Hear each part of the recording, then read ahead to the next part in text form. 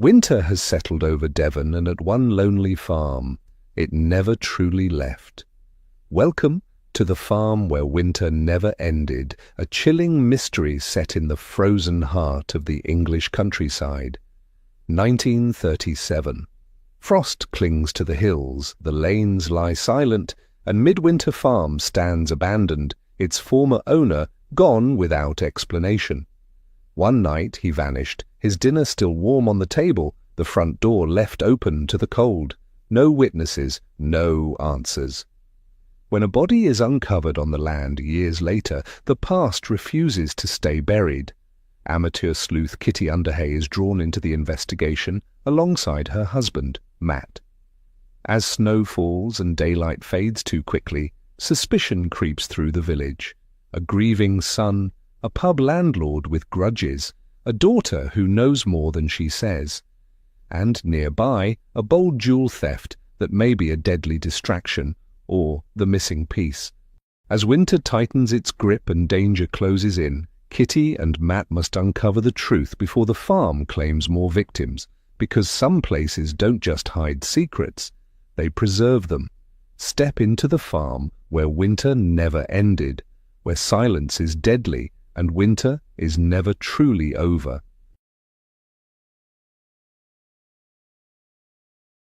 Prologue. Torbay Herald, November 1926. A robbery took place yesterday evening at Seacliff House, Hillhead, home of Lord and Lady Massey. During the night, thieves forced their way into the house, breaking into the safe and stealing a large quantity of silver and valuable jewels. The stolen jewellery includes the famous Massey tiara, which contains the Kimberley Yellow Empress, a remarkable yellow diamond stone of particular colour, size and clarity. Lord and Lady Massey were fortunately not at home during the robbery and are offering a substantial reward for the return of their property and conviction of the thieves. Anyone with information is asked to contact Sergeant Greville at Torquay Police Station. January 1927. Mystery continues to surround the disappearance of local man Thomas Crabtree of Midwinter Farm, Hillhead, near Kingsware. Mr. Crabtree, who lived alone at the isolated small holding, disappeared without trace shortly before Christmas. The farm was found deserted by the landlord's agent during a routine inspection. Supper was uneaten on the table, the dogs were in the yard, and the animals still grazing. Mr. Crabtree's property and personal possessions were still in place inside the farm. The missing farmer was last seen on the 10th of December in Dartmouth and was found to be missing on the morning of the 13th. Anyone with any information is asked to contact Sergeant Greville at Torquay Police Station. August 1935. Sale of valuable freehold farm and lands, to be sold at auction by Richard Kemble and Sons. At Paynton Auction House on the 6th of August 1935, at 6 o'clock in the evening, precisely if not previously disposed of, and subject to the Law Society's general sale conditions of 1934, and in the following or such other lots as may be determined upon at the time of sale. Lot 1, Midwinter Farm. A valuable small holding of some 20 acres and farmhouse situated at Hillhead, near Kingsware. The farmhouse is offered with vacant possession and is in need of some remedial work. Lot 2. Several stone-built barns and outbuildings suitable for a variety of needs, with hard standing for vehicles. Further information, maps and guidance can be found by contacting Messrs. Lowton and Burridge Solicitors, Totnes 362. Chapter 1. December 1937. Kitty leaned back in her seat and toasted her toes in front of the roaring fire.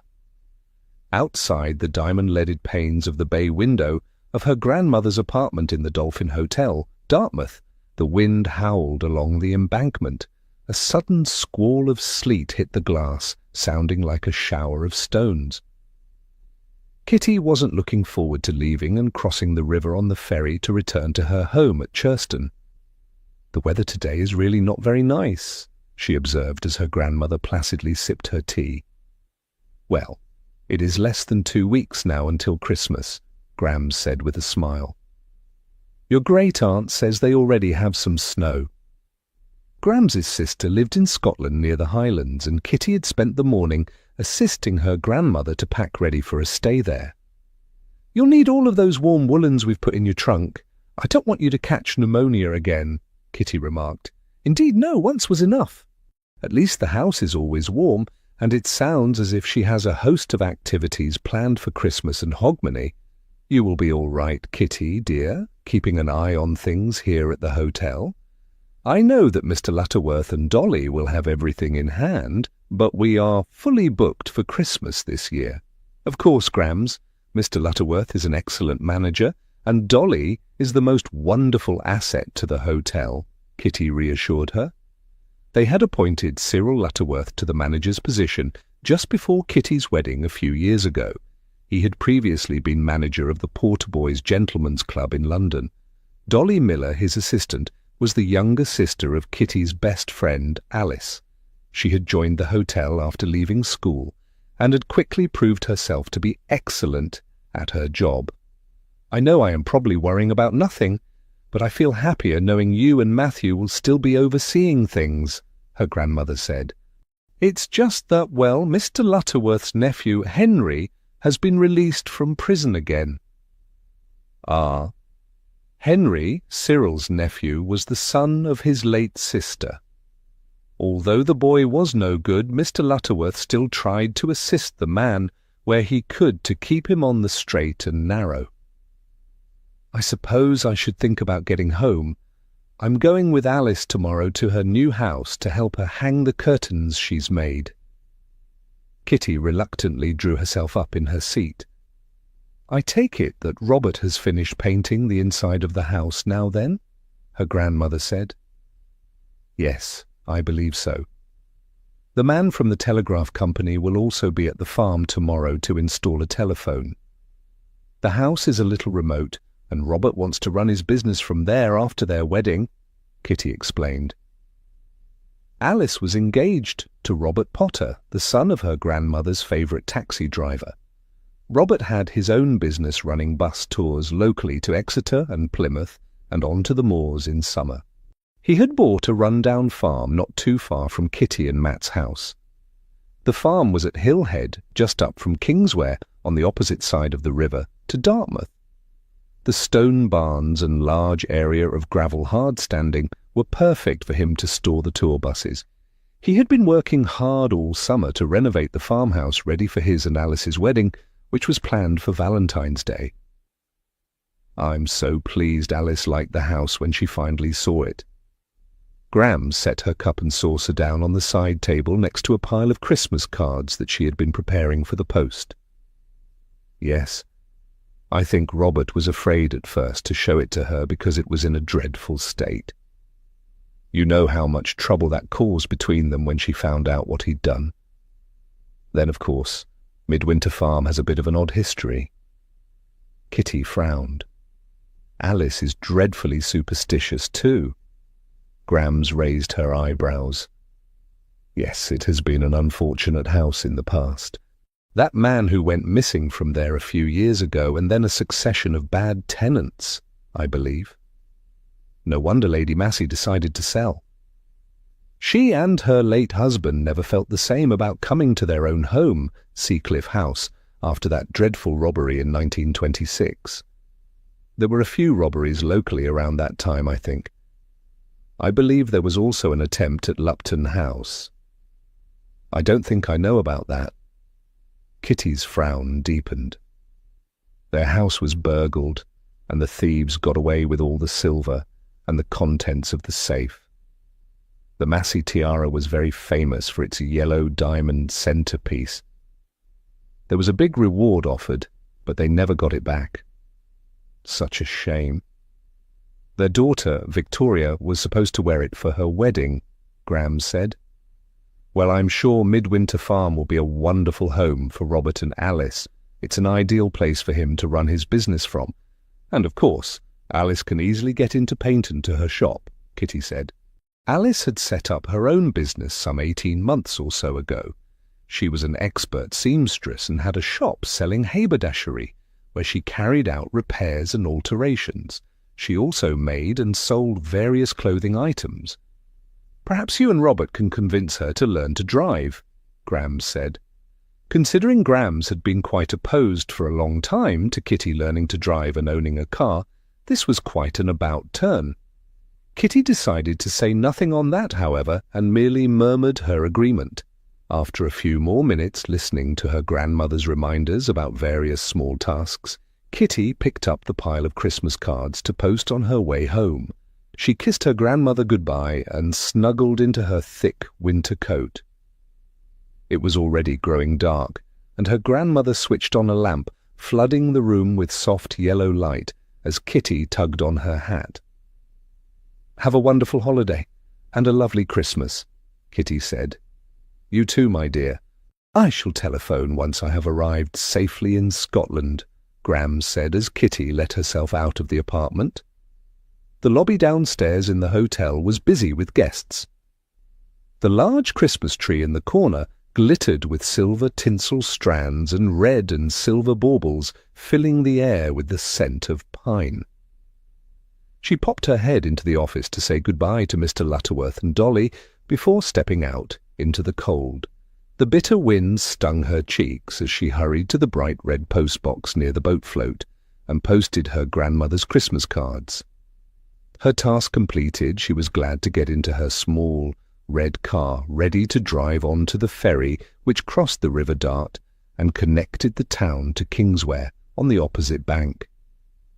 The waters were choppy today from the wind, and she was glad when the boat bumped up against the ramp on the opposite side and she could drive off onto dry land. Once through the village, she had to pass the turn that led towards Colton Fishacre. This was where Alice's new home was situated. Her route then took her along the main road towards the small village where she and Matt had their home. It was pleasant to think her friend would be closer to her when she was married. At present, Alice lived in a tiny flat above her shop in Paynton. The wedding was set for Valentine's Day and seemed to be drawing very close now. Matt's motorcycle was on the drive when she pulled in. He had been out earlier visiting Chief Inspector Greville at Torquay Police Station. They ran Torbay Private Investigative Services together, and Matt had been to see Chief Inspector Greville to ask if there was any progress on a case they had been following since January.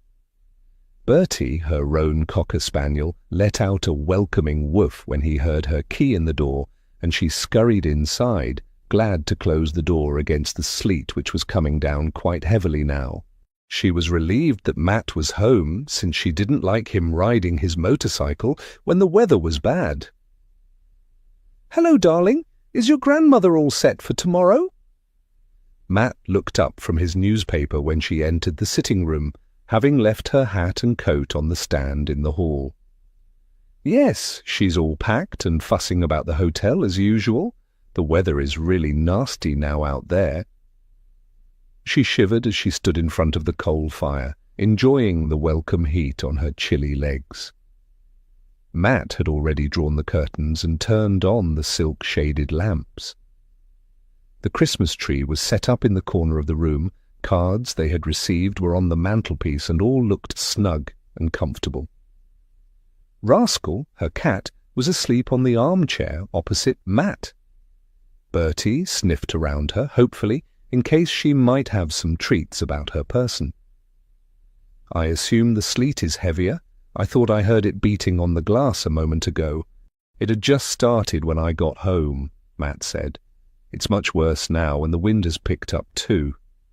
Kitty dislodged Rascal from her chair and sat down. "How did you get on with Chief Inspector Greville?" Matt set aside his paper. "There is still no news on Redvers Palmerston. The Chief Inspector believes he has either fled abroad, is dead, or may be in prison under a different name. There has been neither hide nor hair of the blackguard since that fire in Plymouth in the summer." Redvers Palmerston had been a brother officer of Matt's when they had served in the Great War. Whilst they had been convalescing together back in England, unbeknown then to Matt. Redvers had faked his own death to avoid being sent back to the front. In January, Matt had at first thought he had seen a ghost when he had sighted Redvers on the docks at Plymouth, when Kitty and Matt had returned from America. Since then, they had uncovered a whole list of crimes which Redvers had apparently committed. These included several bigamous marriages where he had defrauded the women of their money and jewellery. In June, there had been a terrible fire at a boarding house in Plymouth. A man had died wearing Redvers's signet ring with his family crest. The identity of the man remained a mystery, and no one knew how he had come by the ring. The origin of the fire was felt to be suspicious. One thing was certain, though, the body had not been that of Redvers Palmerston. The police had been trying desperately since then to trace him, but it seemed he had completely vanished. It seems we are at a standstill then once more, for now at least. I fear, though, he is the proverbial bad penny and may well turn up again at some point. Kitty fussed the top of Bertie's head as the dog rested his nose on her knee. What else did the Chief Inspector have to say? Matt grinned at her. I do have some more interesting news. Guess who is returning to Torquay Police Station? Oh no, not Inspector Lewis. He has been at Exeter for so long I thought he had gone for good, Kitty responded with a groan. Inspector Lewis was not fond of private investigators, and especially female private investigators. He and Kitty had crossed swords now on several cases. He had been working temporarily at Exeter Police Station, hoping to secure a promotion to Chief Inspector. It sounded as if this wish had not come off. From the way Chief Inspector Greville was talking, it sounded as if Inspector Lewis had requested to return, Matt said. Kitty stared at him. But I thought he wanted to remain at Exeter so he could be more in the notice of the Chief Constable. The dimple in Matt's cheek flashed as his smile widened. Apparently there is a young lady in the matter. Kitty's eyes widened. Inspector Lewis is courting? Good heavens, do we know who she is? She bounced in her seat with excitement at this tantalizing tidbit of gossip. I mean, the man has always been completely focused on his career. Matt laughed. That's as much as I know, I'm afraid. Even the Chief Inspector thought he was speculating, but from things that Inspector Lewis has let drop, that's what seems to be the case. I have to say, I am astonished. Kitty returned her husband's smile. I wonder who the lucky lady might be. Matt shook his head in mock despair. I dare say all will be revealed in due course. Chapter 2. It was cold and damp with steel-grey skies and a brisk wind when Kitty went to collect Alice the following morning. She pulled up outside her friend's shop on Winner Street in Paynton and tooted the car horn. Alice emerged a few minutes later, carrying a large bundle of cloth wrapped in brown paper, which she placed carefully on the rear seat of Kitty's car. I've one more lot to fetch, and I need to make sure our Betty and young Rose are all right managing the shop, Alice explained breathlessly before darting back inside her business. Kitty smiled and waited, admiring the clever festive display in the shop window. Tiny baby garments and embroidered ladies' handkerchiefs and other gifts were all artfully displayed with red ribbons and hanging clusters of red and silver baubles trimmed with holly. Alice emerged with another large brown paper bundle over her arm, which she placed on top of the first parcel, before jumping into the front passenger seat of the car. Is that everything? Kitty asked as she started the ignition. I hope so. The hooks are already up at the house and Robert has fixed up the rails and wires, Alice said, glancing at her shop window as Kitty turned the car around. I take it your cousin Betty is working out all right as your new shop assistant? Kitty changed gear and headed out of Paynton back towards Churston and Hillhead. Betty, her friend's cousin, was an only child, unlike Alice, who was the eldest of 8 children. When Alice had started to become swamped with requests for alterations to evening gowns and party dresses for Christmas, she had taken Betty on to help out in the shop. Betty usually worked as a maid, but never stayed at one house or job for too long, always looking for a better situation or a new boyfriend. Yes, thank goodness, you know our Betty. She has the gift of the gab and can sweet-talk customers like nobody's business. It's freed up my time to do more alterations. Alice was gazing out of the car window at the sodden fields and bare trees as they headed up towards the small villages on the outskirts of Paynton. "It was fortunate she was looking for a post when you needed help," Kitty observed as she overtook a man on a bicycle. "She says she wants to get out of service." "She reckons shop work suits her better. It certainly gives me time to get the sewing done while she manages the shop." "Young Rose is a good help as well." Alice turned her head to smile at Kitty. "I reckon as the hours suits our Betty better too. You know she likes to go dancing and to the pictures." Kitty smiled. Betty was an attractive young woman and enjoyed a busy social life. She knew that the long and unsociable hours of working as a maid in a large house certainly impacted Betty's fun. "Talking of a social life, wait till you hear what Matt told me yesterday." Kitty told her friend about Inspector Lewis and his reason for returning to Torquay. Alice's neatly arched brows rose. "Well, that's a turn-up for the books and no mistake. I suppose he's not that old, really. Late 30s or so?" She looked at Kitty. "He's got a good job and can drive, so I suppose he'd be a catch for someone. He's not ugly." "You're not selling him well." Kitty gurgled with laughter as she passed the lodge and kennels belonging to Lupton House. A gust of wind shook water down from the leaves of the trees overhanging the road onto the roof of her car. Her friend had a point. Apart from being rather foxy-looking, with his sharp eyes and reddish-brown hair, the inspector was quite passable. "I don't expect as he'll invite you to his wedding," Alice said. Kitty took the turn to the small hamlet of Colton Fishacre. "No, I suppose not." There was little love lost between Kitty and Inspector Lewis. "I hope Robert has lit the fires in the house ready for us." He was going there first thing. Alice looked out across the bare red fields for a glimpse of smoke. "I think he has." Kitty spotted smoke curling up in pale wisps against the dark sky as they turned into the narrow lane leading to Alice's house. The farm stood on its own just off a small track. The farmhouse was built of the local grey stone with a thatched roof. A small patch of ground was at the front, currently somewhat forlorn and neglected, but Kitty thought it would make a pretty garden with some care in the summer. The white wooden gate stood open and Kitty drove through. To the side of the farmhouse was a large gravel hardstanding and a big stone barn where Robert could house the vehicles he used for his business.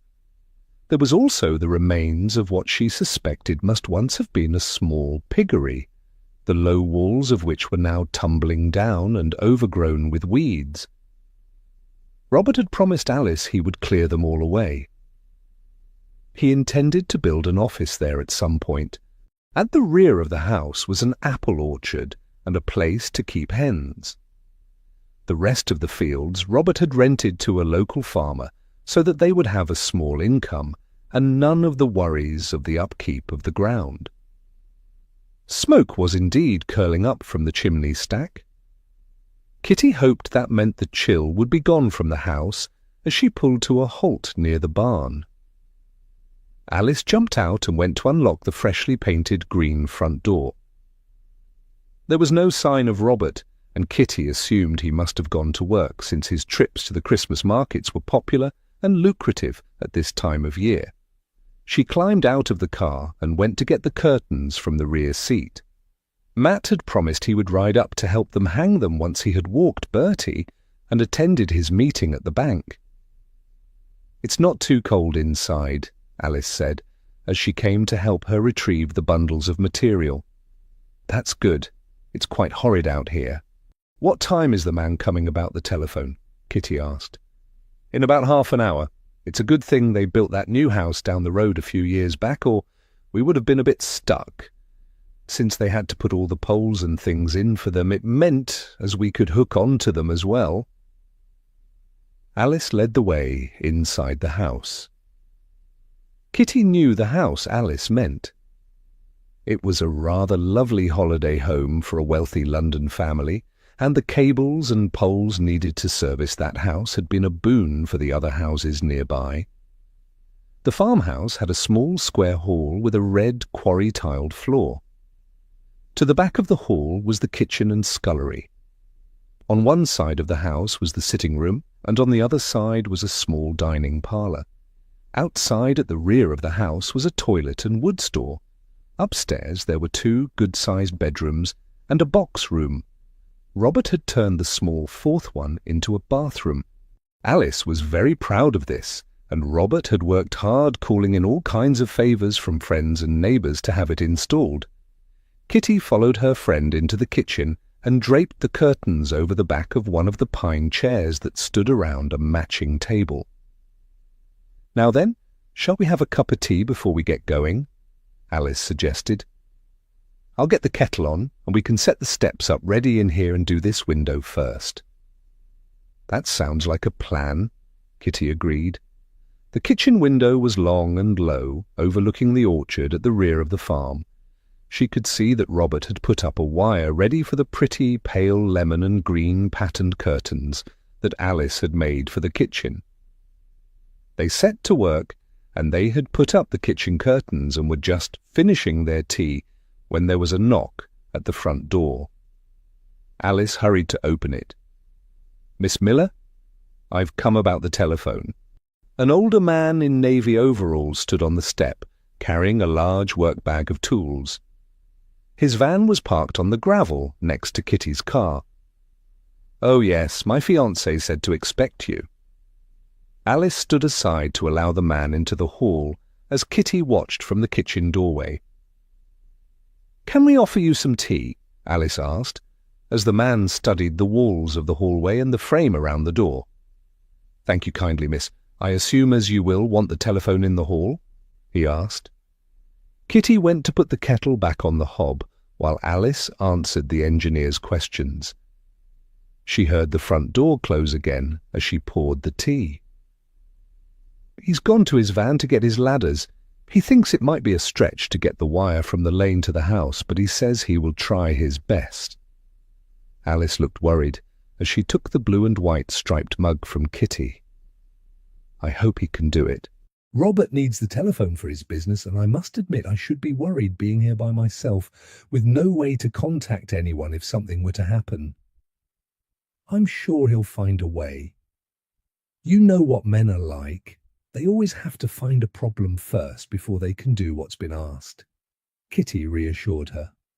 Alice brightened and smiled. Yes, you're probably right. I'll take him his tea, and perhaps it'll help him work out how to get the wires into the house. Kitty smiled to herself as Alice slipped away to sweeten the engineer's disposition with a mug of tea. She carried a bundle of fabric labelled "Sitting Room Through" and draped it on an old sofa that Alice had been given by one of her relatives. She had just opened it up and was trying to sort out the contents when her friend returned. Are these all curtains, Alice? Kitty asked as she studied the soft green-coloured material. No, silly. I made slip covers for the sofa and the chairs to match the curtains. It'll smarten them up a bit. Alice smiled as she took the fabric from Kitty. See, this one is for a chair.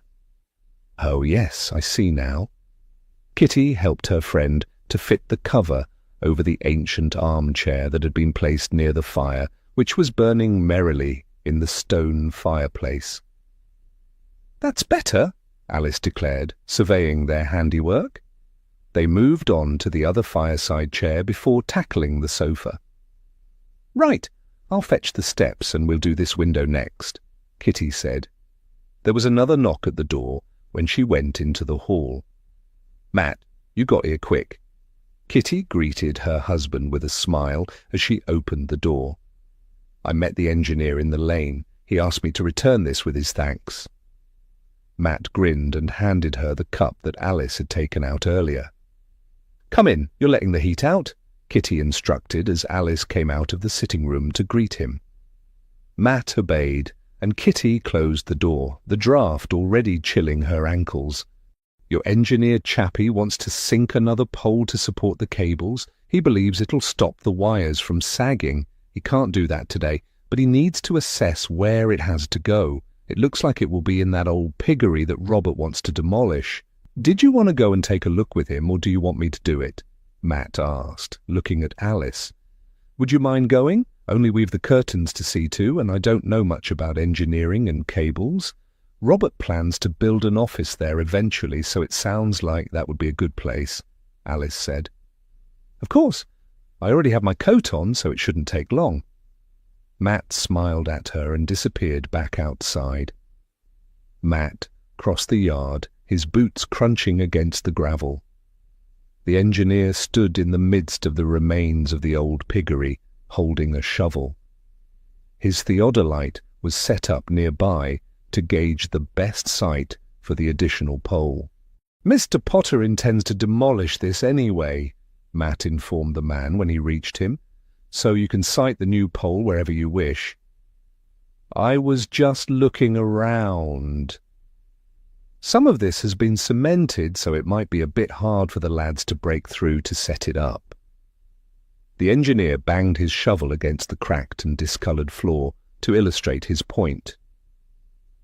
"How about over there?" Matt suggested. "Would that work?"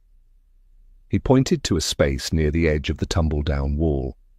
The rotting remains of a wooden feeding trough lay on top of what appeared to be bare earth. "We can take a look," the engineer conceded. Matt helped him to clear away the broken wood, and the engineer scraped at the surface underneath with his spade. "This seems more promising. Best check as there's no more of that concrete further down." He stuck the shovel in and dug out a few spadefuls of the red earth before stopping suddenly, his complexion turning pale as he stared at the disturbed earth. "What is it? More concrete?" Matt asked, before peering into the freshly excavated hole. To his dismay, he saw a piece of dirty and discoloured check fabric, what seemed to be bone, and the unmistakable glint of a ring. "I think as we had better get the police." The engineer continued to look at what he'd uncovered, as if unable to believe what he was seeing. "That there looks like a body to me." Matt nodded. "I agree. Head down to the big house just along the road. They have a telephone there, I'm sure, and the housekeeper will probably be in. I'll go and tell Miss Miller what's happening." The engineer nodded and hurried away to his van, leaving his theodolite still in the piggery. The man was clearly shaken and anxious to get away from his discovery. Matt swallowed hard and braced himself to deliver the bad news to Alice. It seemed the long-lost former tenant of Midwinter Farm had finally been found. Chapter 3. Alice was perched on the edge of her freshly covered armchair. She anxiously twisted her cotton handkerchief in her hands as Matt gently explained what they had discovered in the derelict piggery. Kitty was torn between wanting to comfort her friend and longing to take a look at where the body had been concealed. It doesn't bear thinking about. That poor man murdered and buried all this time in his own piggery. No wonder Robert managed to get this place at such a good price at the auction. I reckon as people knew as there was something wrong here. Alice shivered and dabbed at her nose with her handkerchief. "Well, we don't know for certain." Kitty broke off from what she was going to say.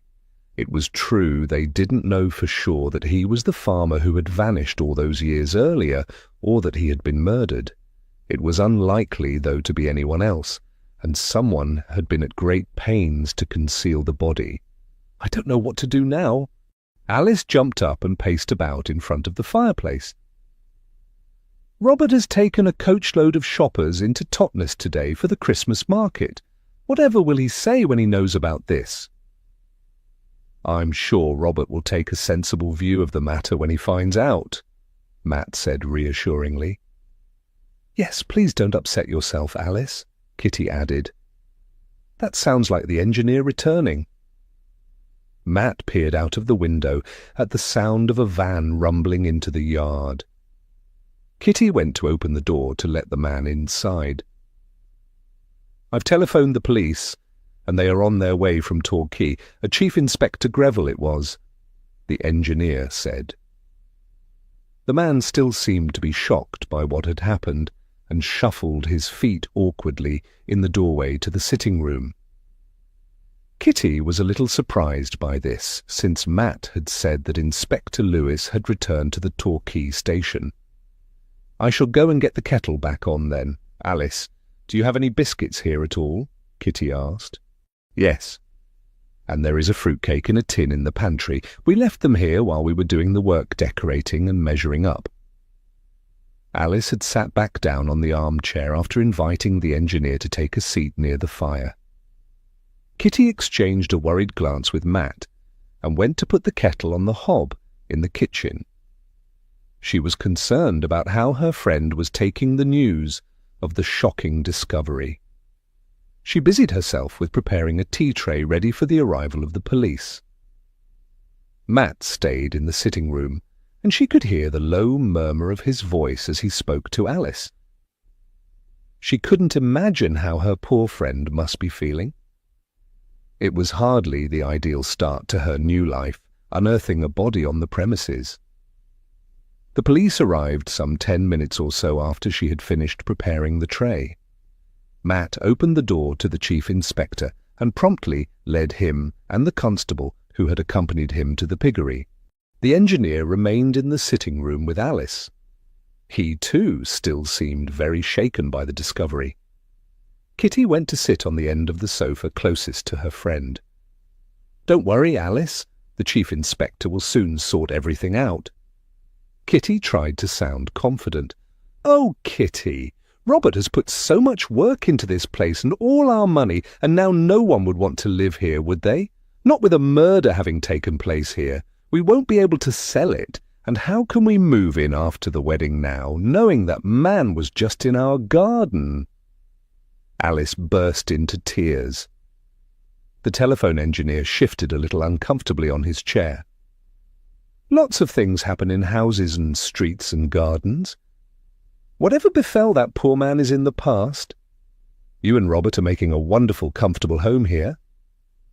Kitty patted her friend's arm. "It'll be all right, you'll see." The sound of gravel spinning out from a car, making a rapid entrance into the yard, had Kitty jumping up to peep out through the window.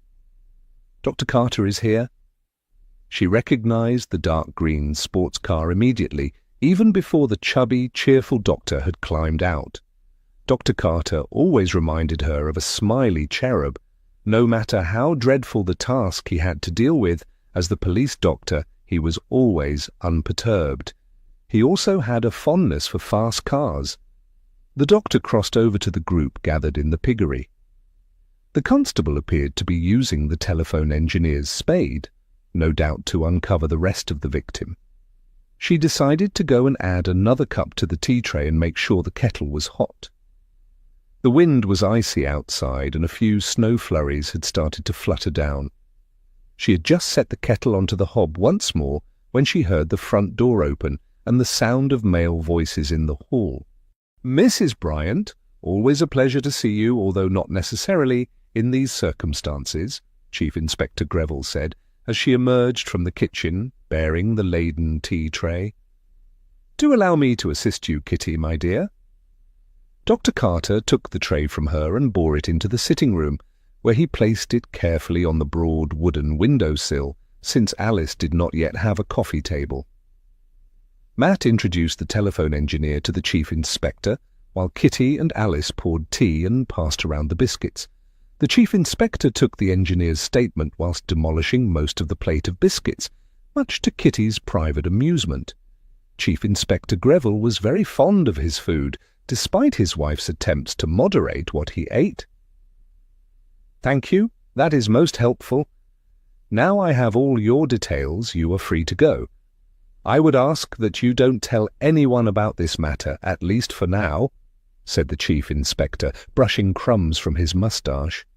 The man seemed glad to leave, apparently reassured that the Chief Inspector would inform the company of what had happened. "What happens next?" Alice asked, looking at the Chief Inspector once the telephone man had gone. "Well, we get our chappie out of the piggery, and that's it at this end, eh, Greville?" Dr. Carter remarked matter-of-factly. "I suppose it was the man who went missing ages ago?" Kitty asked. "Yes, Dr. Carter here will confirm his identity, but the remnants of clothing, his ring, and everything else fits the description we had at the time of Thomas Crabtree," the Chief Inspector said. "And was it murder, do you think?" Alice asked. "I'm afraid so, Miss Miller. Fellow has a hole in the back of his skull. At a guess he was struck from behind." Dr. Carter beat the Chief Inspector to the last biscuit on the plate. "Are you familiar with the case, Chief Inspector?" Matt asked as he sipped his tea. "Unfortunately, yes. I was a sergeant back then. It was just before I was promoted. We were very busy and short-staffed. As it was this time of year, he went missing, funnily enough. A few weeks before, there had been some high-profile jewel robberies in this area. We suspected that Crabtree and his friends might have some knowledge of that, but we couldn't prove anything. Then Crabtree went missing. The farm agent called, and the supper was on the table, dogs in the yard, doors unlocked, no sign of the man, all his clothes still in the cupboards, but he'd vanished into thin air." The Chief Inspector's brow furrowed as he recalled the case. "I presume the farm was searched at the time?" Kitty asked. "Oh yes, as best as we could, and there was no trace. At the time we suspected there had been a falling out amongst thieves, and that perhaps Crabtree had scarpered with the loot." The Chief Inspector looked regretfully at the empty biscuit plate. "I wanted to bring in some dogs. Lupton House Kennels suggested they might assist, but the Chief Constable at the time felt it wouldn't be of any use." Alice shuddered. "It's so awful." She asked, "Did you suspect anyone at the time who might have wished to harm this man, Mr. Crabtree?" "He had a number of undesirable associates, and he'd quarrelled with his family. His son and daughter-in-law still live locally, I think. Thomas, the father, had borrowed a great deal of money from his son, William, and had refused to repay it. At first it didn't matter, but then William became seriously ill, and he and his wife had a young daughter. With William not able to work, they desperately needed that money. At the time Thomas went missing, his son hadn't spoken to him for over a fortnight. I'll have to break the news to them that he's been found once Dr. Carter here has officially confirmed his identity." Chief Inspector Greville set his cup and saucer down on the tray. "I suppose they will at least have some closure on the matter," Alice said. I'd like to keep the discovery of his remains quiet for a bit while I revisit some of his old friends." Chief Inspector Greville looked thoughtful. "You may need to see the housekeeper then at the Doyley Cart House. That's where the engineer telephoned from, and you know how word spreads fast around these parts," Alice advised. "Thank you, Miss Miller. A good thought," Chief Inspector Greville agreed. "Will you be taking charge of this case, sir, or will Inspector Lewis be handling it?" Kitty asked. "I shall certainly handle all of the preliminary inquiries. I'll have the records fetched from storage. It may be useful to have Inspector Lewis go over everything. A fresh pair of eyes may spot something that Inspector Park, who was my superior at the time, may have missed," the Chief Inspector said. "Well, thank you for the tea, Miss Miller. Lovely to see you again, Kitty Matt. I think Mrs. Carter is planning a pre-Christmas supper party, so do look out for an invitation. I had better go out and supervise the removal of our friend in the piggery. I think my men have arrived." Dr. Carter excused himself and ventured back out into the cold. I had better go and visit the doily cart house before tongues begin to wag. Chief Inspector Greville rose and brushed biscuit crumbs from his tie. I'll be in touch, Miss Miller, and with Mr. Potter when we know more. Thank you for the refreshments. He followed after Dr. Carter. Are you all right, Alice? Kitty asked, as she added her own empty cup to the tray. Her friend seemed to be frozen in shock. A tear escaped and slid slowly down Alice's pale cheek. No, not really. I thought I were going to have a lovely day, putting up curtains and getting a telephone sorted. Now I have a dead body in the piggery, and the person who done it is probably still just down the hill in Kingsware or Dartmouth. Chief Inspector Greville clearly seemed to remember a lot about the case when this Thomas Crabtree went missing. I'm sure he'll have the person responsible under lock and key in no time, Matt said. What if he doesn't, though? Suppose as this all stirs something up? 'Tis a lonely place up here if Robert is working and I'm on my own. What if that man was caught up with those robberies? I don't know as I can do it. I don't know if I can live here now. Alice bit her lip. Oh, Alice. Kitty placed her arm around her friend's shoulders in a supportive hug. This is a fine house and perfect for Robert's business. There's no need to be worried. I know that what's just happened is ghastly and unsettling, but it was all a long time ago, 10 years or so. There's no reason to suppose anything bad will happen now. People have lived here since then and it's all been all right, Matt added in a reassuring tone. It's still horrid. I just don't think I can go ahead with the wedding unless whoever killed that man is caught. It feels like a bad omen. Alice fumbled for her handkerchief again and dabbed at her eyes. Kitty stood and picked up the tea tray. Let's get these things washed up and put away. Matt can give us a hand with the rest of the curtains. Then, if you like, we'll go down into Kingsware and have some lunch. Good idea. A spell away from the house will help you feel better. I'll get up the steps if you want to hand me the curtains, Matt offered, taking his cue from Kitty. Alice looked at first as if she was going to refuse, but then seemed to think better of it. Very well, she agreed. We might as well finish what we come to do. Kitty breathed a small sigh of relief and went to wash up the cups and tidy them away, while Matt assisted Alice. Her husband was usually a calming influence, so hopefully Alice would feel better once they had finished their task. The curtains were up in the sitting room and the dining room by the time Kitty went back to see how they were getting on. She was pleased to see that Alice had more colour in her cheeks and seemed less distraught. Is that all the curtains for today? Kitty asked. Alice nodded. I've a bit of hemming to do on the upstairs ones, so I thought as I'd do those next week. It'll be nice to have them up before Christmas. They make the house feel so homely. Once the new year arrives, it won't be many weeks until the wedding, Kitty said. Alice didn't reply, but busied herself folding up the brown paper which had contained the seat covers and curtains. She placed the paper in the log basket beside the fire in the sitting room, ready to be used when the fire was next lit. Have all the police gone yet? She asked. Matt looked through the window. I think so, and Dr. Carter's car has gone too. Alice's shoulders relaxed. Then I'd like to go, please. I don't want to be here any longer today. They fetched their coats and hats from the hall stand, and Alice checked that the back door was secure before they left the house. Alice locked the front door, while Matt went over to his motorcycle. I'll meet you at the waterside tea rooms. I'll go ahead and secure us a table. He hopped onto his sunbeam and kicked it into life. Alice slid into the passenger seat of Kitty's car, her face woebegone under the brim of her dark green felt hat. You'll feel better after we've had lunch, Kitty said as she started the car engine, ready to follow Matt. She certainly hoped something to eat would lift Alice's spirits. I hope so. The way I feel now, I could just give Robert back my keys and never lay eyes on the house again, Alice said. Kitty glanced back at the farm through her car mirror as she set off into the lane. She hoped the chief inspector would solve the case quickly, or it sounded as if Alice and Robert's wedding could be in some jeopardy. Chapter 4.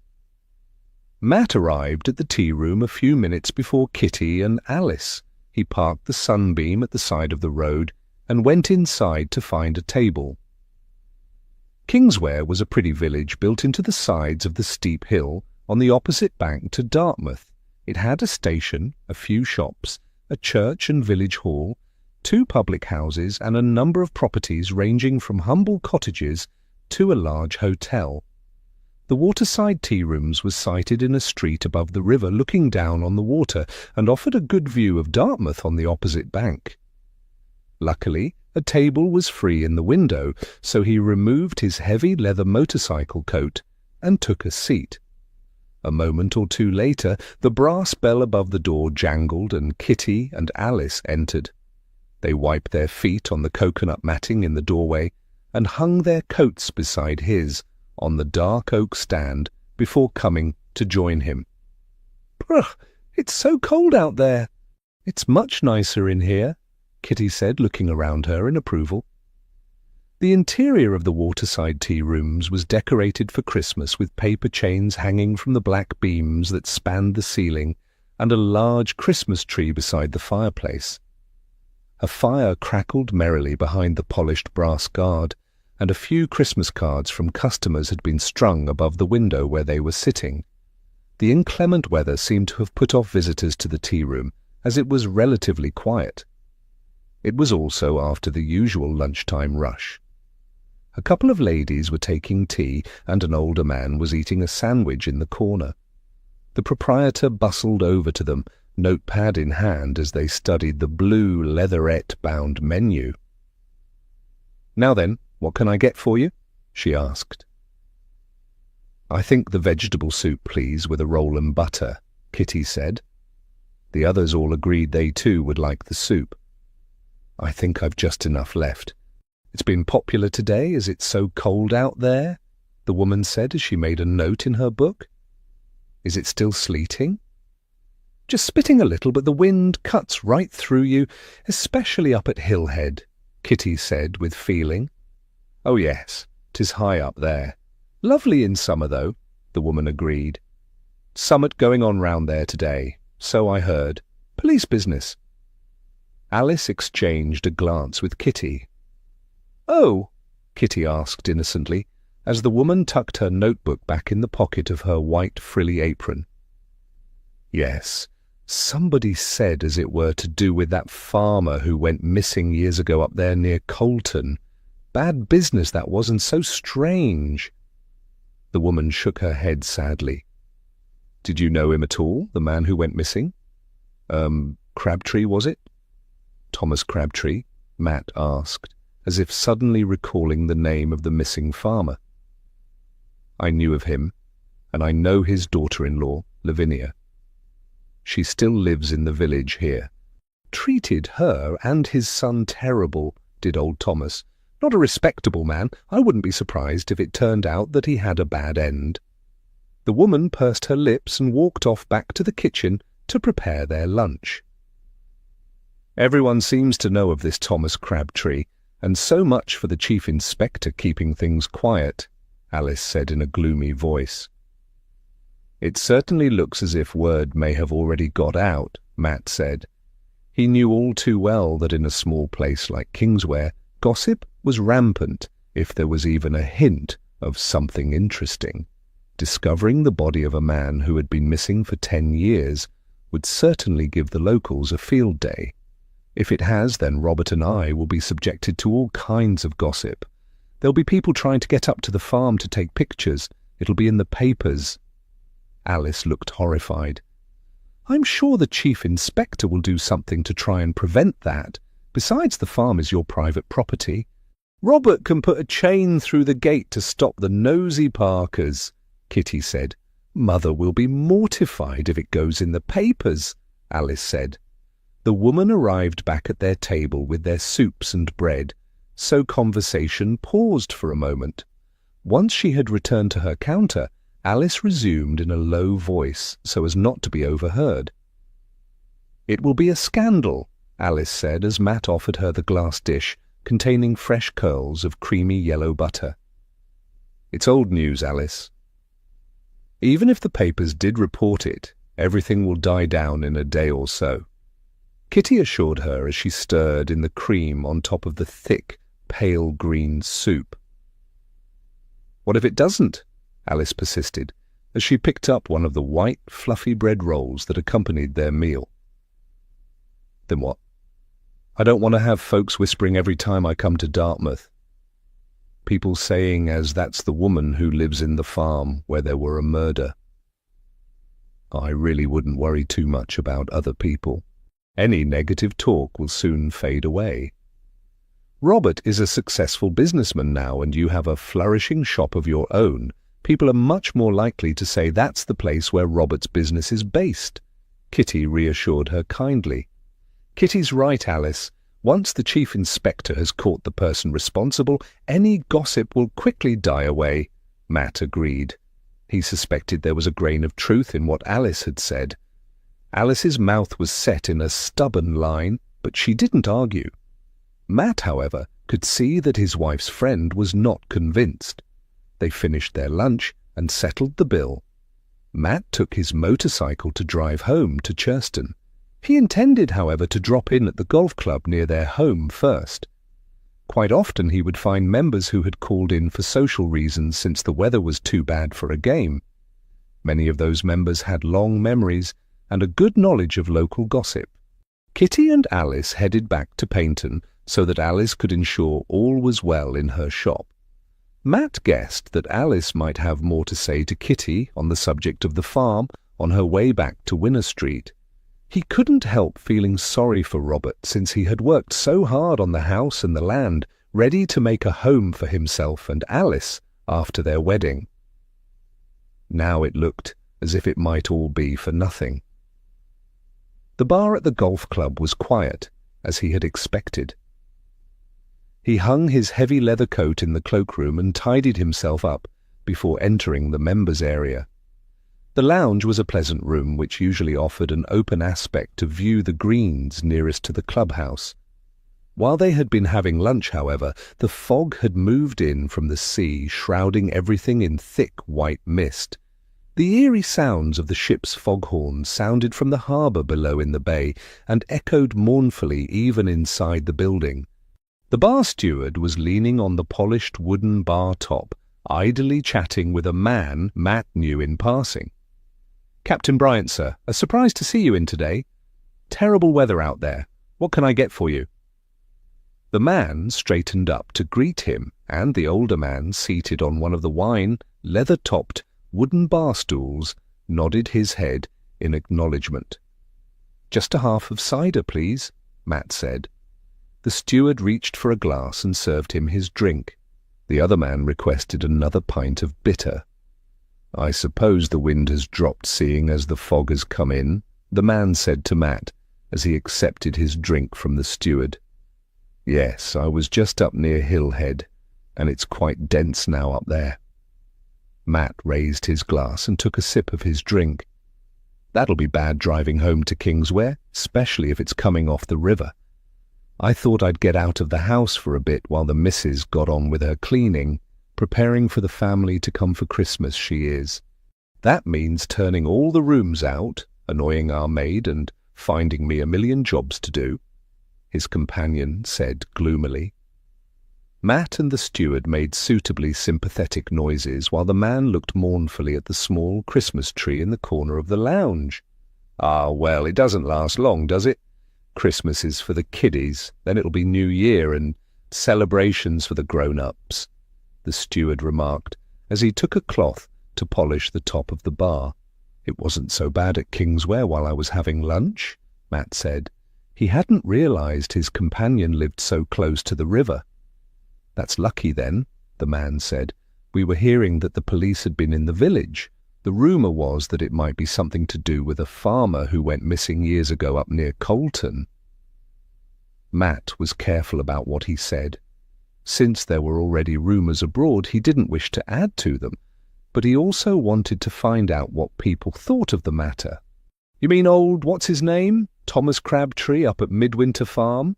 That was a rum go. I'd be surprised if it was anything to do with that, though. It must be, 10 years or so ago by now." The man looked surprised. Matt shrugged. "Who knows? Did you know him at all, this Crabtree?"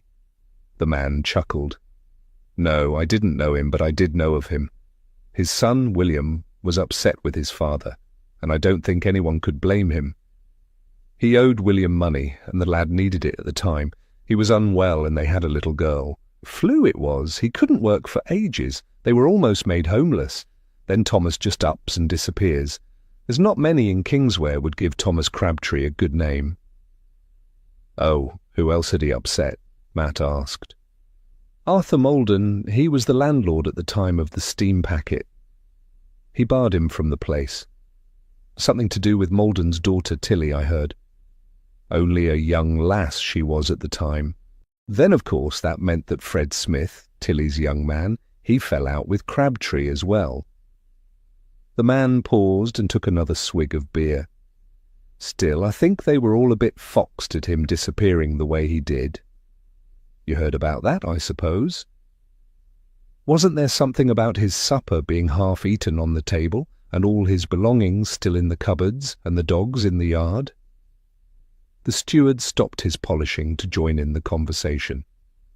"That's right.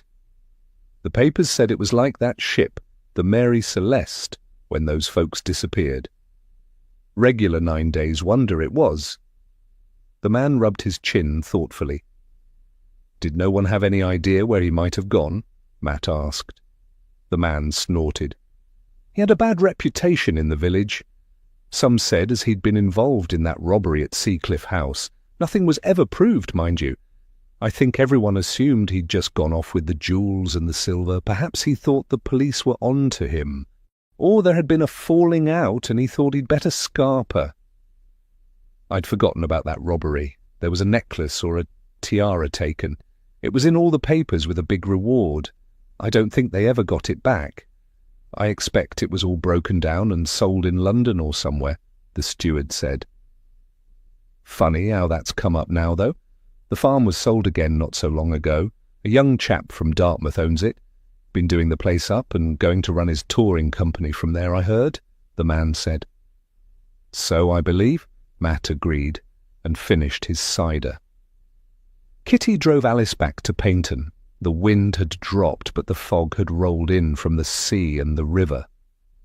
By the time she reached Winner Street and Alice's shop, she had slowed her car to a crawl. Alice had barely spoken on the way back. Kitty had been glad, since it had taken all of her concentration, to follow the barely visible road through the fog. Now they were stopped in front of her friend's shop, and the bright lights of the shop window cast a soft yellow light onto the street. Alice had her hand on the car door, as if ready to jump out when she turned towards Kitty. "I suppose you think I'm being foolish? Making so much fuss over not feeling easy in my mind about living in that house? Goodness me, finding a body in one's garden is enough to make anyone upset," Kitty said. "I would feel just the same way, but it's a lovely house and perfect for Robert's business. You are so lucky in some ways not to have to rent rooms or live with Robert's parents. I can see why you're upset, but I do truly think everything will settle down. Everything will soon be resolved, and you'll feel so much better about everything." Alice nodded. "I know we're lucky. The house was cheap at the auction, or we couldn't have got it. It's just, well, it doesn't feel like the best of starts to married life. I was so excited to be fixing up my things and making it look nice. Now I don't know what Robert will say when he finds out. He's coming over tonight after he finishes work to take me out to supper. I'm sure once Chief Inspector Greville finds who's done this, everything will feel much better." "Talk to Robert. He's a very sensible person," Kitty urged. She hoped her friend wouldn't take against her new home before she was even living there. It was a lovely house now Robert had done so much to it. She knew how superstitious her friend could be, though, Finding a murdered man in the derelict piggery was enough to make anyone feel superstitious. She said goodbye to Alice and turned her car around to drive home. It took her a while to return to the square white villa she shared with Matt. To her surprise, his motorbike was not on the drive, and she wondered where he could have gone. She disliked him being out on the sunbeam in bad weather and hoped he wasn't too far from home. Bertie greeted her enthusiastically when she entered the hall and took off her outdoor things. Their housekeeper, Mrs. Smith, had put the day's post on the hall table, and she could see there was quite a pile of what looked like Christmas cards. She fussed Bertie and gathered up the cards to take them into the sitting room. It was getting dark out now, so she switched on the lamps and drew the curtains against the cold. Rascal, her cat, was curled up asleep on one of the armchairs beside the fire as Kitty sat down to open their post. Mrs. Smith must have banked up the fire before leaving, so the room was warm and cosy as Kitty tucked her feet up beneath her on the chair and slit open the envelopes. There were several cards from acquaintances and a couple from hotels they had done business with during the summer. The last envelope bore a Yorkshire postmark, and Kitty guessed it was probably from her cousin Lucy and would almost certainly include a letter. The card had a picture of a fat robin on a holly bough, and sure enough, a letter was enclosed. "Darling Kitty and Matt, I hope this finds you both well. And Bertie and Rascal too. We are so looking forward to baby's first Christmas here. Mother and father have said they are bringing parcels from you both for us. I must admit I am ridiculously happy they are coming until New Year. Cousin Hattie is also joining the party, and this is why I'm writing. She has a new gentleman friend. We can't wait to meet him and find out more. Dear Hattie deserves some happiness. I shall, of course, let you know what we think when we see him. All my love, Lucy, Rupert, and William." Kitty's eyebrows rose as she read the letter. Hattie had been the older, unmarried distant relative with no money or fixed home for years. Then she had inherited a small cottage and a little sum of money, which meant she at last had a home of her own and some independence. Kitty just hoped this new friend would be kind to her and make her happy. She was fond of Hattie and knew Lucy would like nothing better than for her to have a companion. Chapter 5. Matt arrived home just as she was adding the newly arrived Christmas cards to the others on the mantelpiece. "I wondered where you were. The fog is so bad, and it's getting dark outside now," she exclaimed when he strolled in and kissed her cheek. "I called in at the golf club on the way home," he explained. "I wanted to do a spot of fishing to find out more about that Thomas Crabtree. I thought perhaps there might be someone who would know something which could help put Alice's mind at rest." Kitty immediately perked up. "Oh, was there anyone in the club today?" "Yes, just one fellow who lives in Kingsware. He didn't know Thomas Crabtree, but he did know some of the other people that Chief Inspector Greville may have been thinking of when we saw him earlier." He told her what he'd learned. Interesting. This Thomas Crabtree definitely didn't sound a very pleasant man. Any time his name has been mentioned, people seem to have the same reaction. Kitty gave a little shiver as she took a seat on the black leather sofa to avoid disturbing her cat, who was still snoozing on one of the fireside chairs. "No, I agree. I wonder if the Chief Inspector might allow us to read some of the old notes on the case," Matt mused. He guessed if they could get permission, they would have to wait until after Inspector Lewis had examined them. Chief Inspector Greville might permit it, but Inspector Lewis is a different kettle of fish. You know he is a stickler for policies and procedures. Allowing us access to police files would be unlikely to meet with his approval. If he did give permission, we would no doubt have to complete a huge stack of paperwork first. Kitty grimaced and wrinkled her nose. Matt smiled. "That's very true, but the Chief Inspector usually manages to find a way."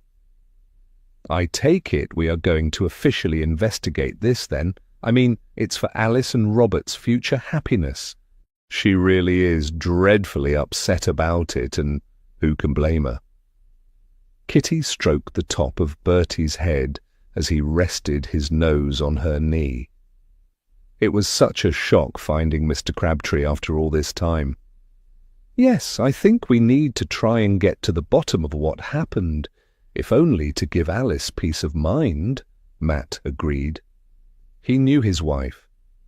Even if it hadn't been Alice and Robert's house, she would probably still have wanted to investigate. Oh, talking of marital happiness. Kitty handed him a folded sheet of writing paper. This came in Lucy's Christmas card. It's about Hattie. Matt took the letter and read it, smiling as he did so. That does sound good news. Hattie deserves some joy in her life. She spent years shuffling from one relative to another, running all kinds of errands and putting up with so many slights in return for her keep. I know. She once told me that her stays at Enderley with my aunt and uncle were some of her happiest moments. My aunt and uncle have always treated her well, and she's always been close to Lucy. Kitty took the letter back and tucked it behind the clock on the mantelpiece, gently dislodging Bertie as she rose. "Let us hope this gentleman proves worthy of her," Matt said as Kitty resumed her seat. "Yes, she deserves the best," Kitty agreed, as she soothed Bertie's ruffled feelings with lots of pats. Rascal merely opened an eye to see what the fuss was about, then went back to sleep. Later that evening after supper, they were seated in front of the fire listening to a Christmas story on the radio when a knock sounded at the front door. Bertie gave a woof of disapproval at the unwarranted disturbance to his pre-bedtime nap. "Whoever that is, it's dashed late." Matt set aside his glass of whiskey and went to see who was there. "Robert, my dear fellow, come in. Come in. This weather is beastly, isn't it?"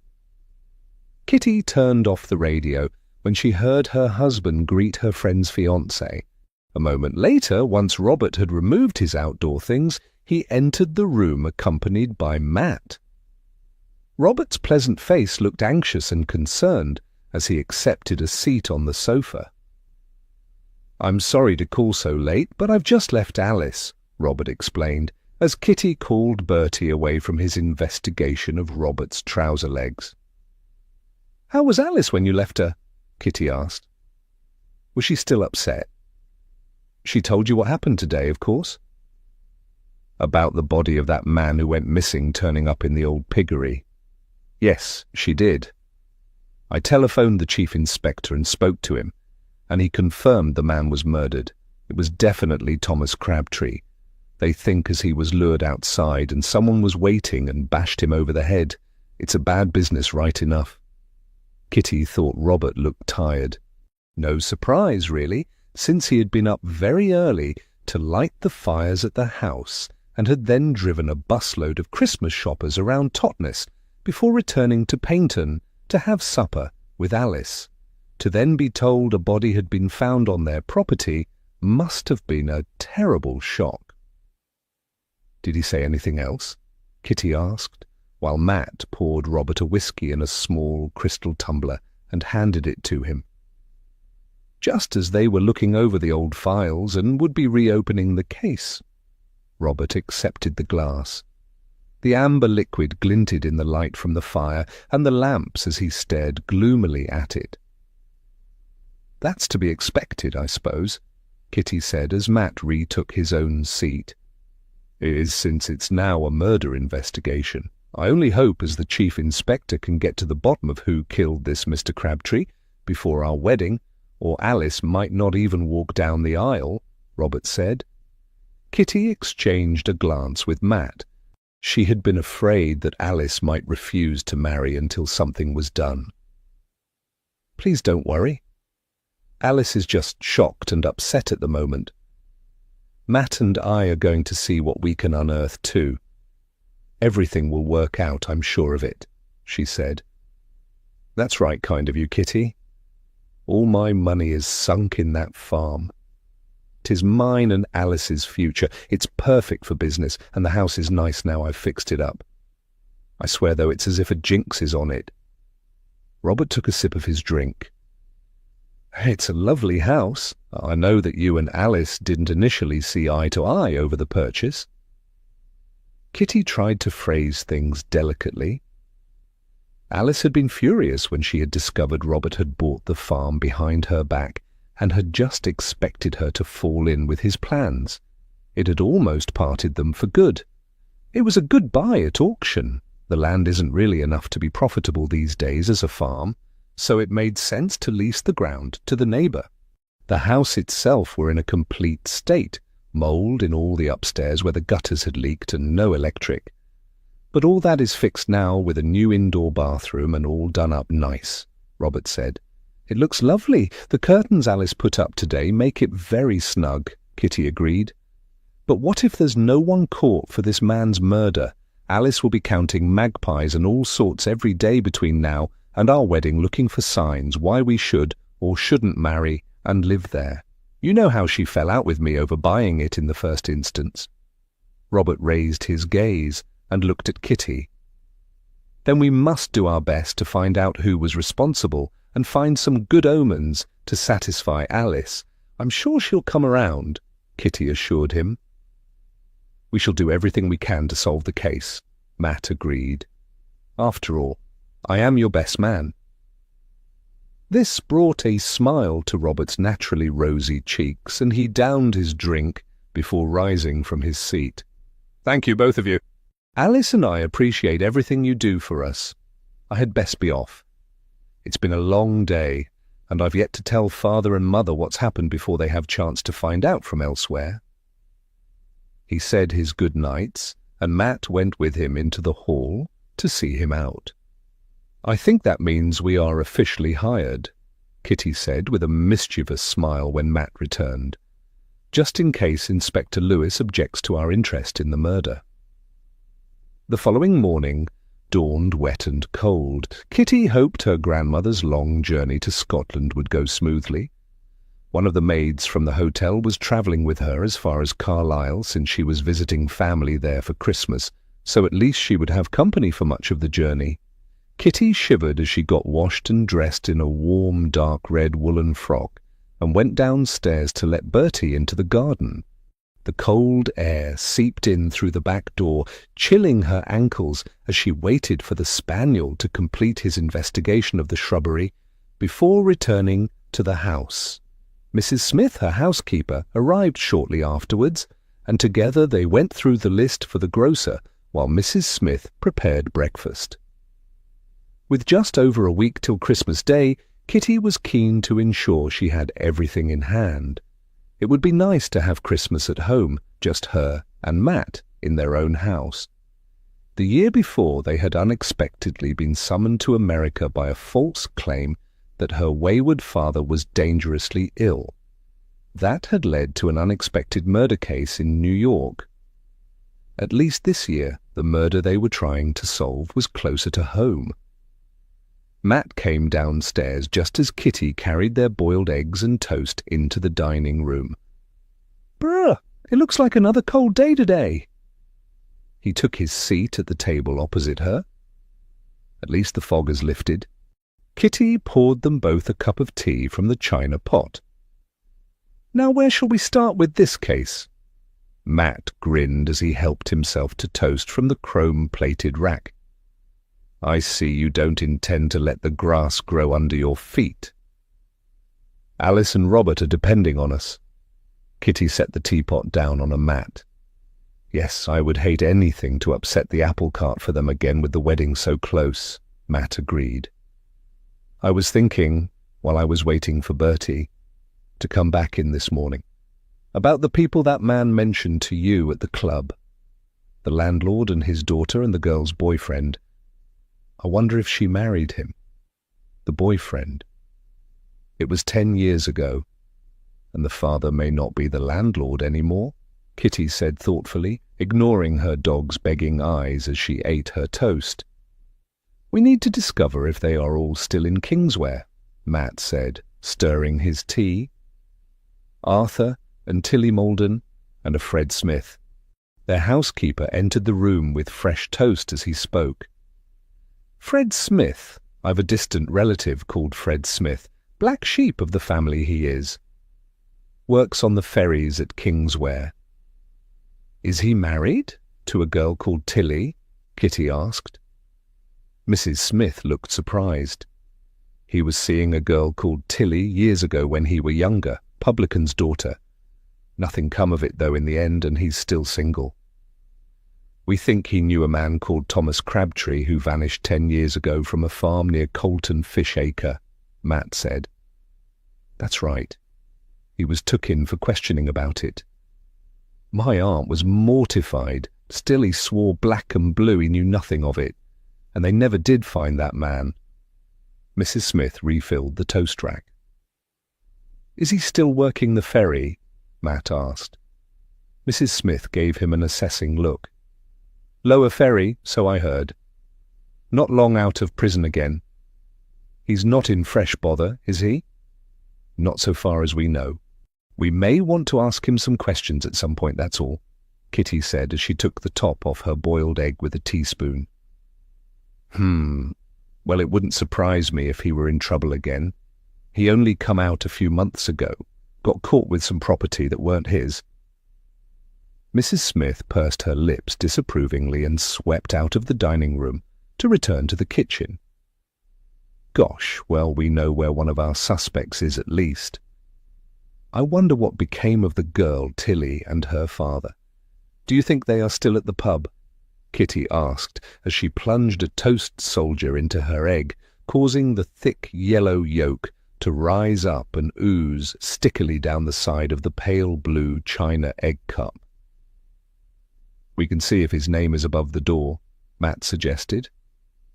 I should be able to spot this Fred Smith if I cross on the ferry. I use it so often I know most of the men, Kitty suggested. Then I suggest we head down to Kingsware after breakfast, Matt said. Chapter 6. Plans agreed. They finished eating and wrapped up against the cold to drive down to the ferry crossing at Kingsware.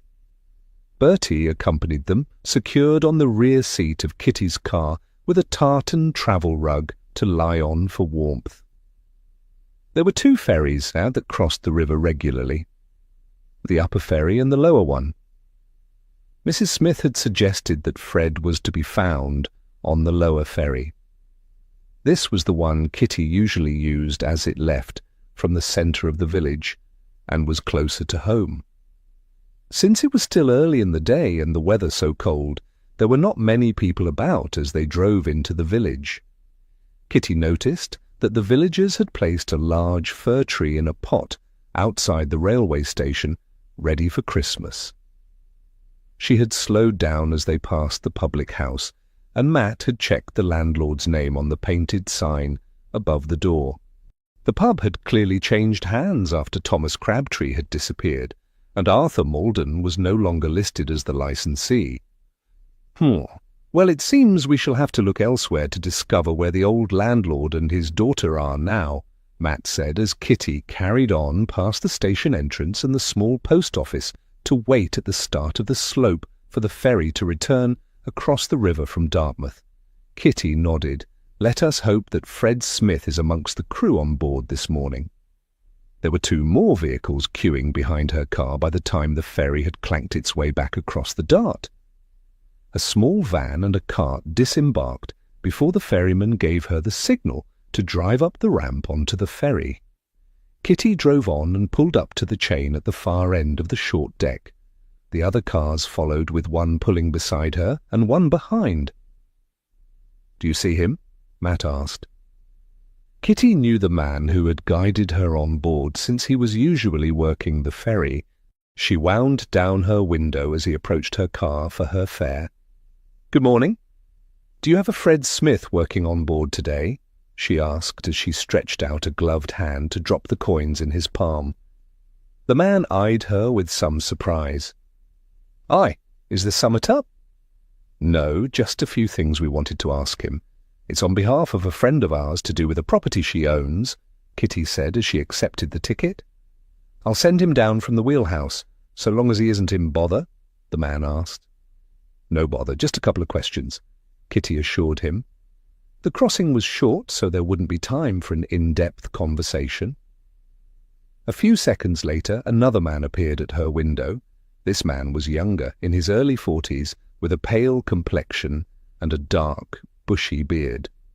"You were asking after me?" the man asked, as he gave her and Matt a swift assessing glance. Bertie gave a small grumble of disapproval from the back seat, and the man moved back uneasily. "Yes, our friends have recently purchased Midwinter Farm, and we understand you knew the man who disappeared from there some years ago." "A Thomas Crabtree," Kitty said. A wary expression entered the man's eyes. "That were a long time ago, missus. What of it?" "A relative of yours is our housekeeper, Mrs. Margaret Smith." "She said you knew him," Matt added. The ferry had passed the midpoint of the river, and Dartmouth was drawing closer. "He weren't a friend, just someone as I knew. I don't know anything about what happened to him. One day he was there and then he weren't." The man shrugged his shoulders and went as if to move away. "You were walking out with a young lady at the time. Tilly Malden, the daughter of the landlord of the Steam Packet public house in Kingsware. Do you know where she is now? Or her father?" Kitty asked. "No idea, miss, I'm afraid." The ferryman's expression hardened, and he moved off, ready for the boat to dock and unload. "He's lying," Kitty muttered. "Definitely," Matt agreed. Much to her annoyance, there was no chance to ask anything else, as the chain at the front of the boat was unhitched as the gate dropped onto the ramp. Kitty was forced to drive off into the town with 100 more questions still on the tip of her tongue. "What now?" she asked as she drove through the narrow streets. "You know who probably will know something?" Matt looked at her. Kitty's heart sank and she groaned as she took the turn leading out of the town towards the Naval College. Mrs. Craven. Her grandmother's very annoying friend was the former mayoress of Dartmouth. She knew everything about everybody and was on the committees for virtually every charity going. If anyone knew where Mr. Malden and his daughter might be, then Mrs. Craven was probably the person to ask. Unfortunately, she and Kitty were not exactly the best of friends. She always tried to recruit Kitty into running errands or serving on some committee or other whenever their paths crossed. Mrs. Craven had very strong opinions on what was suitable behaviour for a young married woman in Kitty's position. These opinions were usually the opposite of Kitty's. She also fancied herself as a detective. Kitty sighed and pointed the nose of her car towards the elegant street of smart houses where Mrs. Craven resided. "Remember, we are not supposed to be letting on that we found a body at Alice's house," she reminded Matt as she stopped the car. "I know," Matt said with a grin. He hopped out and got Bertie from the back seat. Kitty followed at a slower pace. Mrs. Craven's house was as smart as ever, the bay window gleaming and immaculate with a few Christmas cards just visible through the glass. A holly wreath tied with a large bow of red satin ribbon hung from the shiny brass lion's head door knocker. Matt pressed the bell and waited for Dora, Mrs. Craven's maid, to answer the door. The case they had solved in the summer had involved finding Dora's missing sister, Agnes.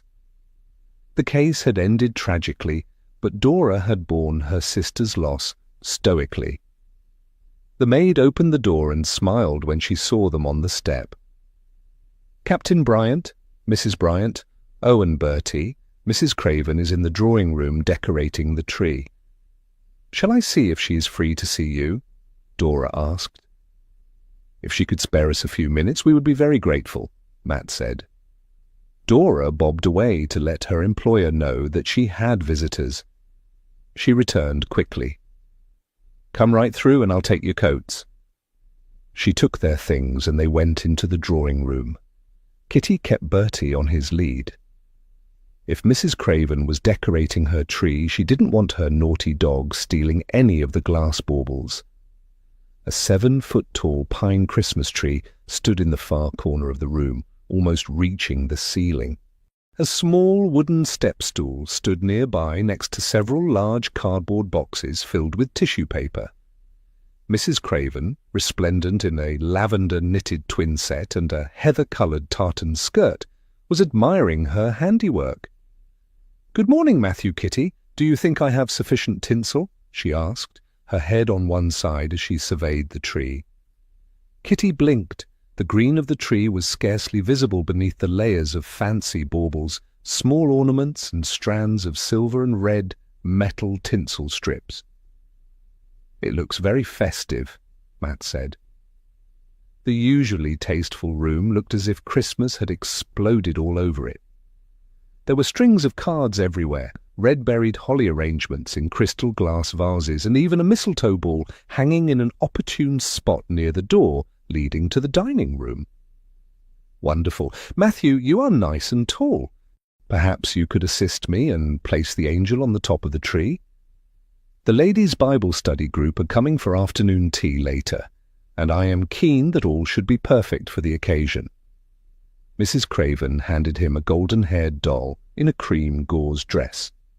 Matt dutifully stood on the step stool and popped the angel on top of the tree, where she gazed down at them with a suitably superior expression.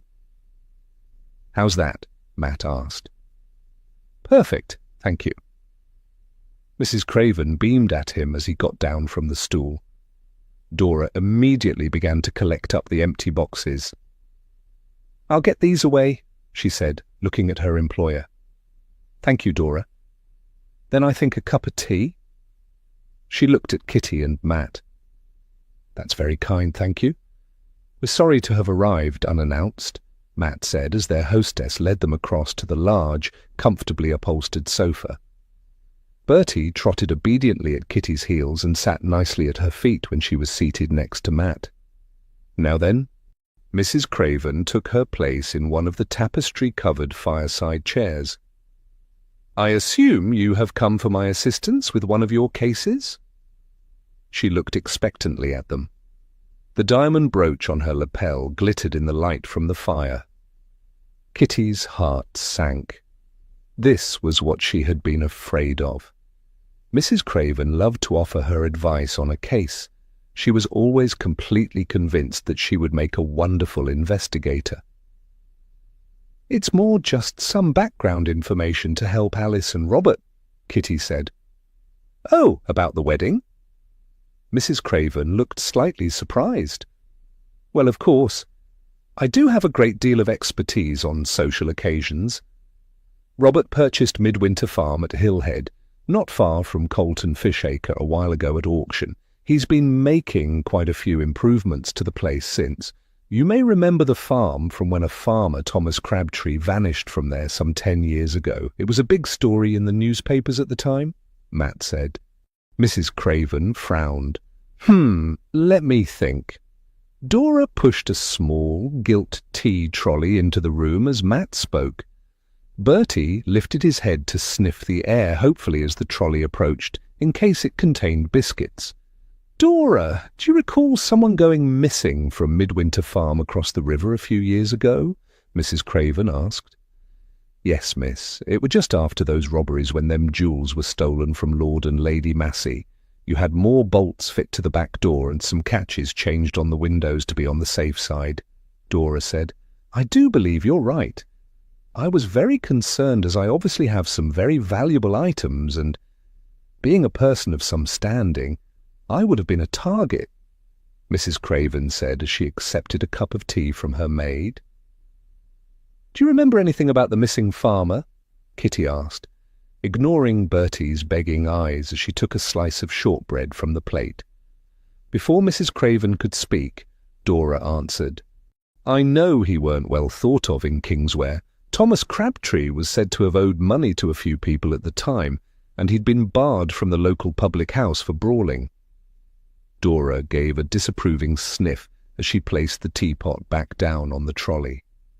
"The landlord, Arthur Malden, and his daughter Tilly have moved from Kingsware since then.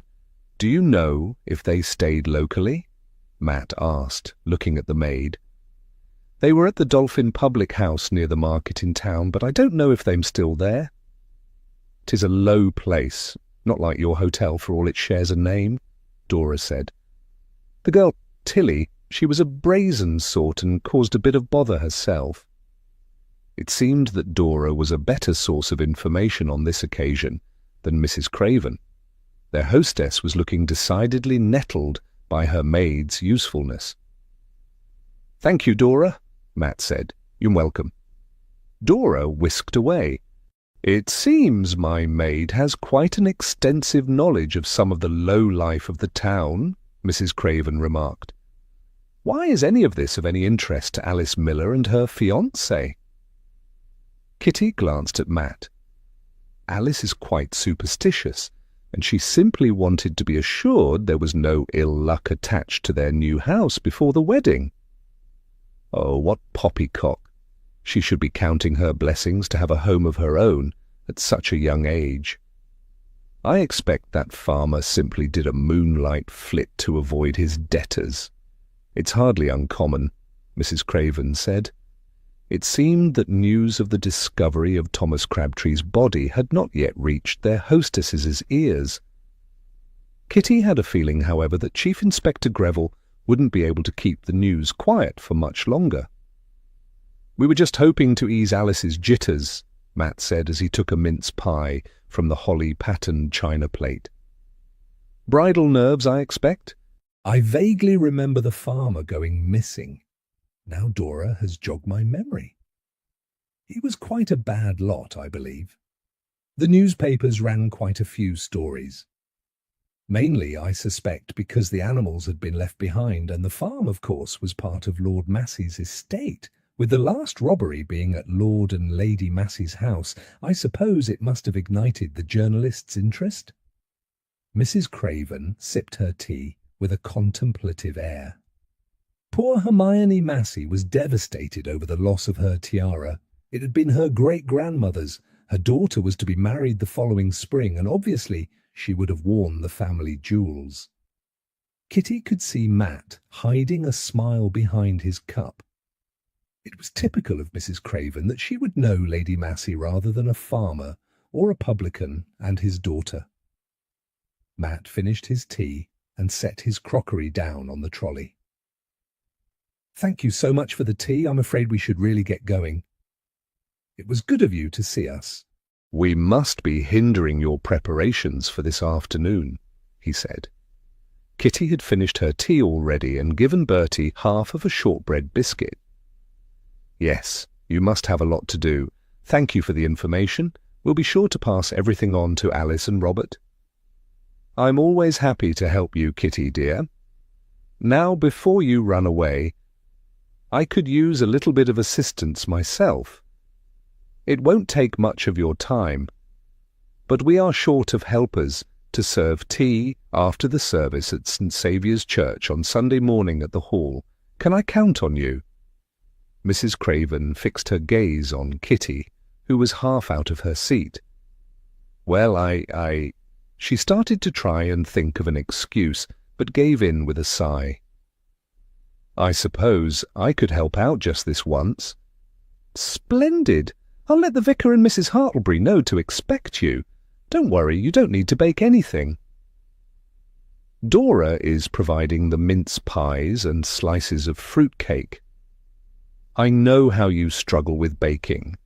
Mrs. Craven gave her a patronizing smile, and Kitty bit the end of her tongue to keep from retorting. Once they had put on their coats and were back in the car, Kitty exploded. "That wretched woman is so rude!" Matt chortled as he fastened Bertie back on the rear seat of the car. "In fairness, darling, cooking is not one of your skills." Kitty glared at him as he went to take his place in the passenger seat. "I suggest you refrain from commenting further unless you wish to walk home to Churston." Chapter 7. Since it was now almost lunchtime, they decided to drive home. Matt could see that Kitty was not in a happy frame of mind. He felt discretion was the better part of valour, and dropped any discussion of the information they had discovered at Mrs. Craven's house. He knew Kitty well enough to know she would soon recover her usual good humour. There had also been no sign of Fred Smith on the ferry back across the Dart. Either he had gone off for a break, or more likely was avoiding them. This had clearly added to Kitty's annoyance, since he knew she had more questions she had wanted to put to the elusive Fred. The ferry had been busy on the return, and neither he nor Kitty had been able to ask the crew where Fred Smith had gone. Matt wondered how Chief Inspector Greville's enquiries were going. He suspected that no matter how discreet, tongues would start to wag. Kitty was quiet as they arrived back at the house. He retrieved Bertie from his perch on the back seat, and they headed inside. A fresh stack of post had been placed on the hall table, and it looked as if more Christmas cards were amongst them. Bertie trotted through to the kitchen to claim his lunch from their housekeeper, while Kitty sifted through the mail. "An invitation to dine with the Carters this Saturday," she said, waving a card in the air, and 4 more Christmas cards. "Oh, and an early wedding anniversary card from Graham's. She must have posted it before she left for Scotland. Hopefully she'll have a smooth journey to your great-aunt's house. I heard the weather on the radio last night, and it seems the snow is not yet too deep in the Highlands," Matt said, "unlike when we were last there." Kitty gave a wry smile and disappeared into the kitchen to organise their lunch. Matt took the cards into the sitting room to add them to the others. It looked as if he would have to add another string to hang them on, as they now had so many. Still, it made the room look festive and cheery in contrast to the dreary winter weather outside. Kitty had gone from the kitchen to the dining room, so he went to join her as she set their lunch on the table. Their housekeeper had prepared baked potatoes with cheese and bacon. Kitty shook out one of the white linen napkins onto her lap before adding a large knob of creamy yellow butter to the top of her potato. He smiled as she sniffed appreciatively as the spread melted in golden streams down the crispy skin of her potato. "I think I shall pop into Paynton later to see Alice at her shop. I want to make sure she is all right after yesterday," Kitty said as she picked up her cutlery ready to eat. "Then I think I may go back across the river and call at the Dolphin Public House." "I can at least see if Arthur Malden or his daughter are still in Dartmouth," Matt said, as he added a sprinkle of salt to his lunch. From what Dora had told them, the pub had not sounded as if it had a very salubrious reputation, so it wasn't somewhere that Kitty could call without causing something of a stir. She was well known in Dartmouth and held in high regard. "Yes, it would be good to try and discover where they might be. I expect the Chief Inspector will also be trying to find them," Kitty said. "I hope we get to read the notes from the case at some point. It would be really useful." Matt hoped that would be possible. It would be very helpful to see what they had discovered at the time Crabtree had vanished. He wouldn't mind reading the notes from the investigation into the robberies either. It seemed to him that there must be some connection between the cases.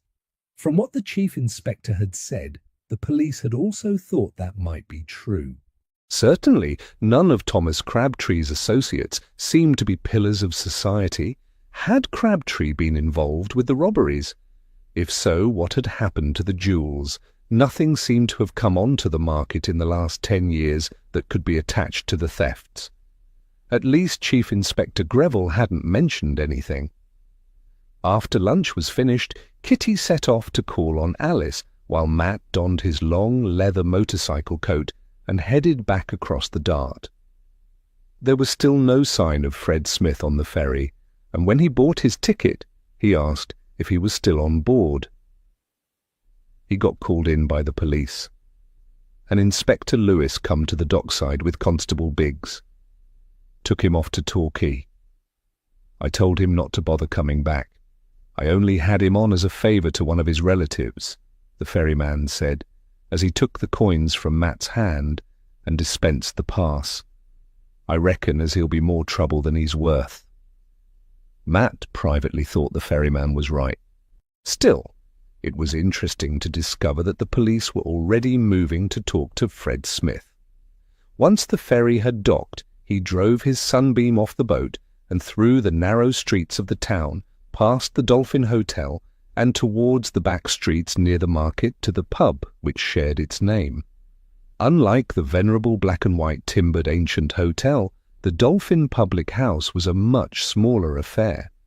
Built of red brick with etched windows and shiny, glazed ceramic tiles decorating its exterior, it overlooked the busy street. Its usual clientele were the local fishermen, and it had once served workers from the China clay works at Warfleet.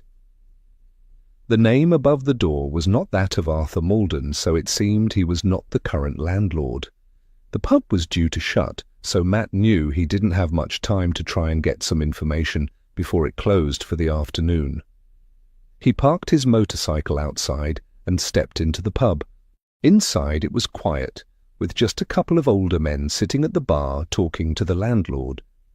The interior of the place was dingy, the formerly once white walls now a dark yellowish-brown, stained by nicotine. The air smelt of stale beer which had been spilled over the years and had soaked into the broad wooden planks of the barroom floor. The conversation at the bar stopped as Matt approached and drew off his leather gauntlets. "Afternoon."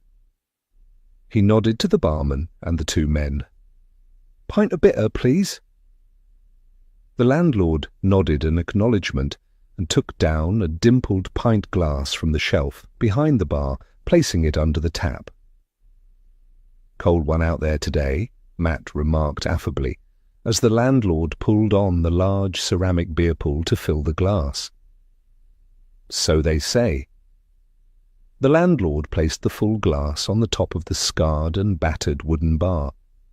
Matt dug in his pocket for his wallet and paid for his drink. The landlord accepted the coins and handed back the change. "It was busy over in Kingsware when I crossed the river. Lots of police around asking questions," Matt said before taking a careful sip from his glass.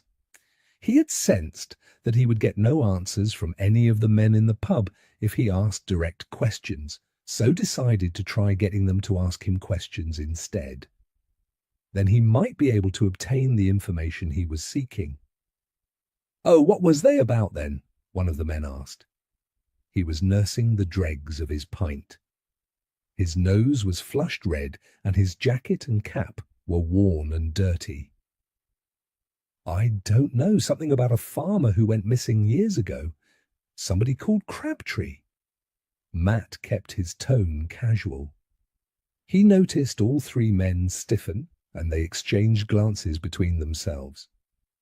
"That must have been 10 or 12 years back now," the landlord observed as he leaned on the counter. "What they hoping to discover now after all this time?" the other man asked. He looked slightly younger than the other two, with a thin, tanned face, even in winter, which spoke of a life spent outside.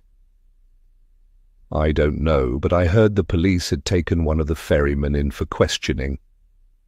Matt felt rather than saw the unease increase in his audience. That might be young Fred. The landlord looked at his customers as if for confirmation. "I suppose he must have known Thomas Crabtree," Matt remarked, and took another sip from his drink. "Probably," the landlord agreed. "If he did, then I suppose the police will be talking to anyone who knew the missing man from back then," Matt continued. "Did you hear what they was asking about? Has Summit turned up, you reckon?" The man in the cap looked at Matt. "I only caught bits of the conversation. I think they might be looking for somebody called Arthur Malden. He used to have a pub, apparently," Matt said. "I knows Arthur. He used to have a pub across the river, and he were landlord here for a short while." The landlord straightened up and reached for his cloth to clean the bar ready to shut for the afternoon. "Is he still in Dartmouth? Only he might want to know the police are asking after him. Oh, and his daughter." Matt frowned. "Tilly?" The other customer glanced at his drinking companion. Yes, that was the name. Matt had almost finished his drink now. Arthur went to Paynton, didn't he? The man in the cap looked at the landlord. I think so. Tilly went off with a chap from Totnes. I don't know if hers still there, mind. Never one to settle for long, was Tilly. The landlord gave a wheezy laugh. Not unless they had a bit of brass in their pockets. The younger man joined in with the laughter. Good luck to the police finding her and her father, the landlord said. Kitty decided to do a little Christmas shopping before calling in to see Alice. She didn't want to disrupt her friend during the busy time at the shop, especially if Betty and Rose were there trying to listen in to the conversation. She wasn't sure if Alice would want Betty to know what had happened at the farm. The shop fronts along Winner Street were all trimmed up for Christmas with enticing offers and tinsel. Kitty had bought quite a few gifts already, but she still had a few last things to get. After posting their acceptance to Mrs. Carter's dinner invitation, she bought a bottle of eau de cologne and some initialed handkerchiefs for Mrs. Smith. Then she called at the tobacconist's for a gift for Mickey, the handyman at the Dolphin Hotel. He often took care of Bertie for her when she and Matt were away. After a pleasant hour dawdling around the shops, picking up various knick-knacks and small treats for friends, she made her way back to Alice's shop. The weather had closed in again while she had been out, and a few snow flurries fell as she hurried along the street. The shop bell on its coiled brass spring jingled above her head as she pushed open the door and stepped into the welcoming, well-lit warmth of Alice's shop.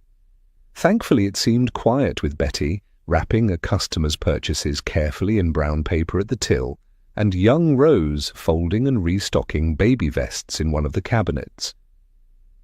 Alice was counting some of her stock at the haberdashery display, but looked up when the bell announced Kitty's arrival. "Good heavens, you're loaded up with shopping. Did you buy up half of Paynton?" Alice asked, with a smile, as Kitty wiped her feet on the entrance mat. "Just a few last-minute gifts," Kitty said as she greeted Rose and nodded to Betty, who was still serving her customer. "I thought I'd drop in and see how you were after yesterday," she added in a lower tone to Alice. "The curtains were definitely a two-person job yesterday," Alice replied in a louder voice as she shot a meaningful look at Kitty. "I should have the others finished soon." Kitty gathered that Alice hadn't spoken to her cousin, or her young assistant, about discovering a body at the farm. "Yes, it was a good thing Matt was there to help us," Kitty agreed. Betty finished serving her customer. The woman wished them all a Merry Christmas and stepped out of the shop. "Pop and put the kettle on, Betty, please. It's been so busy this afternoon we could all do with a cuppa," Alice said. Her cousin disappeared into the rear of the shop, where Alice had a small workroom and a fitting cubicle. She also had a tea-making station there, so she and her staff could make a drink when the shop was quiet. Alice took hold of Kitty's elbow and steered her away from where Rose was working. "I haven't said anything to Betty or Rose," she murmured. "Of course. The chief inspector asked us to keep quiet," Kitty responded in a similar low voice. She set her shopping down behind the shop counter. "It's not just that." Alice stopped when Betty reappeared. "The kettle's on and the tray's all ready," Betty announced. Kitty noticed that Betty had taken a minute to refresh her lipstick and fluff up her hair while she had been in the kitchen area. "Is your boyfriend coming to meet you?" Alice asked. Clearly, she too had noticed her cousin's primping. "Well, you did say as I could finish a bit early. I haven't seen James for a few days, he's been so busy, and he promised me we would go out to the pictures tonight," Betty responded with a bright smile as she adjusted her navy skirt and cream silk blouse to hang properly. "Of course, it's gone quiet here now, so Rose and I can finish up," Alice agreed. The kettle in the back began to whistle, and Alice sent Rose to make the tea. "Oh, this is James now," Betty rushed to collect her winter coat and hat from the pegs just off the shop floor as a black car pulled up outside the shop. Alice placed a warning hand on Kitty's arm. "See you tomorrow, Betty. Have a lovely evening," Alice said, as her cousin pulled on her black leather gloves and headed out of the shop and into the waiting car. Kitty frowned at her friend in bewilderment. "What?" "Go to the window, but take care," Alice said, the corners of her mouth twitching impishly. Kitty obeyed, peeking out from behind a display of ladies' gloves and purses. "Betty's James is Inspector Lewis." She looked at Alice. "I know. You could have knocked me down with a feather. I only found out this morning. She's been hinting for weeks about her new bloke, but you know what our Betty's like. Normally they don't last that long, and she's bored with them. She's been proper cagey, though, about him, not letting on where she met him or what he did for a living. No wonder at it." Or Alice shook her head. Rose returned carefully carrying a small round tea tray with the tea already poured into 3 china mugs. "Well, that's a turn-up for the books and no mistake," Kitty said. She didn't normally take sugar in her tea, but she decided a small spoonful now might be good for shock. Chapter 8. "I couldn't believe it this morning when she let slip who she was seeing.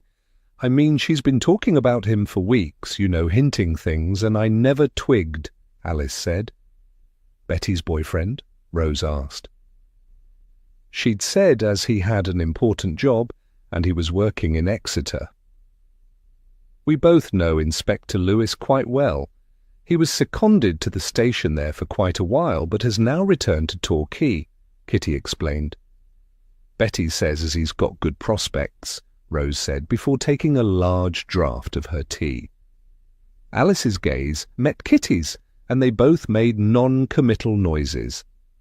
Once the shop sign had been turned to closed and Rose had been dismissed for the day, Kitty felt she was able to finally discuss everything openly with her friend.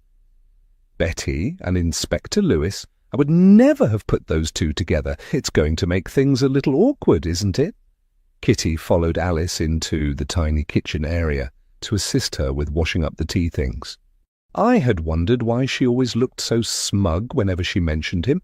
She'd said his name was James, but of course I didn't know the inspector's Christian name.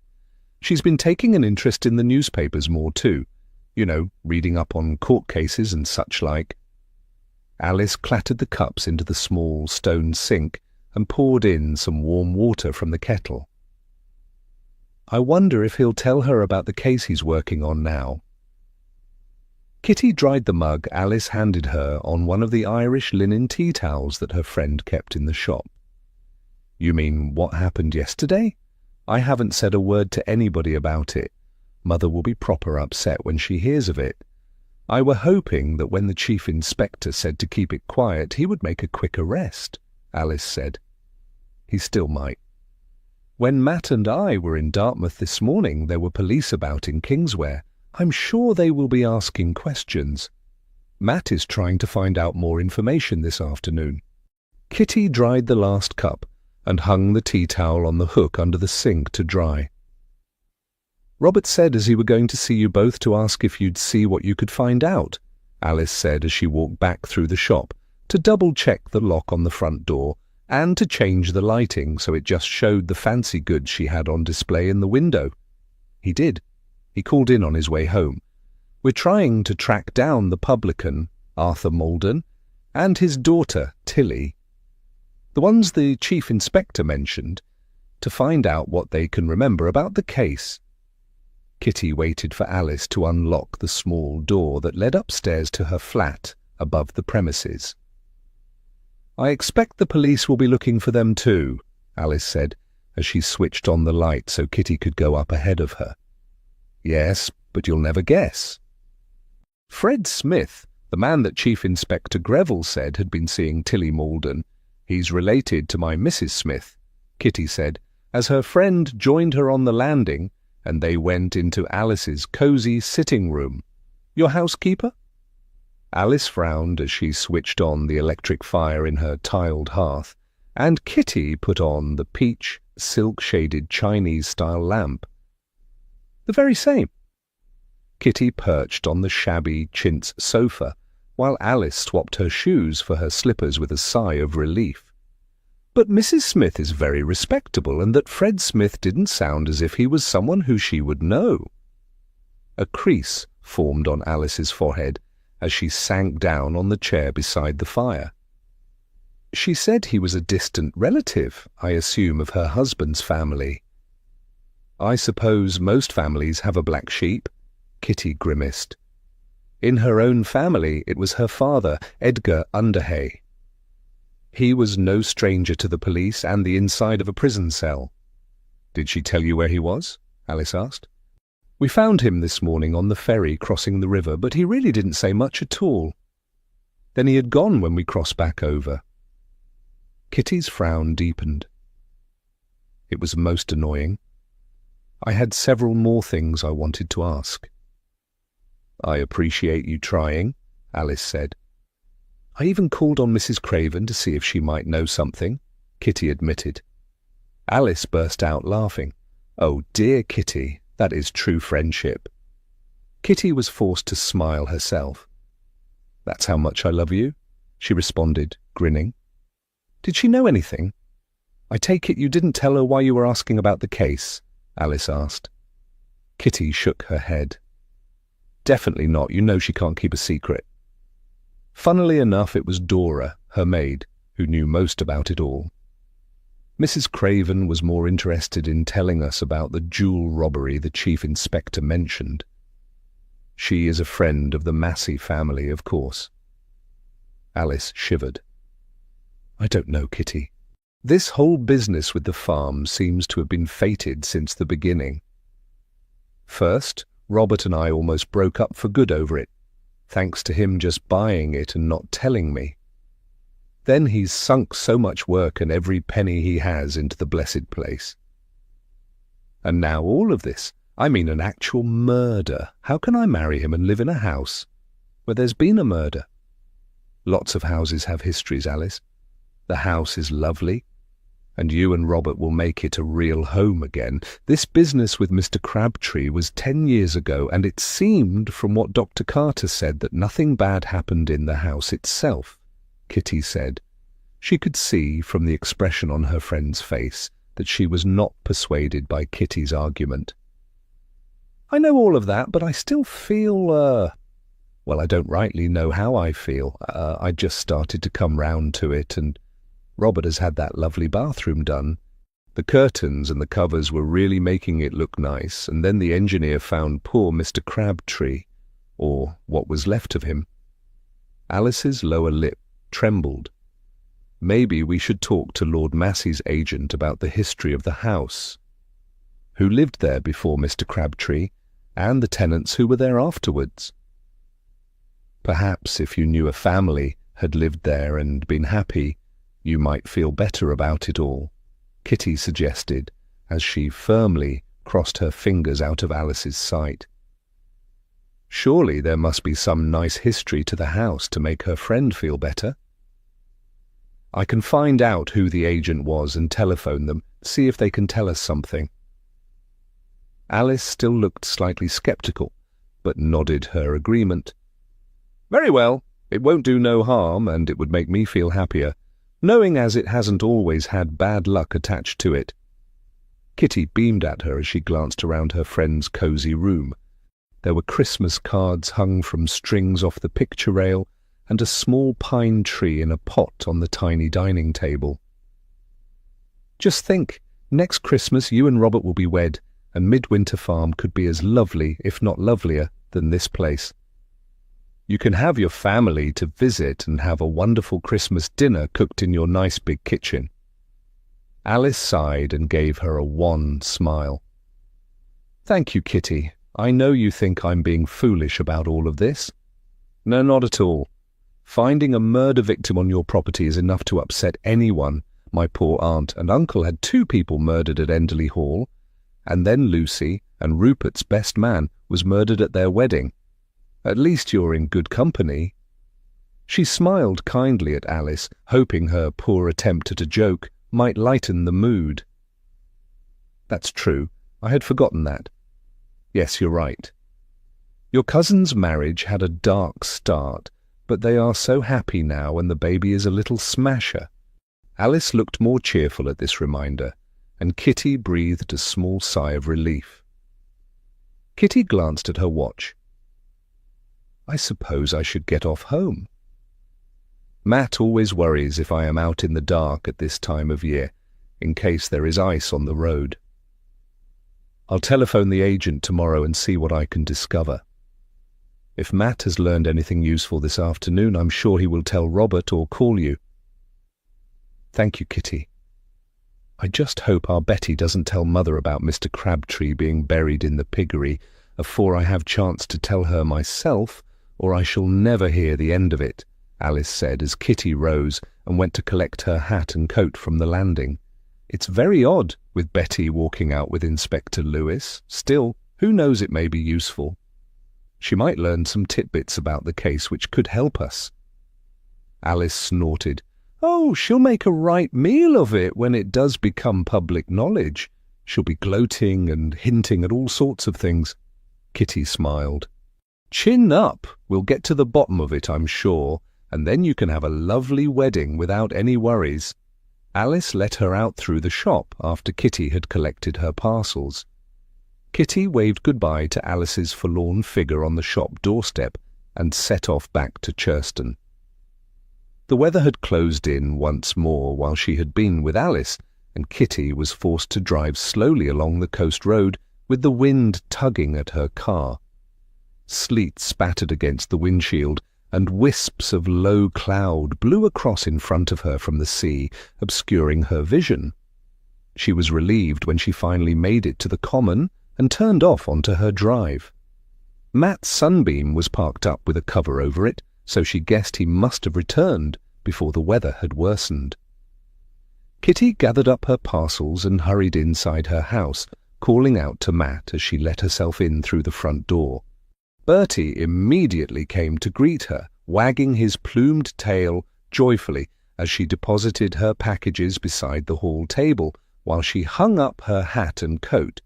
She petted her dog and went to find her husband, keen to tell him about what had happened at Alice's shop. "Hello, darling." Matt looked up from where he was seated in his usual place beside the sitting-room fire. "I was starting to worry. I could hear the wind blowing about the chimney pots." Kitty gave him an affectionate kiss on the top of his head. "It is turning quite nasty again. I'm glad to be home and I've so much to tell you." She could see he had a notebook and had been busy writing. "I've had quite a productive afternoon myself. I was just jotting some of it down for Chief Inspector Greville. He said he would call in after dinner." Kitty perched herself on the edge of the other armchair, much to Rascal's disgust, since he liked to lie on the seat when Kitty was out. "Oh, has he made any progress in the case, do you know?"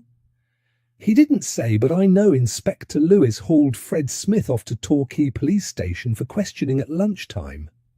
Matt's eyes twinkled in the firelight as she leaned forward in her excitement to learn more. "Really? That is interesting. Did you find anything out about Arthur Malden and his daughter?" Kitty asked. "It seems that Mr. Malden may be in Paynton, and his daughter apparently went to live in Totnes." "She has possibly married," Matt said. "I suppose she could well be married after so many years. Did you discover anything else?" Kitty had hoped they might have found an address, but she knew it wouldn't be easy. The dead man had not seemed to keep the kind of company that would want to part easily with information. There was an odd atmosphere at the pub. I think the men there knew far more than they let on. I had to be careful about how I obtained the information. Matt looked thoughtful.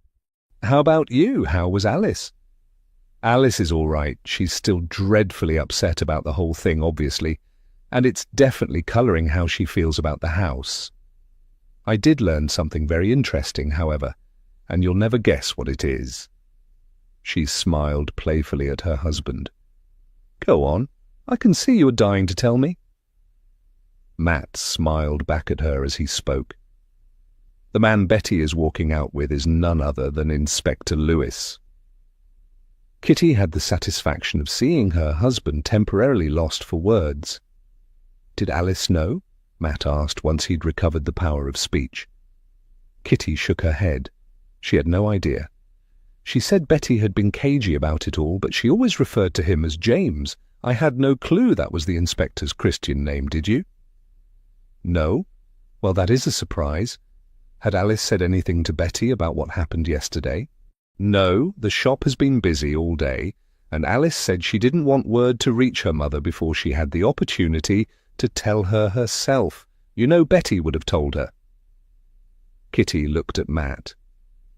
Betty loved a bit of gossip, and Mrs. Miller, Alice's mother, would not be happy if she thought her niece and her sister knew something about Alice and Robert's house, which she didn't know about first. Kitty told Matt about her promise to Alice to contact Lord Massey's former land agent to try and learn more about the farm's history. "That's a good idea. He may also have more information about Thomas Crabtree too," Matt agreed, as Kitty rose to go to the kitchen to start supper. "Perhaps Chief Inspector Greville can tell me his name and where I can find him when he calls later." Kitty frowned at Bertie, who had sensed that food was in the offing and was already at her heels. "Good thinking. I wonder what he'll have to tell us," Matt agreed. They were just finishing washing up the dishes after a delicious supper of beef casserole in red wine when there was a knock at the front door. "That will be the Chief Inspector." Kitty dried her hands on a tea towel and fluffed up her blonde curls, while Matt went to let their visitor into the hall. "I'm sorry to call so late. It's been a busy day," the Chief Inspector said as Matt showed him into the sitting room, after taking the policeman's outdoor things and hanging them on the hall stand. "Not at all. Can I offer you a drink? It's a horrid evening out there." Matt went to the small drinks trolley while Kitty seated herself on an armchair. The Chief Inspector took a seat on the sofa, and Rascal eyed him warily from under Matt's chair. The Chief Inspector accepted a small crystal tumbler of whiskey, and Bertie settled happily at Kitty's feet. "Thank you. This is most welcome." He raised his glass slightly in Matt's direction. Kitty could see the Chief Inspector looked tired. Even his moustache seemed a little depressed as he took a sip of his drink. Matt fixed a whiskey for himself and a lime soda for Kitty before taking his own seat. "We heard that Inspector Lewis had taken Fred Smith to Torquay for questioning. We discovered yesterday that he is related to our housekeeper. Not that she gives him a good name."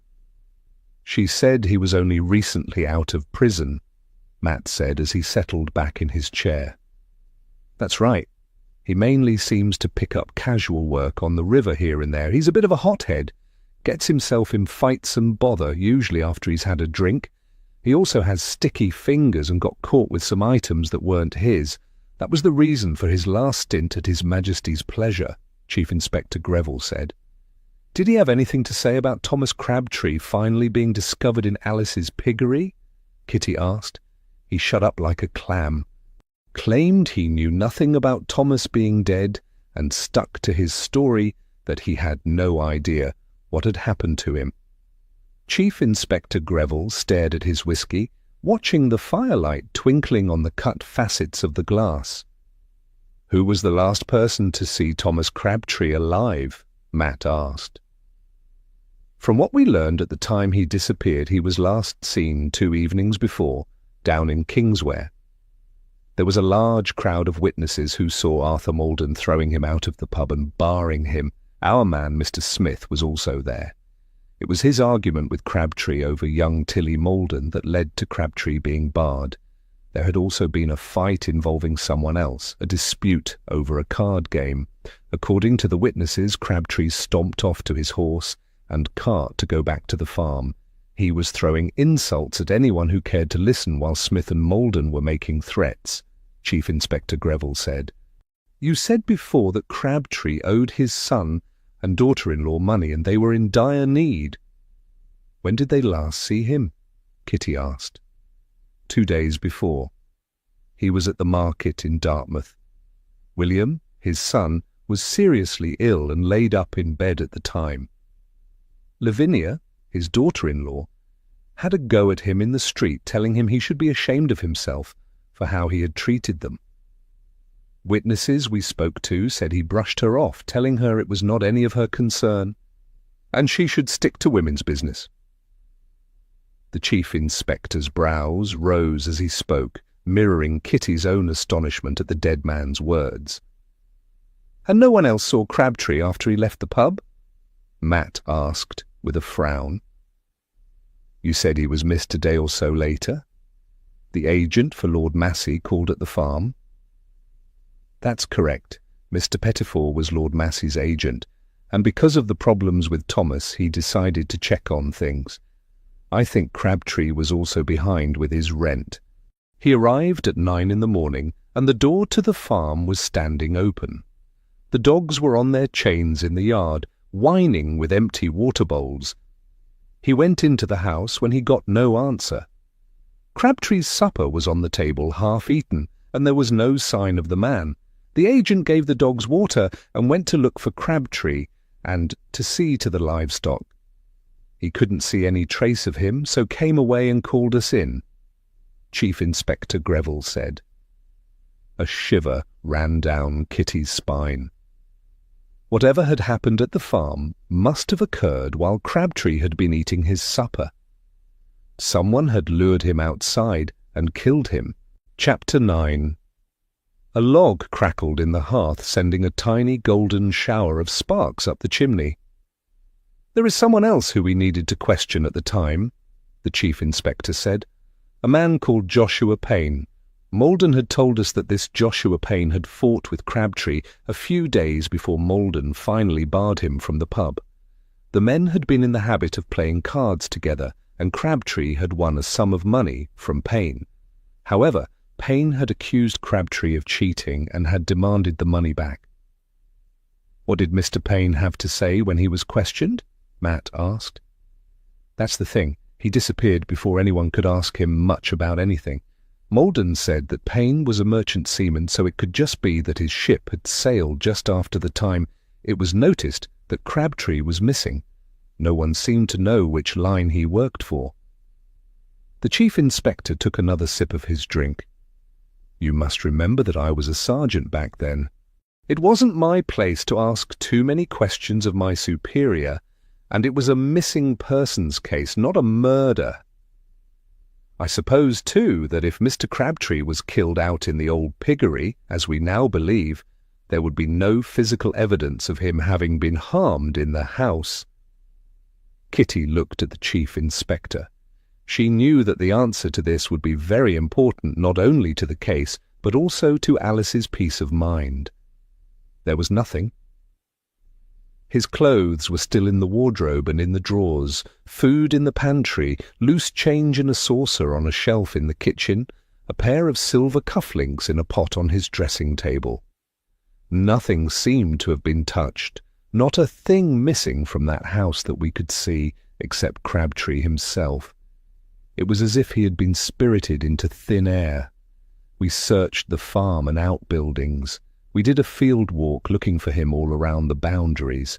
No sign of hide nor hair of him, Chief Inspector Greville said. The weather was appalling, driving rain and fog. I did suggest we looked with dogs. We had that offer I mentioned from the kennels master at Lupton House, but my superior felt that was unnecessary. Why do you think the inspector was reluctant to bring dogs into the search? Matt asked. Surely they would have been useful.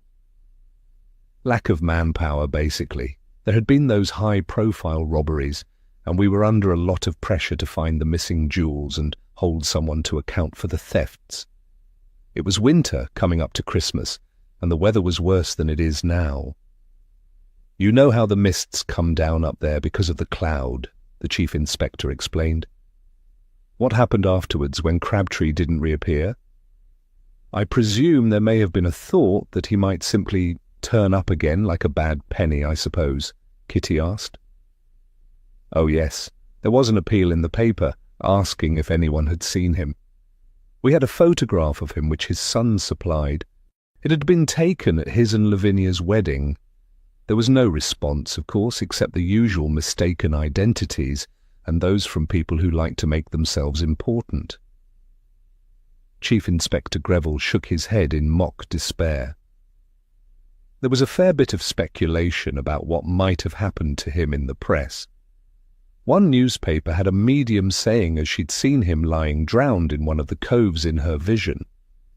That sent a pack of idiots endangering their necks climbing over rocks, disregarding the tides and winter storms, all on a fool's errand. Then I guess it died down? Matt took a sip of his own drink. There was a bit of a sense of good riddance to bad rubbish. Mr. Pettifor and Lord Massey were relieved to be shot of a bad tenant. His son and his wife were relieved not to keep bumping into him, and they managed to start to get back on their feet. Malden was able to keep his licence at the pub. There had been mutterings about revoking it due to the bother. This was all over Christmas and New Year. The farm was emptied and then re-let.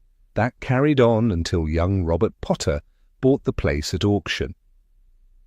Chief Inspector Greville swallowed the last of his whisky. "Has Inspector Lewis gone through the old files now?" Kitty asked. Much as she appreciated the Chief Inspector's candour and all the information, she still would have liked to read the notes. "He has. That's why he pulled in Fred Smith for questioning. The Chief Constable is keen to get this wrapped up as quickly and discreetly as possible. I've been trying to locate Arthur and Tilly Malden too." The policeman set his glass down on the small, glass-topped chrome coffee table. Chief Inspector Greville reached inside the breast pocket of his jacket and pulled out a slim manila envelope, which he passed to Matt. "This contains the important parts from the old files, the interview transcripts with the main suspect. The rest of the files are too bulky, and to be honest, they don't have anything useful in them. I need not remind you that these are confidential, and I'm taking a huge personal risk in permitting you to see them." Kitty nodded as Matt opened the folder and quickly began to study the contents. "Thank you, sir. We do appreciate this," Kitty said. "Your friend Miss Miller and you have been very helpful over the last few years.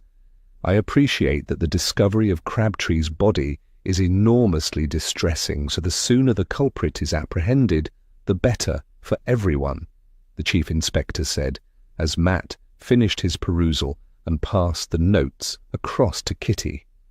She was surprised he had done with them so quickly, but as she looked at the contents, she could see why. The interviews were brief and scanty in detail. Each of the main suspects, Crabtree's son and daughter-in-law Malden and his daughter and Fred Smith, all claimed they had not seen Crabtree the day he was thought to have disappeared. The workmen at Colton Fishacre had all left for the day on the day he had vanished, and no one had seen or heard anything on the track that led to the farm. There was no interview with Joshua Payne, just a note that he might be a potential witness, and the actions taken to try and trace him, which had proved unsuccessful. There was also a short interview with Lord Massey's land agent, Mr. Pettifor. This too confirmed what the Chief Inspector had already told them. Kitty closed the file and handed it back to the Chief Inspector. "Do you have a recent address or telephone number for Mr. Pettifor at all? I promised Alice that I would ask him about the history of the house before Mr. Crabtree took over the tenancy. I think she wants to feel that someone lived there before and was happy. Alice is very superstitious and thinks the house is cursed or under a bad omen," Kitty said. "I can understand Miss Miller's worries. I contacted Mr. Pettifor earlier today to tell him we had finally found his missing tenant." The Chief Inspector took out his notebook and wrote an address and telephone number down for her on one of his cards. "Mrs. Greville is much the same way as Miss Miller. She salutes magpies, won't walk under ladders and all that kind of thing." He passed the card over. "I have made a note for you of some of the information we have discovered today." Matt gave the chief inspector the notes he had been making when Kitty had returned home earlier. "Thank you, this is much appreciated." Chief Inspector Greville frowned as he read what Matt had written. So Malden may be in Paynton and Tilly Malden was last known to be in Totnes. At least that may give us a starting point to try and find them. There is one other thing, sir." Kitty glanced at Matt before diving in. "Well, it's come to our notice that we are not the only ones with a personal connection to this case. Alice has a cousin, Betty, who works for her in her shop. You may recall Betty, she was a maid previously and provided information on a couple of our other cases. It seems that Betty is the lady walking out with Inspector Lewis." The last part of her statement came out in something of a rush. She wasn't sure how the chief inspector would receive this piece of news. The policeman's eyebrows rose. Well, I seem to recall Miss Miller's cousin as being a most presentable young lady. It would seem that the rumours of Inspector Lewis whistling cheerily about the police station may be correct. I had thought them to be a mistake or a result of a burst of Christmas cheer. A young lady in this case is a much more plausible explanation." His comment caused Kitty to cough, and she hastily took a gulp of her drink. She tried to picture the usually dour and cheerless Inspector Lewis looking cheerful. His usual expressions when she met him were smug, cross, or annoyed. Clearly dating Betty must be having a good influence on his disposition at least. Chief Inspector Greville smiled at Kitty. "A most interesting piece of news, Mrs. Bryant. I fear that word of the discovery of Thomas Crabtree's body is already getting abroad. We obviously went to see his son and daughter-in-law first before interviewing Mr. Smith and various other people. I am hoping that we can resolve this case as swiftly as possible. I know you will be working upon it anyway on behalf of Miss Miller and Mr. Potter. Please liaise with Inspector Lewis, and I shall instruct him to do likewise with you. The more people there are working to close this affair, the better." "Thank you, sir," Matt said, and offered to refill the chief inspector's glass. "No, thank you. Tempting as it is to remain here in the warmth, I must get home. Mrs. Greville will be waiting, and my boys. Plus, if I'm late, my dinner will be in the dog."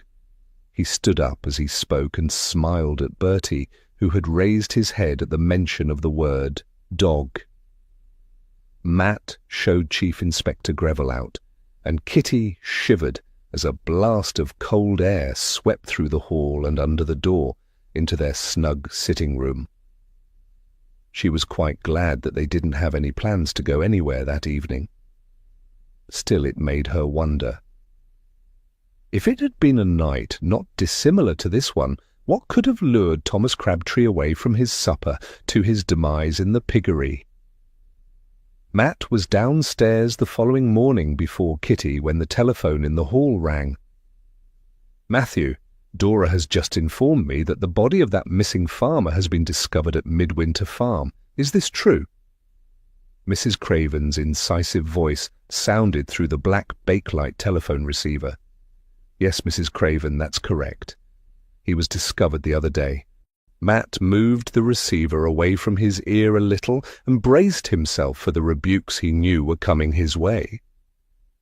Kitty had heard the telephone and was halfway down the stairs. "Mrs. Craven," he mouthed silently at her, and the corners of her mouth twitched upwards. He guessed she had thought it may have been her grandmother calling to let her know she was safely arrived in Scotland. "Well, I am most disappointed, Matthew, that you clearly knew this man had been found and didn't inform me when you called to ask questions about the case. I mean, I expect that kind of concealment from Kitty, but I had thought better of you." Matt looked up to where Kitty was leaning over the banister, listening in to the call. Her slender shoulders shook with suppressed laughter. "I'm dreadfully sorry, Mrs. C. Obviously we would have loved to tell you, but at the time Mr. Crabtree's family hadn't been informed. Plus, Chief Inspector Greville requested that it was all kept under wraps for a while," Matt said. "Well, I suppose if the poor man's family hadn't been told." Still, you both know that I am the very soul of discretion. I think you could have trusted me not to say anything. Dora heard it from the Coleman, Mrs. Craven retorted indignantly.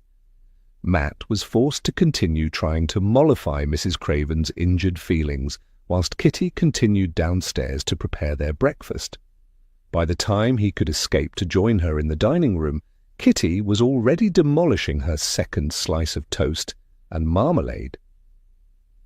Mrs. C said to remind you about church on Sunday and the tea roster, he said as he slipped into his chair opposite his wife.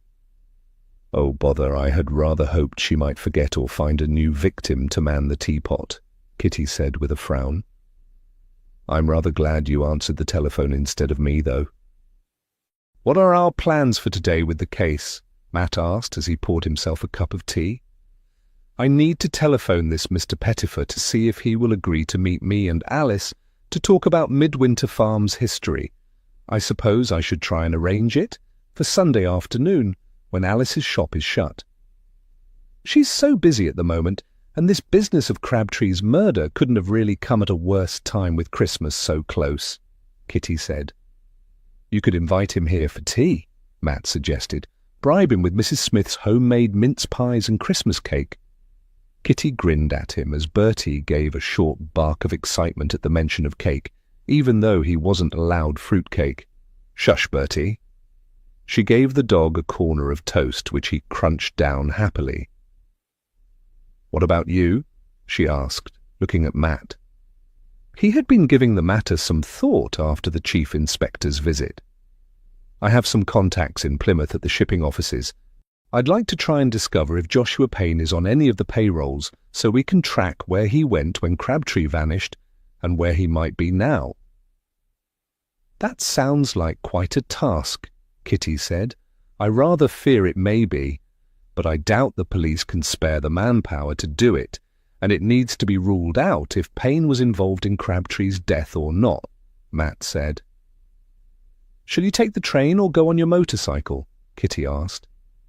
He knew she worried about him riding in the cold and the sleet, but really the bike was the most practical way of travelling to Plymouth. It would only take an hour or so depending on traffic and weather. I'll take the Sunbeam. It doesn't seem too bad out.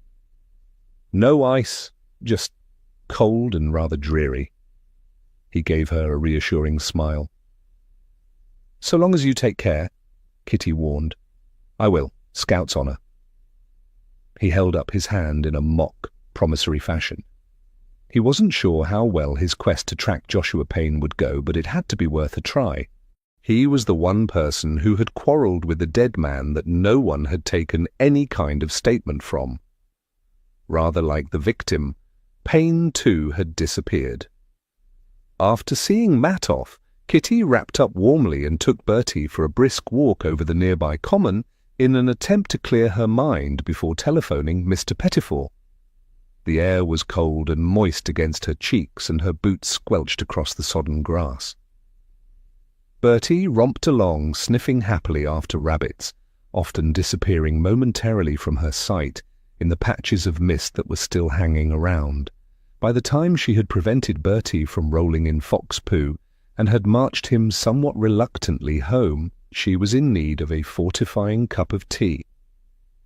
The telephone was ringing again as she put her key in the lock, and she dashed forward somewhat breathlessly to answer it. Hello? Kitty, thank goodness. When I called earlier, Mrs. Smith said Matt had gone to Plymouth and you were walking Bertie. I need to ask you the most enormous favour. Alice sounded fraught as she spoke. Of course, what do you need?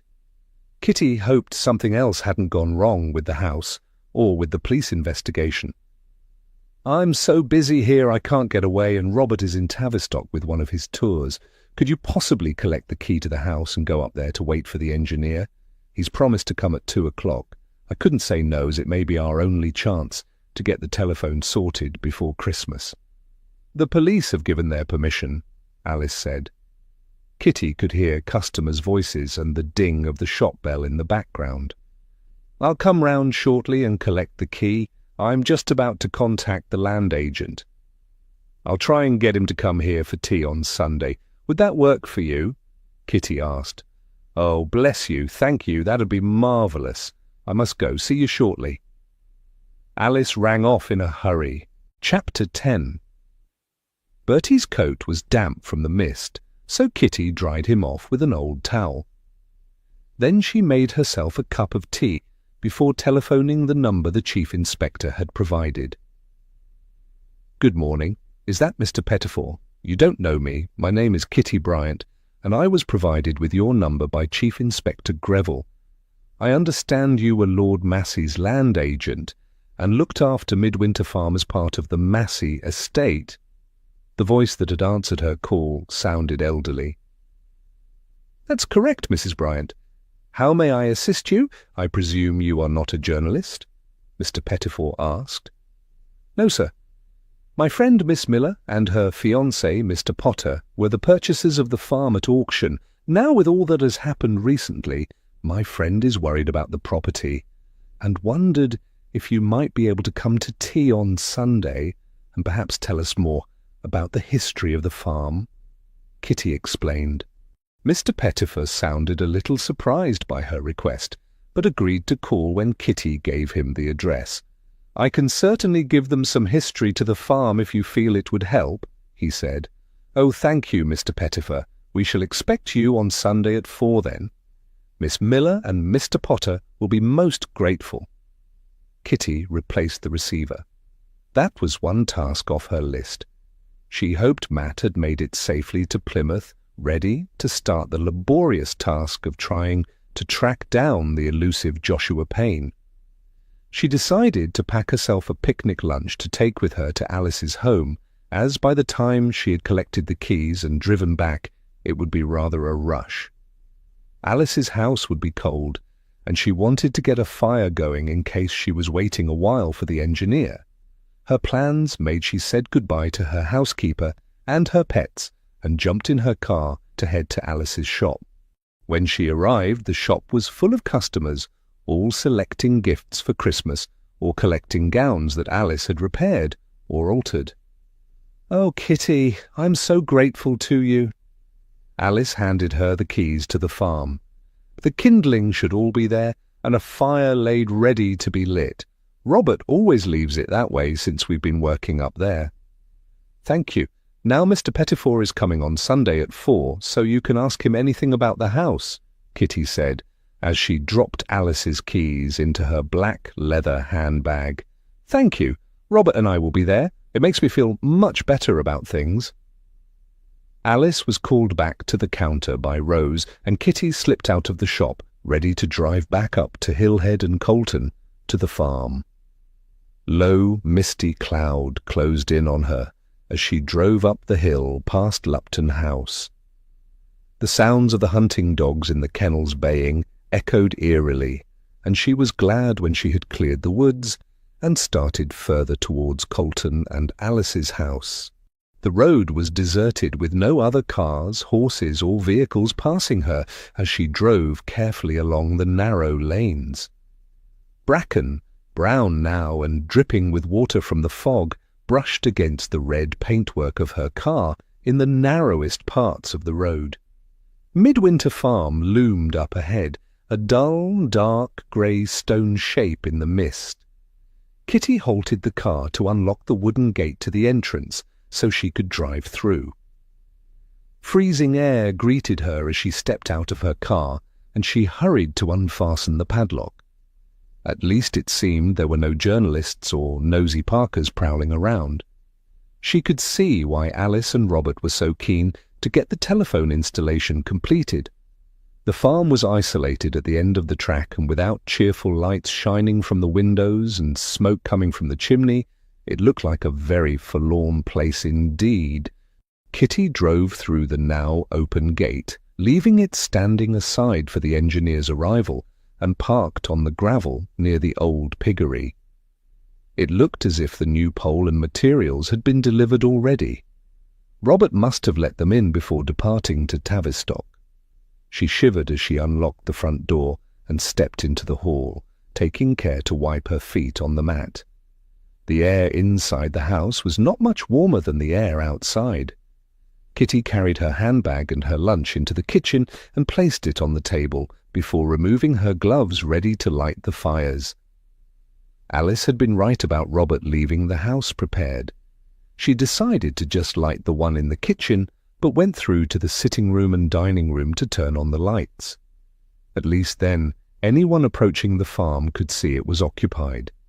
She also took the precaution of locking the front door again. She rather regretted her decision to leave Bertie at home, as at least he would have kept her company while she waited. She kept her coat on until the fire was well ablaze, and she had boiled the kettle to make a cup of tea to have with her sandwiches. With the lights on and the house feeling warmer, she began to feel more cheerful. Mrs. Smith had packed her some delicious cheese and pickle sandwiches, along with a sliver of pork pie and a couple of mince pies. Seated at the table, drinking her tea and eating her lunch, she could see what a lovely home the farmhouse could be. Alice's curtains were bright and cheery, and the rooms were spacious. Once her lunch was finished, and she had cleared away, she prepared a tea tray ready for the engineer's arrival. If they were working outside erecting the extra telegraph pole, then she was sure they would be glad of a hot drink. It was 1:45, so she expected the engineers to arrive at any time. She had taken the precaution of placing her latest library book in her handbag to pass the time, so she settled her seat near the kitchen fire to read. A noise outside in the yard disturbed her before she had read very far, and she placed her bookmark inside the book. She went to the sitting room to look through the window to see if the workman had arrived. Her car still stood alone on the gravel with no sign of any other vehicle. The fine hairs on the nape of Kitty's neck prickled as she peered cautiously around the edge of Alice's smart new curtains, looking for anything which may have made the noise she had heard. While she was standing there, she heard a sound she did recognize. Someone was trying the handle of the back door to the scullery. Her heart thumped in her chest, and she quietly picked up the iron poker from the stand at the side of the fire. Kitty crept silently out into the hall, where she could lurk in the shadows and observe the back door without being immediately obvious to anyone looking in. She saw the metal door handle jiggle again, and through the small piece of frosted glass she could just make out the blurry shape of what seemed to be a man in a dark coat. She wondered if she should turn off the lights, but decided that would alert whoever was out there to her presence. The movements at the back door ceased, and Kitty blew out a breath of relief. She stayed motionless in the hall, listening for any indication of where the intruder may have gone. The sudden movement of the front door handle made her jump, sending her heart racing once more. She was glad now that she had locked the door when she had entered the house. The movement ceased when whoever the man was found that the door was secure. Kitty was about to slip back into the sitting room to try for a better look at the would-be burglar when the black metal letterbox rattled. She froze in place as the flap on the inside of the door was slowly lifted and someone tried to peer inside. Without pausing to think of the consequences, Kitty rushed over to the door and rapped the metal poker down smartly on the man's fingers, where he was holding up the flap to look inside. The man released the flap amidst a shower of colourful curses, and there was a frantic scrabbling of feet on the gravel as Kitty ran into the sitting room to try and get a better look at the man who was running away from the house, nursing his hand. All she could see was that he wore a dark coat and trousers with his cap pulled low on his head. Kitty's own hands were shaking as she went back into the kitchen and sank down onto the sturdy pine chair. She placed the poker on the table, adrenaline still coursing through her veins from what had just happened. Who was the man? How had he got there? She wondered if he might have had a vehicle parked in the lane in one of the passing places. He could have been a reporter, she supposed, just trying his luck. But then why not knock on the door? The lights were on, and her car was clearly visible through the open gate. She supposed he may not have been sure of who was in the house, but it still didn't explain what he had been doing. Whatever he had been up to, she was sure it was nothing good. At least Alice had not been with her. It would have added to her bad feelings about the place. Once she felt more settled, Kitty went back to the sitting room and placed the poker back in the stand. She would need to let Chief Inspector Greville or Inspector Lewis know about what had just happened.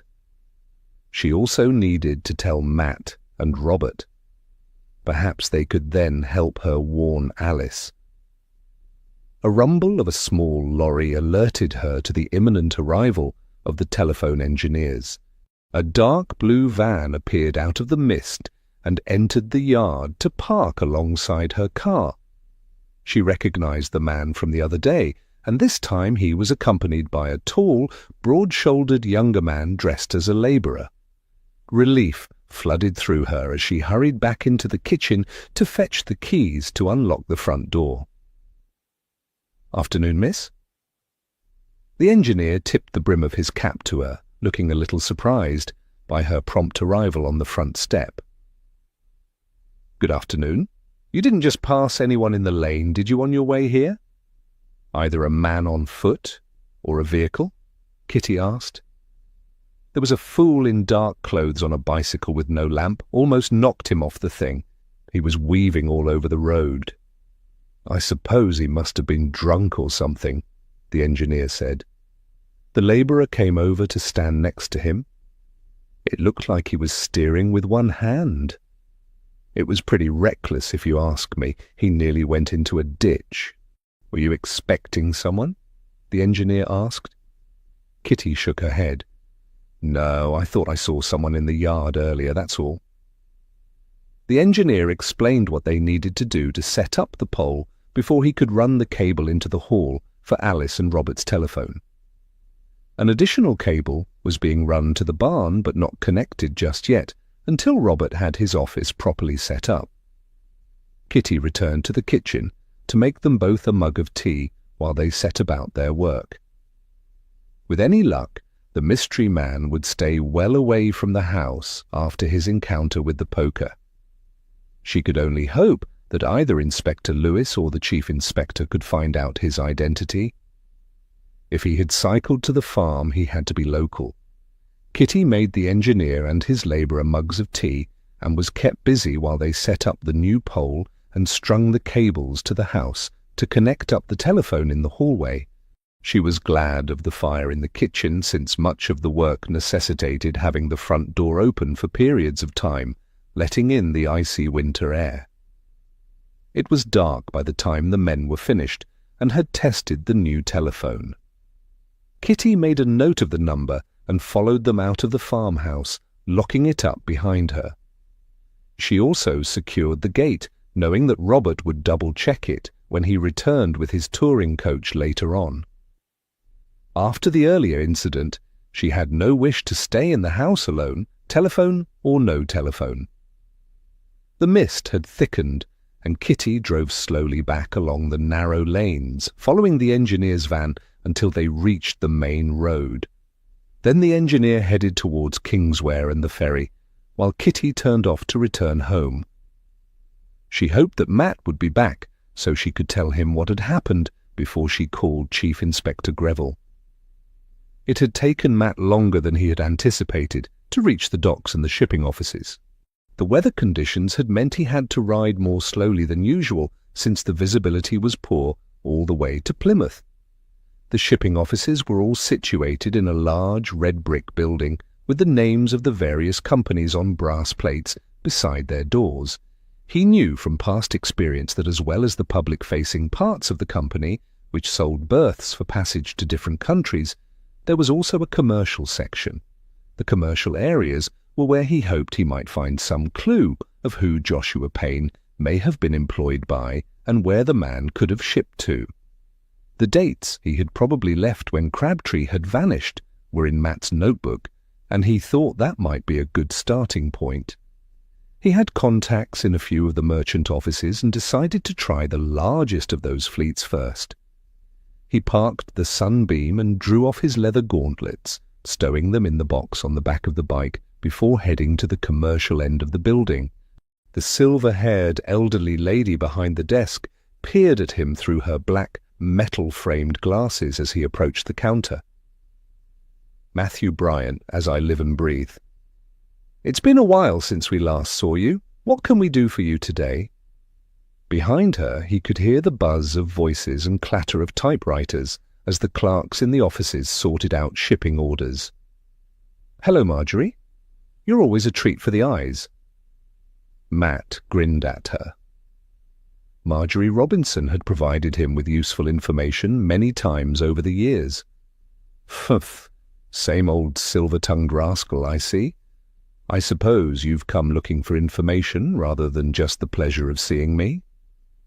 She gave him a quizzical look, and he could see the twinkle in her eyes. Much as I love seeing you, Marjorie, I'm afraid I'm working on a case. I need to look at some records from 10 years ago. Matt smiled as he spoke. He liked Marjorie. She was a nice lady, and was an expert at her job. 10 years? Then you'd best come upstairs to the archive room.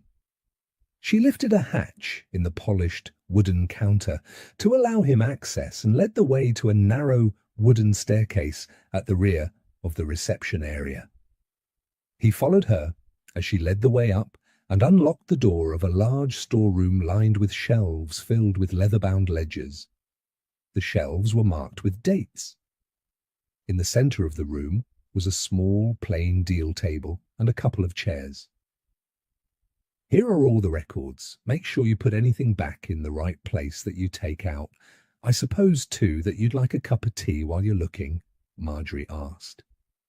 Matt knew that she didn't usually allow many people to access the shipping records and definitely didn't offer tea to just anyone. Thank you, tea would be very welcome. It's been a long, cold ride to get here today. He unfastened his heavy leather greatcoat and hung it on the hook at the back of the door before removing his cap and muffler. Are you after something in particular? Marjorie asked. A farmer went missing 10 years ago near Dartmouth and has now reappeared as a murder victim. A man called Joshua Payne, a merchant seaman, was known to have quarrelled with the victim before he disappeared. At the time, the police had no cause to look very deeply into the matter, and the man was thought to have left the country shortly afterwards. I need to know if he did sail and where he went. This might help us find where he is today, as the police wish to speak to him, Matt explained. I see. Then try the shelves in the back left corner, third from the top. Those should cover that time period. I'll bring a biscuit with your tea, Marjorie said, and departed, leaving him to his quest. Matt grinned as he headed towards the spot the shipping manager had suggested. He soon saw that, as usual, Marjorie's records were impeccably filed. He checked the dates he was looking for in his notes and saw there were at least 5 ship's ledgers which could have departed the port around the time Crabtree had vanished. The shelving labels indicated a span of 5 years for each section. There were several ship's books filed alphabetically, so he guessed he would have a lot to wade through to discover exactly what he was after. He had just hauled the first of the books to the table when Marjorie returned bearing a cup of tea with 3 biscuits balanced on the saucer. Here you go. Warm you up a bit? She set the pale green china cup and saucer down carefully at a distance from the now open ledger. Are you sure he was on one of our ships? No, but I thought since your company was the largest, it was the best place to start.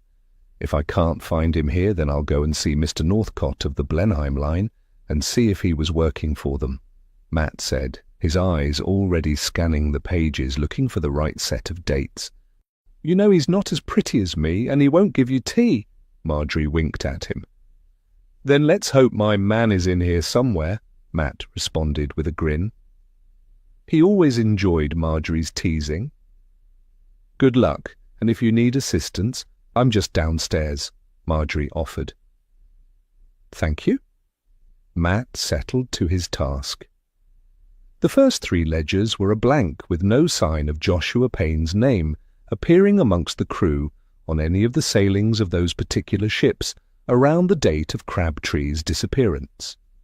Marjorie reappeared with fresh tea and more biscuits just as he was starting on the last of the ship's ledgers that fell in that period.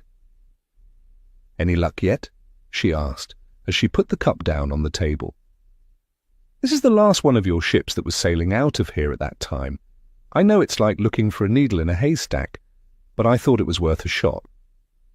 "The police don't have the manpower to spare to do this," Matt said, frowning at the neatly written columns. Marjorie turned on the large angle-poised lamp that stood at the side of the table. "You'll strain your eyes. It's getting dark already outside today." She picked up the empty cup from earlier, ready to return downstairs. "That's better, thank you. Wait, I think I have him." Matt reached for the lamp to angle the shade to throw more light onto the bottom of the page. Chapter 11. Marjorie came around the table to peer over his shoulder. "Is that your man, Joshua Payne?" "That looks as if it's him. He's the only one I've found," Matt said. "Right." Marjorie put down the cup and took out a tiny notepad and pencil from her cardigan pocket. "That number in the column there is his CR-10 number. All merchant seamen have them. It's his license to work for us. We'll have all his details on file downstairs, including his next of kin and home address when in port. I assume that's what you'll want," she said, as she jotted down the number from the register. "Come down when you've finished your tea and tidied up. Bring the cups," she instructed, and disappeared back to her office. Matt drank his tea and ate the biscuits to quiet the rumblings in his stomach that reminded him that he had skipped lunch. Once the ledger was back in place and the room was tidy, he carried his crockery back downstairs to find Marjorie. The older woman had a tiny private cubbyhole under the stairs where she could observe the front desk and work in peace at the same time. She beamed at him as he deposited the cups on her desk. "I have your information for you. Joshua Payne, aged 32, currently aboard the Regardless and due back into Plymouth on Saturday, when he'll be due for 2 weeks shore leave. Here's the home address we have for him. It looks as if he lives with his mother when he's on shore leave. She's listed as next of kin at the same address in Paynton." Marjorie pushed a piece of paper towards him. Matt read the address and tucked the paper safely inside the notebook in the breast pocket of his jacket before donning his heavy leather greatcoat and his leather cap. "You are an absolute gem, Marjorie. I owe you for this one." The elderly lady dimpled, her cheeks pinking. "I bet you say that to all the girls. Give my love to Kitty and take care riding back. There's sleet starting to come down again." Matt said his farewells and set out to walk back to his motorcycle. The lights were all on in the various shipping offices, and he could see the passenger ticket offices looked busy. He guessed a good many people would be trying to obtain one of the last crossings to get over the Atlantic to America in time for Christmas. He and Kitty had been in just such a position last year. He climbed onto his bike after retrieving his heavy-duty riding gauntlets from the box where he had placed them earlier. A man leaving the passenger ticket office and striding away into the murky fading light caught his attention. There was something oddly familiar about the figure. A sense of déjà vu came over him, and a shiver ran up his spine. He had spent too long studying those ledgers. His eyes must be deceiving him. He looked in the direction where the man had gone, but there was no sign of him now. Matt started his motorcycle and tried to shake off the eerie feeling that had come over him. He had experienced just such a feeling last January when he and Kitty had disembarked in the port. Then he had seen a man who he had believed dead and buried years earlier. The same man he just thought he had glimpsed once again. Redvers Palmerston had since gone on to make a career of deceiving single women by promising marriage and fleeing with their money and jewellery. The wanted posters were torn and faded now in the various police stations around the county, but Matt was almost sure he had just glimpsed him once more. He switched on the bike's headlamp. He must be mistaken. It was probably just that he was back in almost the same place where he had first seen him. A man of a similar build and way of walking, that was all. Kitty was on the telephone in the hall as he let himself into the house. Bertie came to greet him, enthusiastically wagging his tail and snuffling against his pockets in the vain hope that a treat might be in the offing. It was clear that Kitty had only just returned herself. She was still wearing her thick woolen coat with the sable collar and matching hat. No, I'm afraid I didn't get a look at his face at all. Neither did the telephone engineer when they passed him in the lane. She looked at Matt and mouthed, "Inspector Lewis." Matt took off his own coat and cap and hung them on the hall stand. His feet and hands were freezing from the long ride home from Plymouth. He was anxious to warm himself by the fire and get a hot cup of tea. He was also curious to discover what Kitty was talking about with Inspector Lewis. "I see, of course. Thank you." She replaced the receiver on its stand. "Was there a problem?" Matt asked, as Kitty took off her coat and hat, adding them to the hooks beside his own apparel. "Let me go and put the kettle on and make us a drink, and I'll tell you all about it." She stretched up to kiss his cheek. "Brr, you feel frozen. Go and sit by the fire." "Tea," she shooed him into the sitting room while she went and made tea. Mrs. Smith had banked up the fire before she had finished for the day and had drawn the curtains and switched on one of the silk-shaded lamps, giving the room a cosy, snug feel. More Christmas cards had been added to the ones already on display, and the scent of pine from the Christmas tree lingered in the air. Matt put on his slippers and moved Rascal from his seat. Kitty returned a few minutes later, bearing a small wooden tray set with tea things and slices of Christmas cake. "Did you manage to get any lunch?" she asked, as she poured him some tea. "No. Marjorie kept me well supplied with biscuits, though. What did Inspector Lewis want?" Matt asked, as he selected a slice of cake. "Well, after you left, I organised a meeting with Mr. Pettifor for Sunday tea at 4. Then Alice called to ask a favour." Kitty went on to explain what had happened at the house. "You hit his fingers with the poker. Ouch. No wonder he was all over the road afterwards, trying to steer his bicycle." Matt chuckled, but then sobered. "Seriously, though, darling, that is quite worrying. Have you told Alice or Robert yet?" Kitty shook her head as she stirred her tea. "No, I just got in when you came back, and I called Inspector Lewis straight away." "They'll need to know." Matt could see that Kitty was concerned, and he guessed that she was probably worried about Alice's reaction. "I know, I have to return Alice's keys too and give her and Robert their new telephone number," Kitty said. "It's Saturday tomorrow.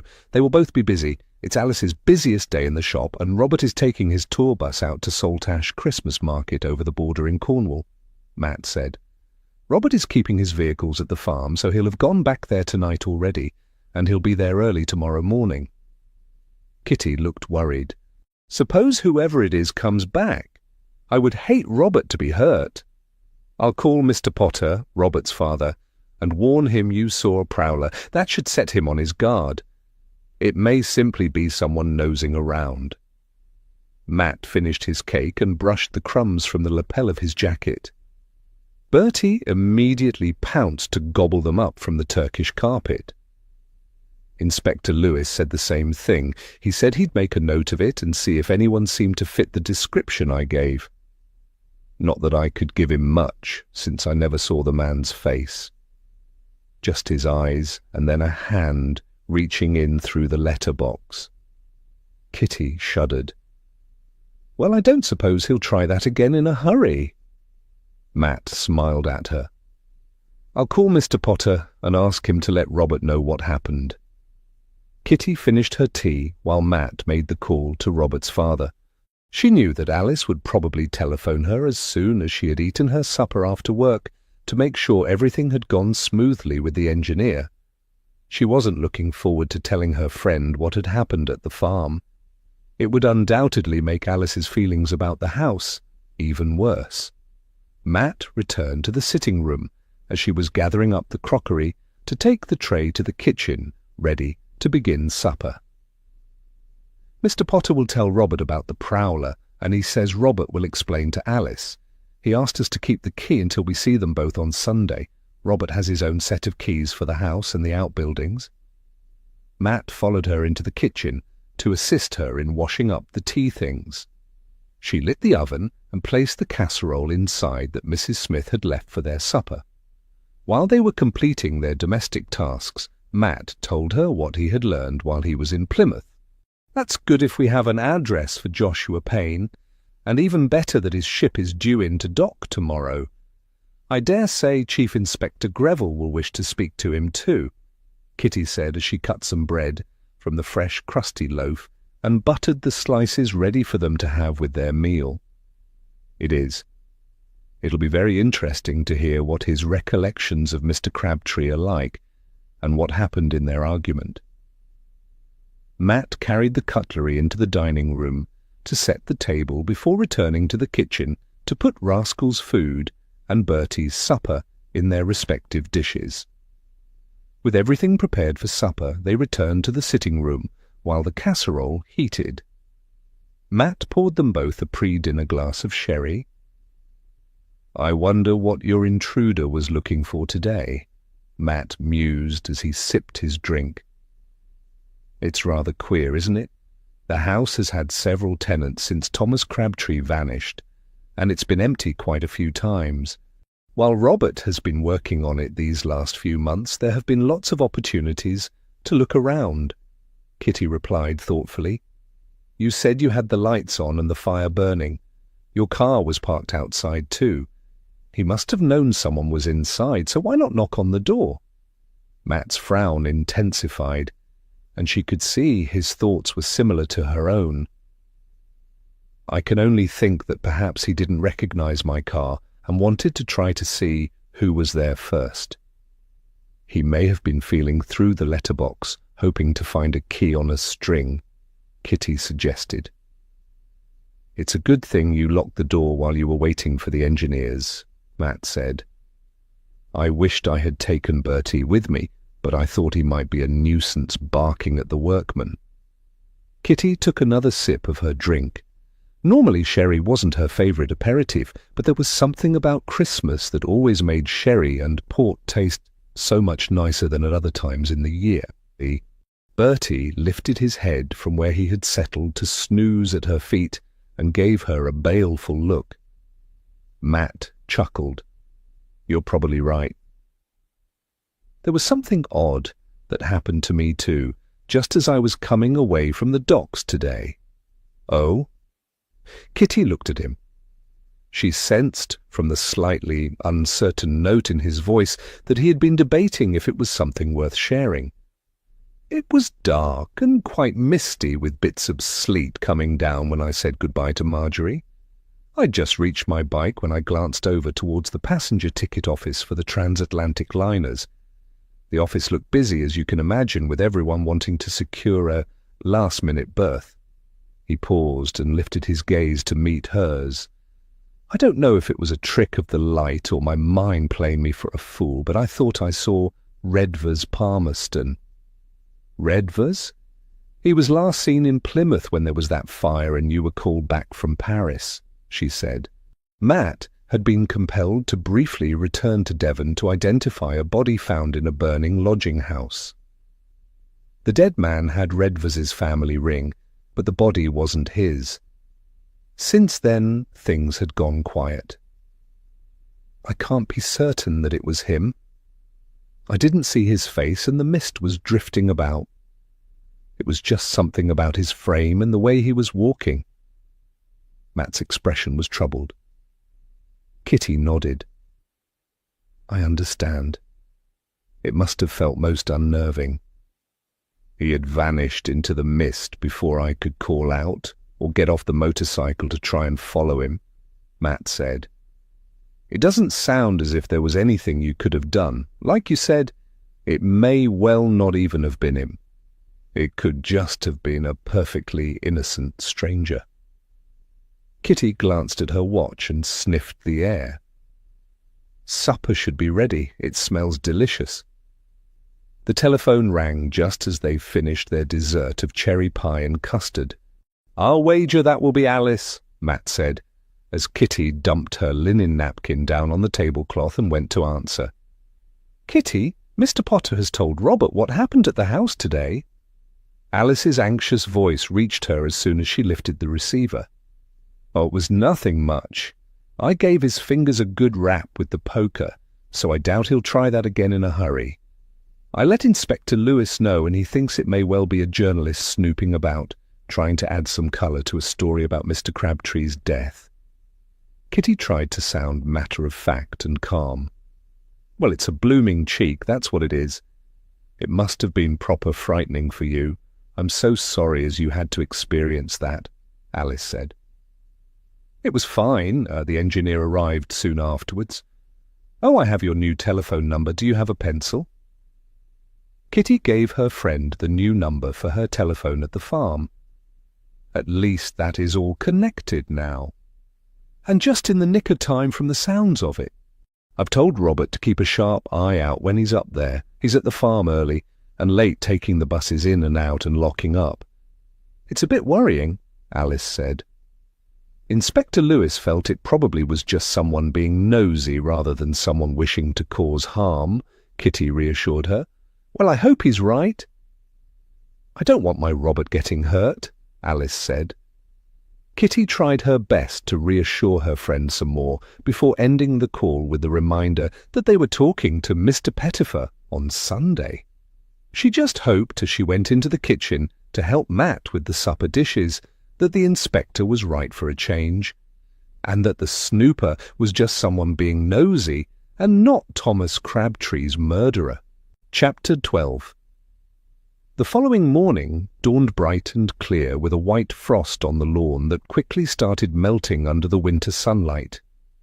Kitty shivered as she let Bertie into the garden, and Rascal blinked at her from his snug spot in front of the kitchen range. Matt had been restless in his sleep during the night.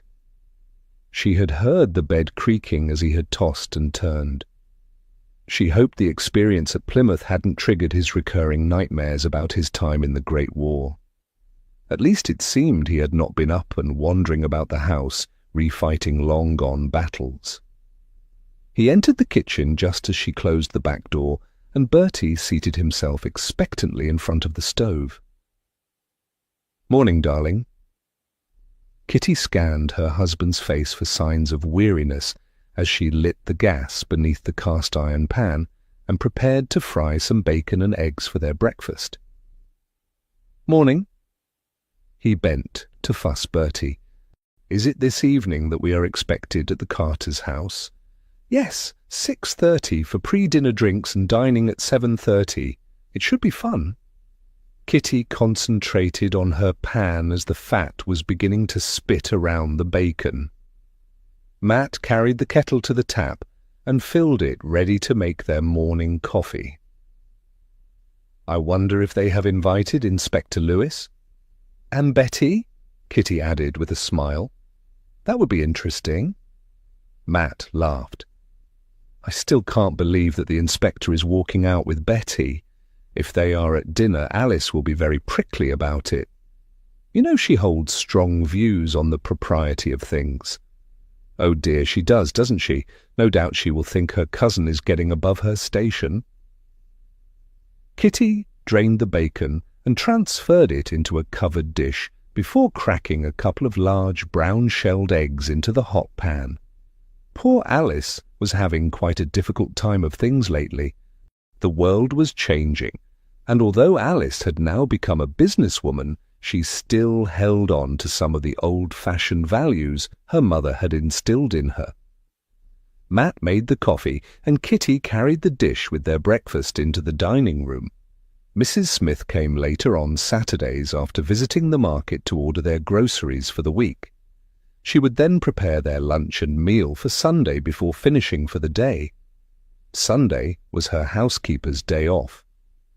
The newspaper rattled onto the doormat as they were about to sit down, so Matt went to collect it from the hall. "It seems that the discovery of Mr. Crabtree's remains is on the front page of the national press," he said, as he resumed his seat opposite Kitty.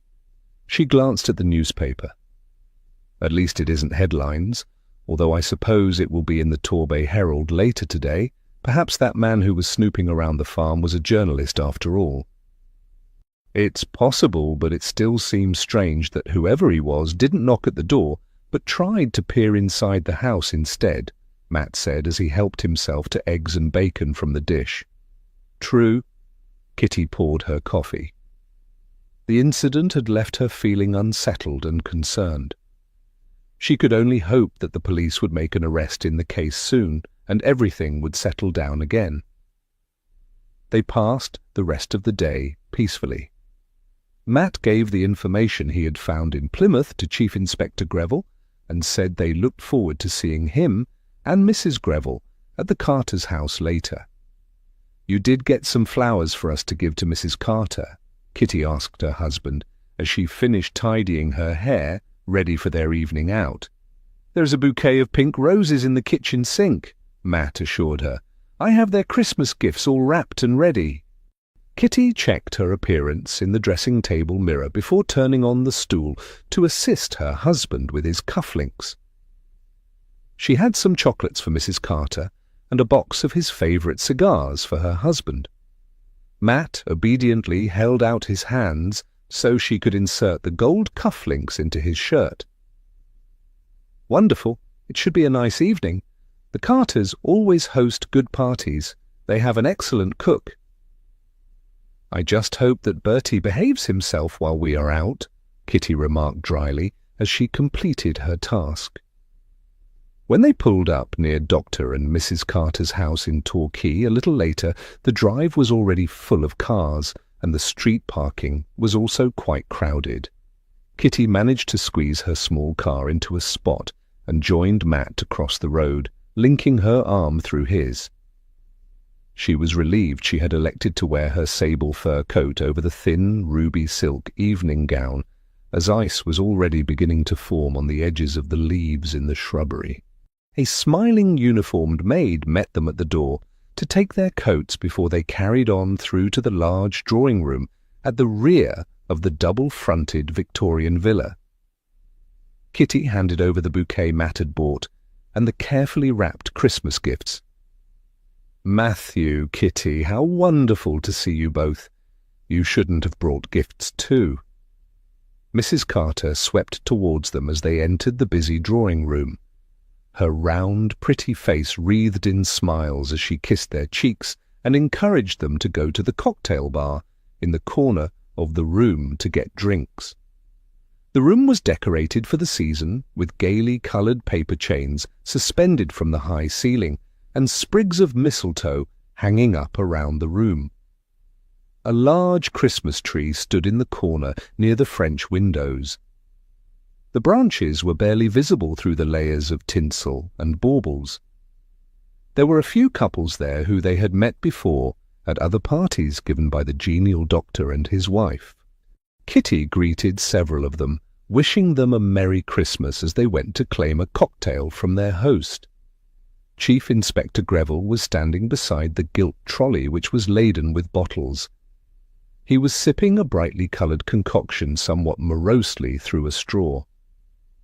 "Ha, Kitty, my dear, and Matthew, what can I get you?" Dr. Carter rubbed his hands together gleefully as they approached. "A Negroni would be delightful," Kitty suggested as their host picked up the smart silver cocktail shaker. "And for me too, please," Matt added. "Chief Inspector, that looks a fascinating drink. Is Mrs. Greville here with you this evening?" The Chief Inspector shook his head. "I'm afraid that Mrs. Greville is unable to attend.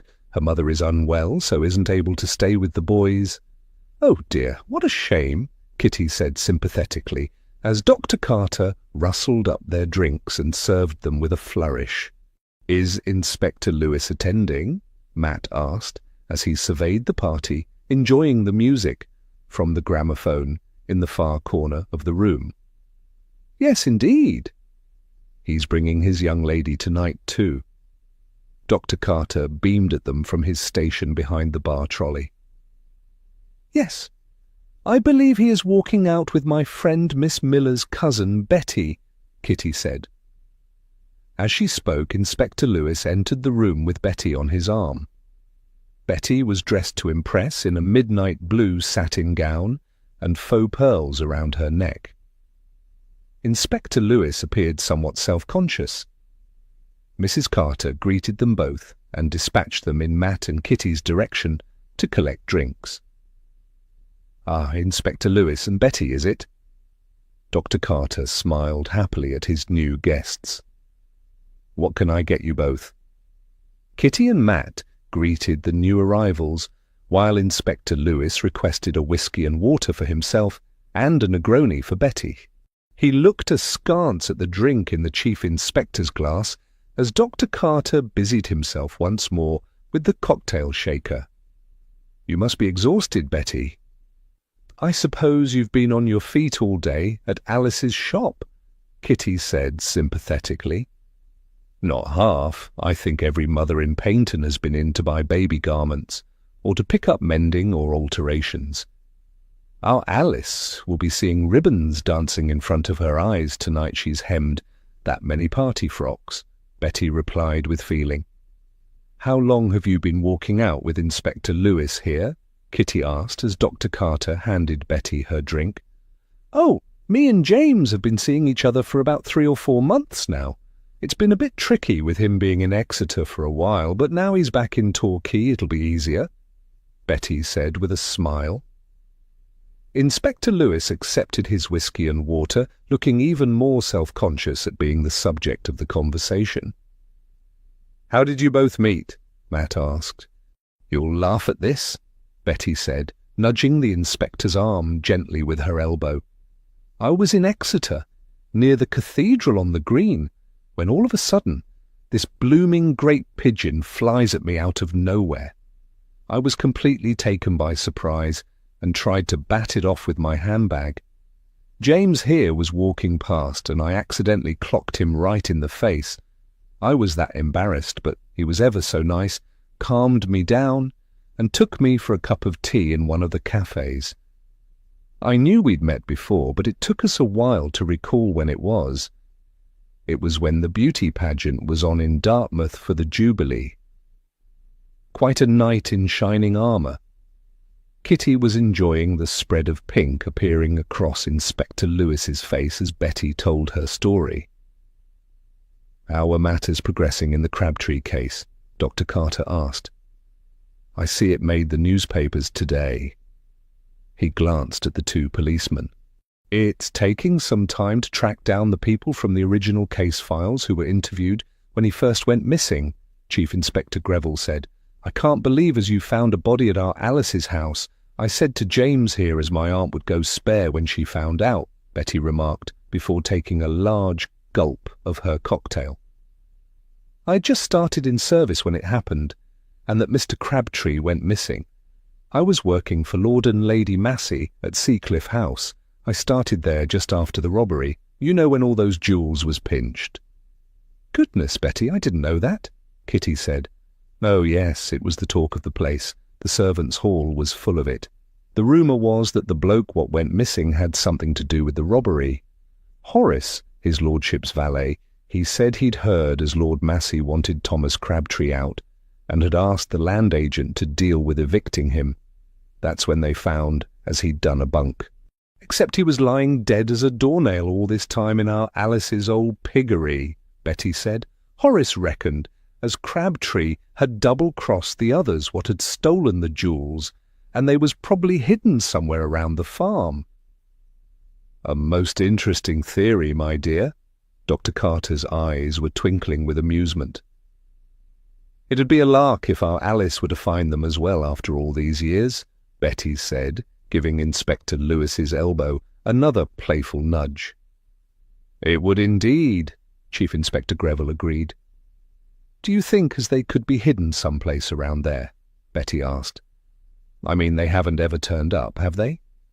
No, the jewels and silver are still missing, and unfortunately no arrests for the robberies were ever made, Chief Inspector Greville said.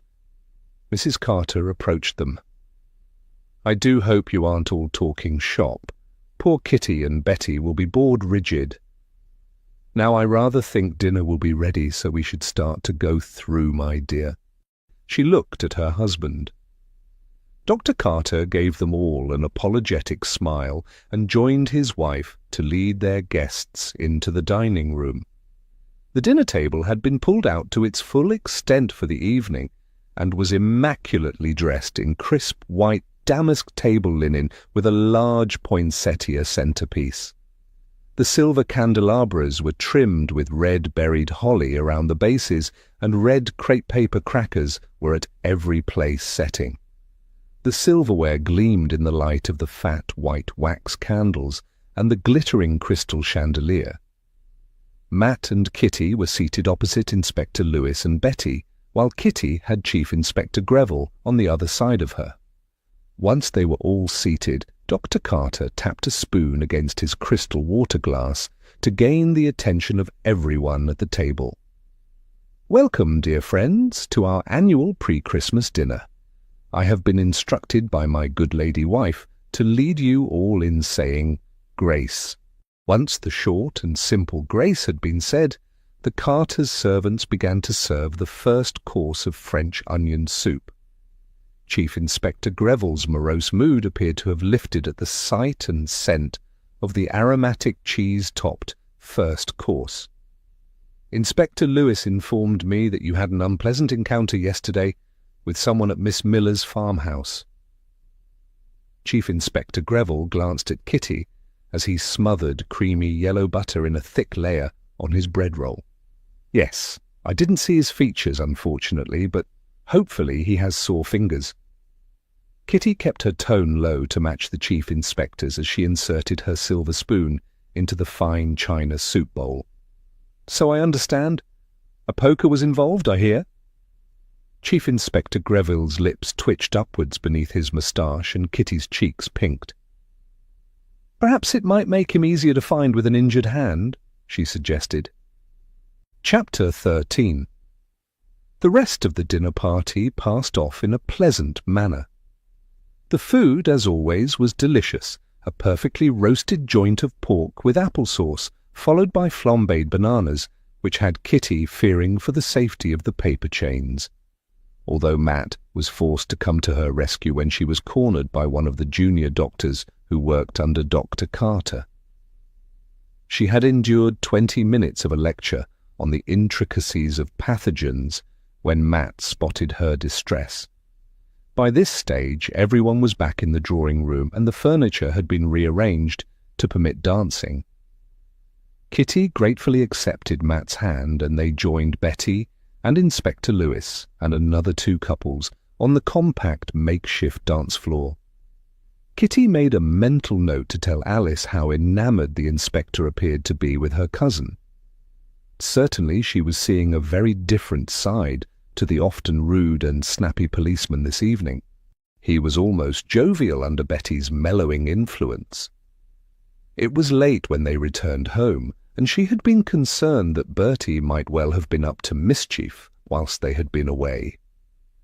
Although he was calmer now than when they had first acquired him, he was still prone to destroying things if left unattended for too long. The last victims had been a feather-filled new cushion in the sitting room and one of her slippers. This time, however, all seemed well, and she went upstairs to prepare for bed while Matt saw to their pets. It had been an enjoyable evening, and thanks to Betty and her colourful employment history, she had learned a little more of what had been happening around the time that Thomas Crabtree had been murdered. There was no time for too much speculation, though, since she would need to be up bright and early to assist at the church. She hopped into bed with a sigh and snuggled up to her hot water bottle. How had she allowed Mrs. Craven to talk her into this again? Sunday morning dawned gloomy and dull. There had been some rain overnight, and even the evergreen bushes in the garden looked wet and depressed as she ate her toast and marmalade. "I had better get going," Kitty said, before swallowing her last mouthful of tea. "We have to set out the cups and things before the start of the service." As soon as the congregation exit the door of the church, they circle around like a cloud of locusts to collect tea and cake. "Never mind, darling, it's Christmas after all." Matt grinned at her from over his newspaper. "It's all very well for you. You get to stay here and walk Bertie. I have to smile and pour tea and hope that perpetual dewdrop on the end of Mrs. Hartlebury's nose doesn't land on the mince pies." Kitty rose from the table as Matt burst out laughing. "Poor Mrs. Hartlebury, it is an unfortunate affliction the poor woman seems to have." Kitty humphed as she hurried into the hall to put on her coat and hat. Normally she enjoyed the services in the run-up to Christmas. This was one of her favourite times of the year, with the lighting of the candles and countdown to the big day. This morning, however, was likely to prove something of a trial. It was a popular service, as it was the last Sunday in Advent, and there would be a larger group than usual wanting tea. She drove her car down the hill and crossed the river on the ferry before parking as near to the ancient church as she could. Since she was early, everywhere was quiet, and the bell ringers hadn't yet started to summon the worshippers to church. Kitty took the opportunity to slip down the side of the church and into the graveyard. She had visited her mother's grave the week before and had left a small posy of creamy Christmas roses tied up in red tartan ribbon on the grave. She spent a minute or two there, comforted by the visit, before heading for the hall. Mrs. Hartlebury was already there, wrapped in a large floral pinafore, as she set out the utilitarian pale green cups and saucers. Mrs. Craven was there too, with 2 large tins, which Kitty guessed contained the baking that Dora had done for the occasion. "Kitty, dear, there you are." Mrs. Craven's tone implied that somehow she was late, which Kitty knew was definitely not the case. "Good morning," Mrs. Hartlebury greeted her with a smile. "Now, Kitty, please arrange the biscuits, cake and mince pies. I have brought some of my own festive china from home to display them on, so make sure that they are returned to me afterwards, won't you?" Mrs. Craven thrust the tins she was carrying at her. Kitty could see the plates already on the table waiting for the baked goods. They were painted with wintry scenes of robins and holly and looked expensive. "Of course I shall do my best." "Splendid.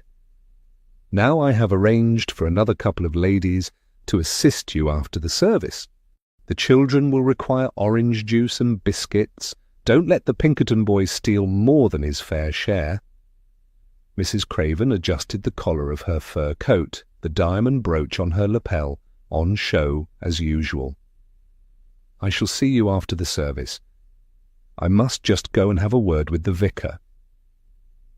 Mrs. Craven trotted off, leaving Kitty and Mrs. Hartlebury to finish their tasks as the bells started to peal, signalling that the service would be starting shortly.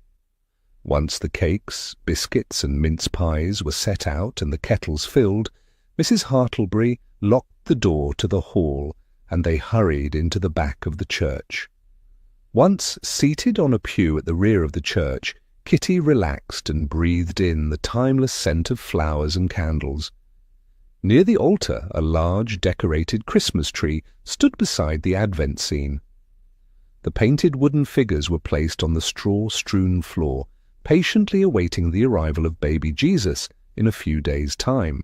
The church, as she had expected, was full. Small children fidgeted and were shushed by their parents as the vicar delivered the readings. Timeless festive hymns suitable for the Advent period were sung, and the last candle lit on the Advent crown. Just before the final dismissal, Mrs. Hartlebury touched her arm and she accompanied the older woman back to the hall. Once inside, the kettles were boiled, and they both donned pinafores ready for the arrival of the congregation. The door to the hall opened, and a group of small children rushed in, clearly eager to ensure they got their share of the treats. Kitty dispensed orange squash and biscuits while more people filed inside, creating a buzz of chatter. It was all getting quite busy when another woman, thin-faced with dark hair and a harassed expression, came to join them behind the counter. "Hello, Lavinia, my dear. I didn't think you were helping us today," Mrs. Hartlebury said, as the new arrival hung up her coat and put on an apron. "I weren't going to. It was supposed to be Peggy, but she's got something come to her throat, and that Craven woman grabbed hold of me in front of the vicar. I could hardly say no, could I? Not after all the church has done for us in the past." The woman started to refill the milk jugs and make conversation with the customers at the table. Kitty was intrigued. Lavinia was the name of Thomas Crabtree's daughter-in-law, and the reference to the church having helped her in the past set her wondering.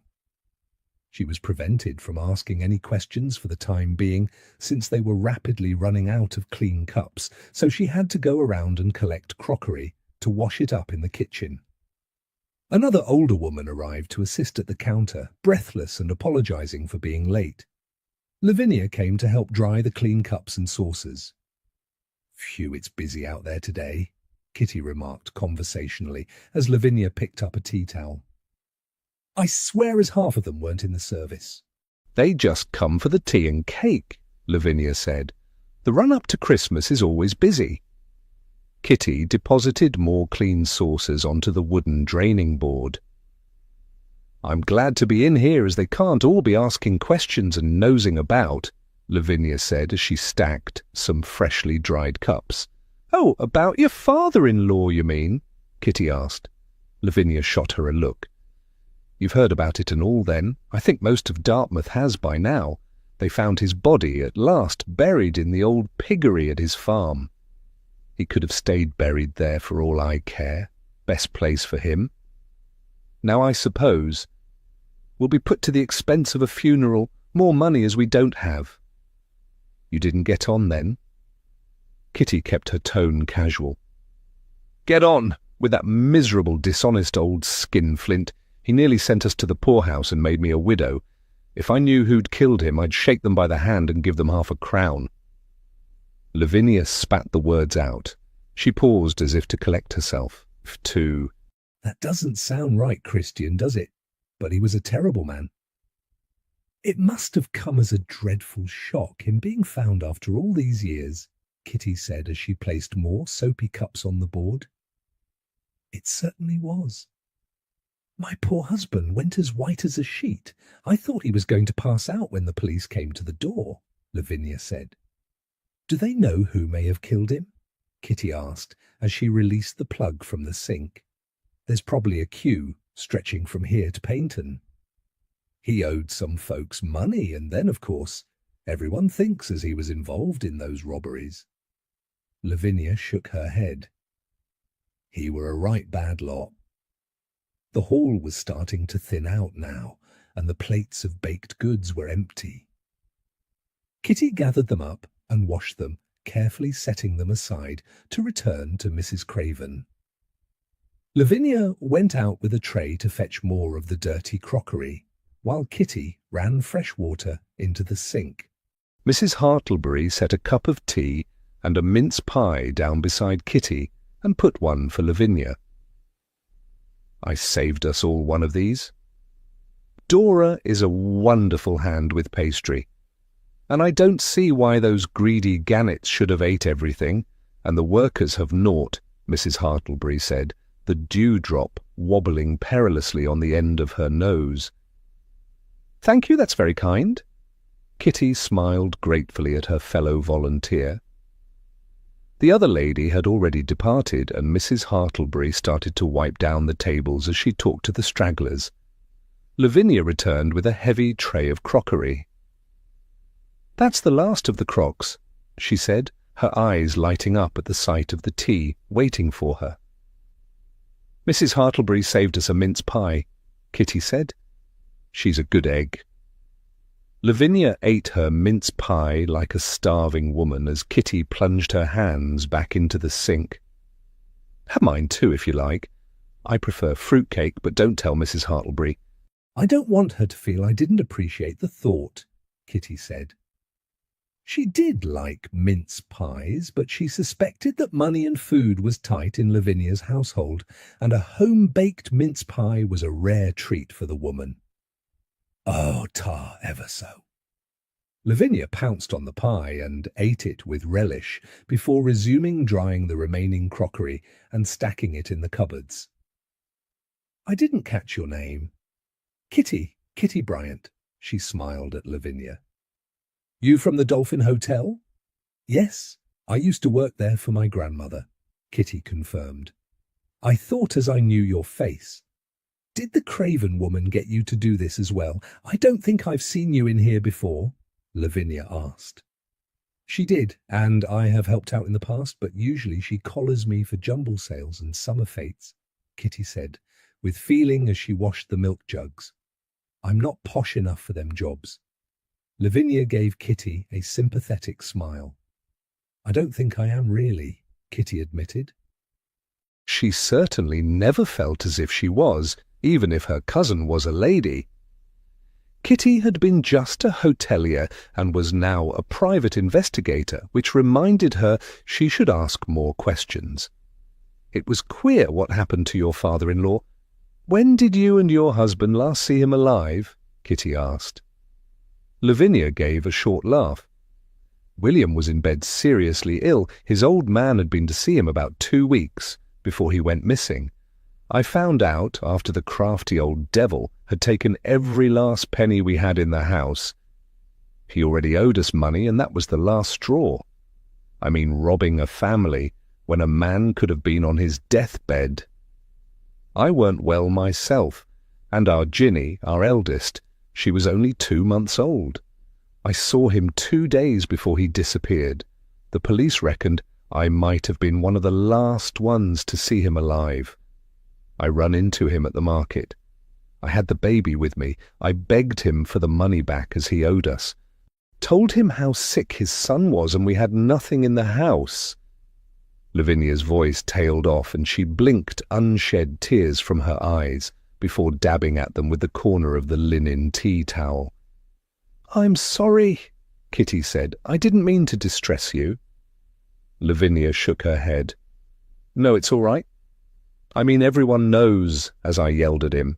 Told him he was a worthless piece of a man. I said how I wanted to kill him for what he had done to us.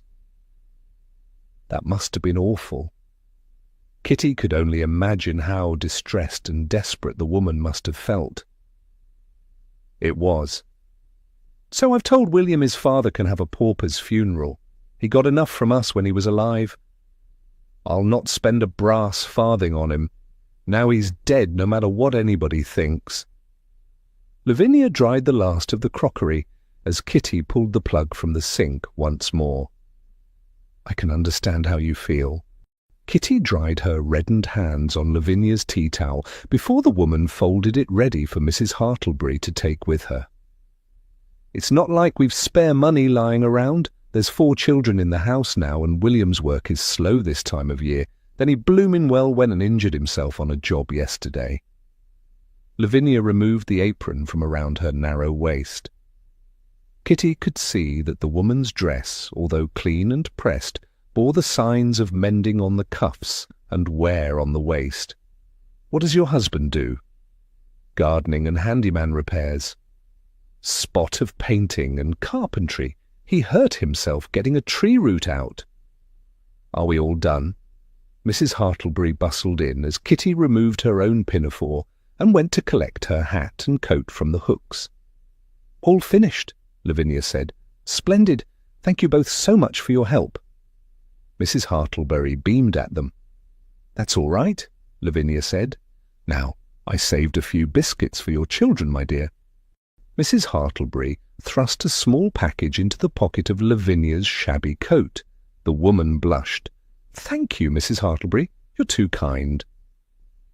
Kitty gathered up Mrs. Craven's fancy china festive plates and followed the other 2 women out of the hall. She wondered where Mrs. Craven had gone. No doubt she would expect Kitty to deliver her crockery to her house. Lavinia said her farewells and started off down the cobbled slope towards a thin man in a cap, standing nearby surrounded by a group of children. "Bless his heart, he always comes to meet her," Mrs. Hartlebury said, her gaze travelling in the same direction as Kitty's. The children surrounded their mother, and she delved into her coat pocket to distribute the biscuits that Mrs. Hartlebury had saved for the family. "She seems a good mother," Kitty said as the little family turned to walk into the town towards the river. "Heart of gold," Mrs. Hartlebury said, "and loves those kiddies and that man of hers more'n life itself." Kitty watched the little family walking away, the youngest child holding his mother's hand. A cold shiver ran along her spine as she realized that William Crabtree's right hand was heavily bandaged. Had he hurt it pulling out a tree stump, or was it a poker-inflicted injury? She barely heard Mrs. Hartlebury wishing her a Merry Christmas as she said goodbye. Her thoughts were whirling in a jumble in her mind. If it had been William Crabtree looking around his late father's old home, then what had he been looking for? Mrs. Craven's plates slipped in her leather-gloved hand, bringing her sharply back to reality. If those plates landed on the cobbles and broke, she would never hear the end of it. She secured them more firmly in her grip and made her way slowly towards her car. Dora answered the door of Mrs. Craven's house at the first fall of the door-knocker. "Mrs. Bryant, I'm afraid the missus isn't home just yet," she said, on seeing Kitty on the step. "That's all right." I called to return her plates. "Thank you for the lovely baking, by the way. It was greatly appreciated." Kitty handed the china over to the maid, Dora's cheeks flushed with pleasure. "Thank you, that's right nice of you to say so.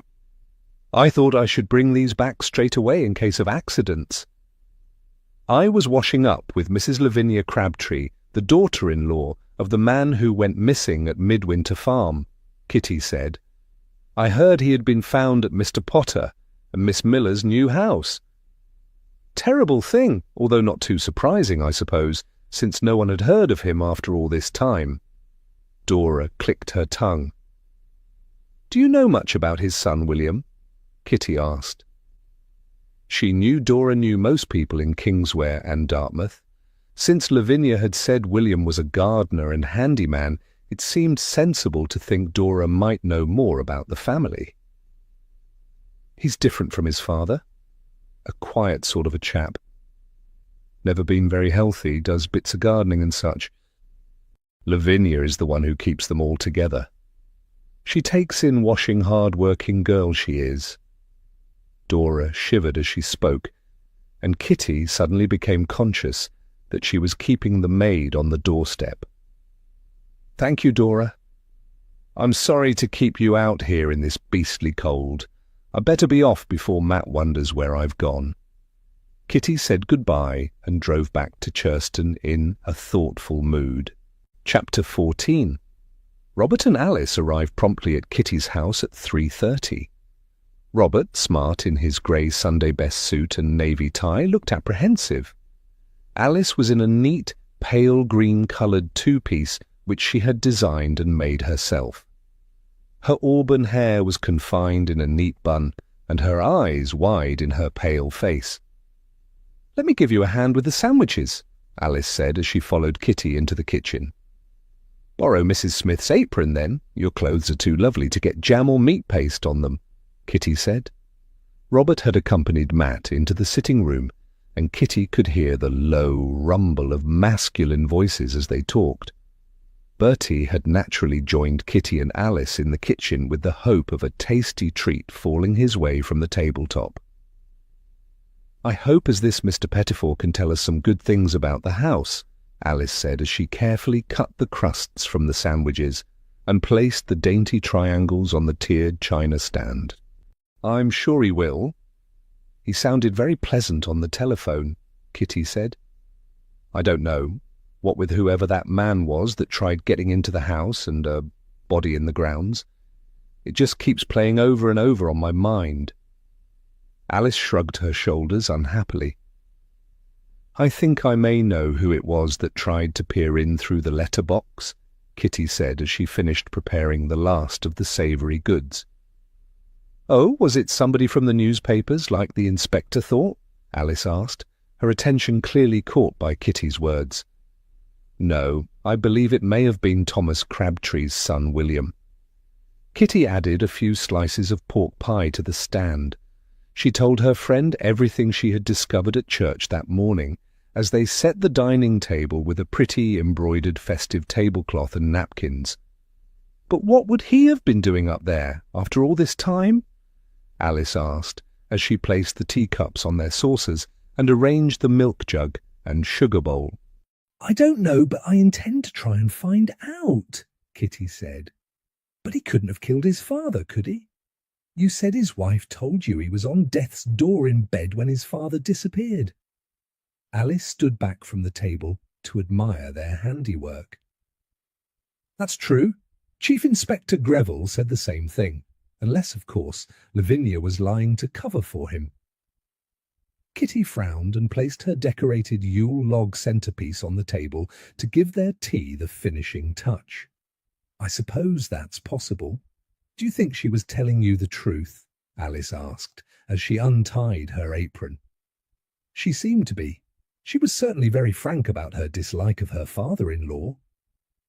Kitty also removed her own apron, and they went back to the kitchen to fill the kettle and warm the teapot, ready for Mr. Pettifor's arrival.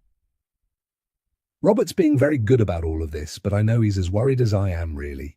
I don't mean he's superstitious, but if there are people prowling about the farm, what if they set fire to the sheds or damage his coaches?"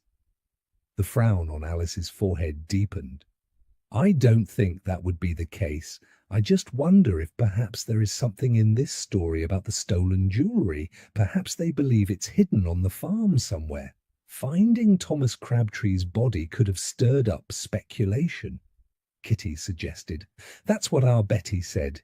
You know she was in service with the Masseys at the time. She were barely 14, though, like young Rose, who works for me. It was her first job. I was only a nipper back then." There was a knock at the front door, and Alice immediately started to smooth down her skirt and tweak her top. Matt went to the front door to greet their guest, showing him into the hall and taking his hat and coat. Once he was in the sitting room, Kitty and Alice went to join Robert and Matt. Mr. Pettifor was a small, rotund gentleman in his late 60s. His grey flannel waistcoat strained slightly at the buttons, and he had a cream rosebud in his lapel. He took a seat after shaking hands with them all. "Well, this is most delightful, if unexpected. What a charming home you have, Mrs. Bryant." Mr. Pettifor beamed at Kitty while Bertie investigated the newcomer's shoelaces. "A spaniel? I used to have a couple of those. Wonderful gun dogs, but remarkably inattentive when they choose." Mr. Pettifor didn't seem to mind Bertie, and Kitty immediately warmed to her guest. The kettle whistled in the kitchen, and Alice excused herself to go and make the tea. "Thank you for accepting our invitation, sir," Matt said. "My friend Mr. Potter here and his fiancée Alice have purchased Midwinter Farm." "So I believe. A jolly good purchase, a very solid building if in need of some restoration," Mr. Pettifor said, just as Alice returned to the room. Robert appeared relieved to hear the land agent's opinion of the farm. "My fiancée is naturally worried about the history of the place, given the recent discovery of Mr. Crabtree's body. We were hoping you could tell us more of the history of the place and your recollections of what happened when Mr. Crabtree disappeared," Robert said. "It would give me some peace of mind." Alice slipped her hand into Robert's. "Well, let us all go through to the dining room and have some tea, and then perhaps, Mr. Pettifor, you could tell us what you can recall," Matt suggested. Once they had all seated themselves at the table and tea had been served, Alice raised the first question. "Had Thomas Crabtree held the tenancy of Midwinter Farm for long?" she asked, as she arranged her sandwiches on her plate. I think he was there for 5 years altogether. Before that, the tenancy was held by the Davies family. They lived there for a long time. His father had the farm before him. Mr. Davies sadly lost both his sons in the Great War, and when his wife passed away, he no longer had the heart to stay. His health wasn't good, arthritis, I believe, and farming is a hard job. He went to reside with his sister in Tiverton, I think. Mr. Pettifor had filled his own plate with food and appeared to be enjoying himself enormously. Alice's expression lightened a little on hearing that her home had once been a settled family place. "How did Thomas get the tenancy?" Robert asked. "There's usually a lot of competition for farms, or so I've heard." Mr. Pettifor nodded, his cheeks bulging like a happy hamster. He chewed and swallowed before replying, "Indeed. However, Lord Massey always made it a priority to give tenancies to local men and veterans. The Masseys lost their youngest son, Bertram, in the Great War, and were very empathetic to others who had suffered. Thomas Crabtree fulfilled both of those criteria and had the money for the deposit and first quarter rent." Kitty glanced at Matt when Mr. Pettifor said that Thomas Crabtree had been a veteran. "Did he move there alone, or did he have family when he took the farm on?" Kitty asked, helping herself to a fruit scone from the stand. Mr. Pettifor frowned as he tried to recollect who had moved to the farm initially. Thomas was a widower. His late wife had died a few months earlier. I think the deposit was money from an insurance policy. His son, William, was there, but he moved out after 2 years to marry Lavinia. The daughter also left to get married. "Oh, I didn't know there was a daughter," Kitty said. No one had mentioned that William had a sister. "Yes, a lovely girl. The daughter. She married a man from Ireland and they returned there. It was rather tragic, as she died in childbirth about 6 months before Thomas disappeared. Her demise was partly why we didn't issue eviction notices sooner. Lord Massey was a very good man. He had a kindly disposition," Mr. Pettifor said, before taking a sip of his tea. "So Mr. Crabtree was to be evicted," Alice said. "Yes, my dear, that was why I had gone to the farm that day. We had been unhappy for some time. The rent was late, the land not being tended properly, the property not being kept up. Then, of course, there were incidents in the village. We had strict behaviour rules written into the tenancy agreements. Lord Massey was anxious that his tenants should be respectable and well regarded."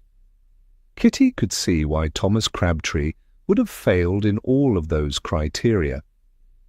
"I see. Did he know his livelihood and home were at risk?" "Oh yes, he had been given several warnings. I believe any other landowner would have evicted him much sooner."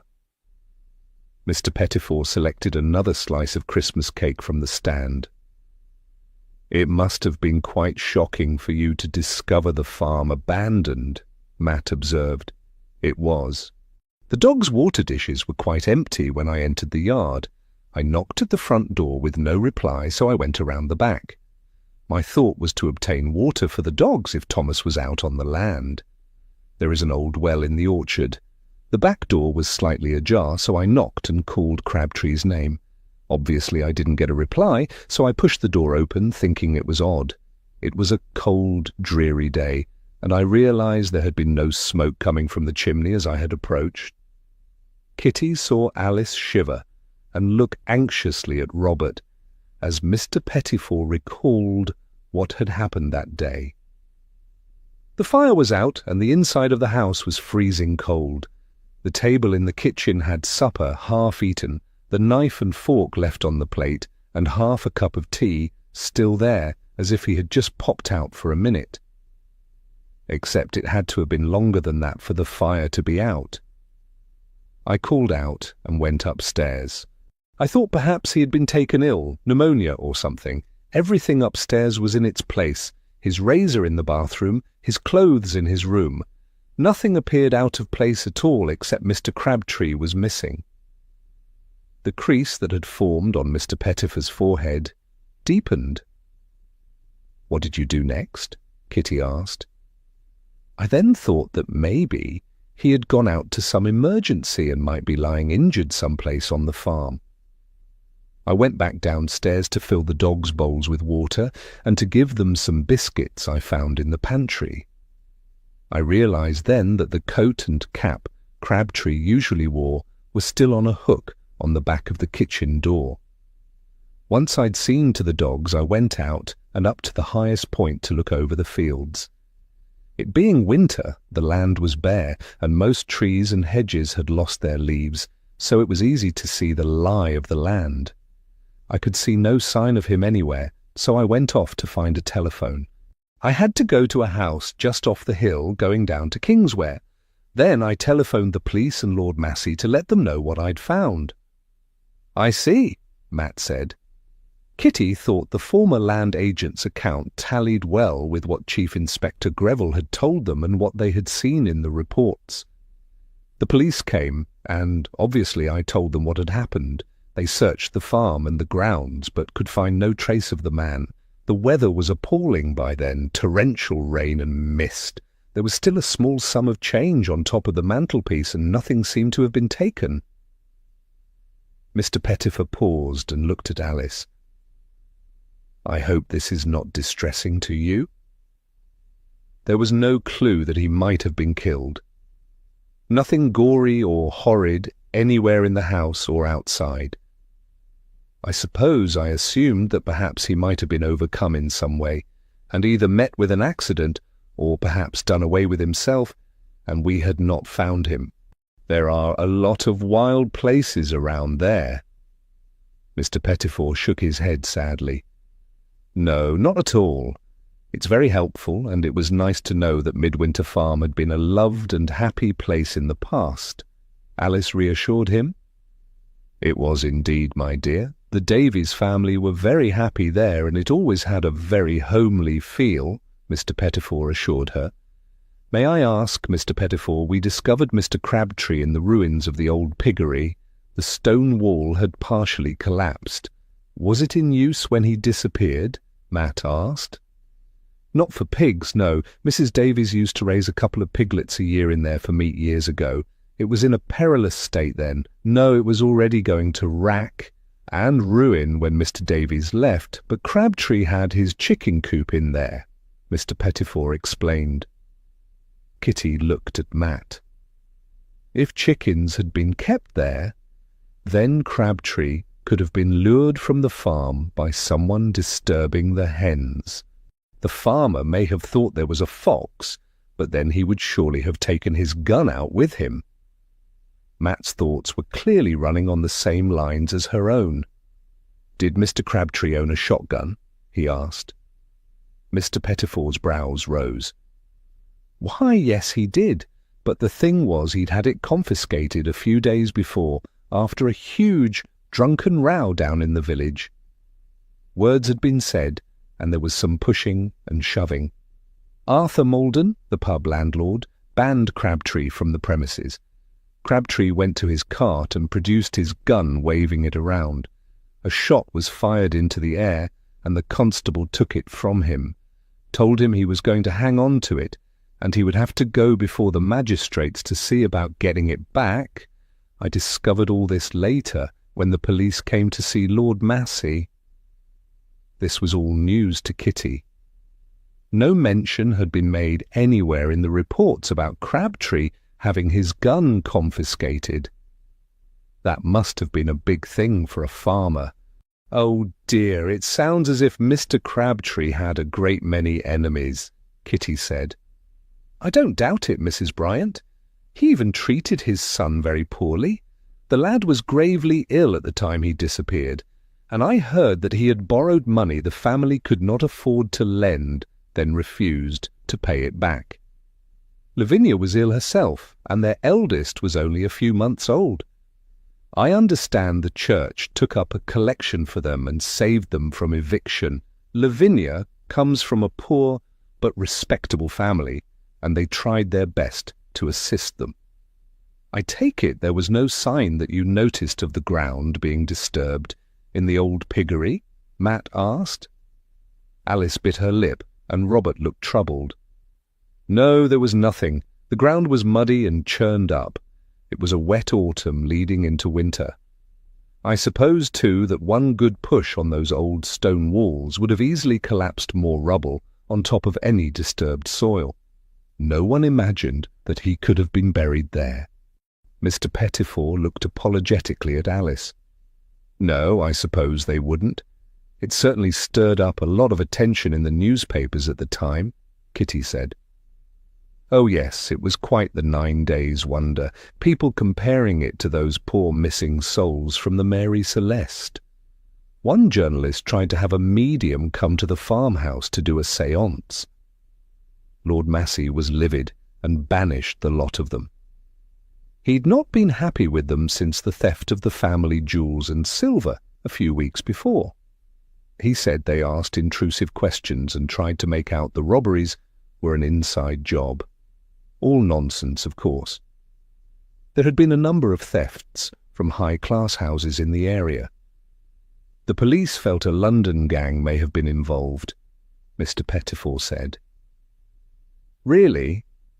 We had heard that people whispered that Thomas Crabtree had been involved in some way, Matt said.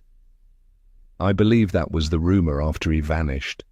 As a land agent, I talked to a good many people as I visited the farms and cottages. The story I heard was that he was what was known locally as a bagman, someone who held on to any stolen goods until the heat had died down, and then later received a cut of the proceeds for his trouble. He didn't steal himself, nor did he sell any stolen goods. He merely minded them for a time, Mr. Pettifor explained. Kitty shifted uncomfortably in her seat. It sounded all too like the kind of things her own father, Edgar Underhay, had served time for in the past. Unlike Thomas Crabtree, however, her father had never engaged in any kind of violence or threatening behaviour. Usually he simply charmed people into giving him things or doing him favours. What happened after Thomas Crabtree vanished? To the farm, I mean. It was let again, wasn't it? Alice asked. It was, my dear. A couple of gentlemen took it on, and Mr. Warrender was the first tenant. He had quite a struggle trying to turn a profit.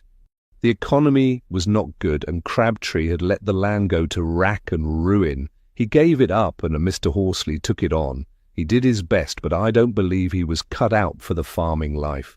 When he too gave up the lease, it was just as I was due to retire. Lord Massey passed away unexpectedly, and Lady Massey needed money to pay death duties. She was also not minded to keep so large an estate. The loss of her youngest son had stayed with her, and her eldest, Lord Massey's heir, Algernon, spends most of his time in London. That's why the farm went to auction. Mr. Pettifor looked kindly at Alice. It really is a very solid investment, my dear, and apart from Crabtree it was a lively, happy home for many years. I have no doubt that you and your fiancé will return it to that happy state once more. Kitty sincerely hoped he was right. Chapter 15. Mr. Pettifor took his leave shortly after tea was finished. Robert and Alice also left as they had promised to visit Alice's parents to allay her mother's concerns about the house. Thank you for asking Mr. Pettifor to tea.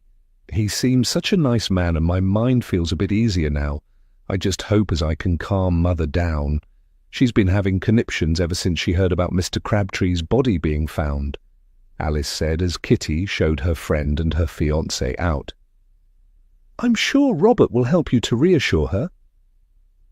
Kitty kissed her friend's cheek and waved them off from the step.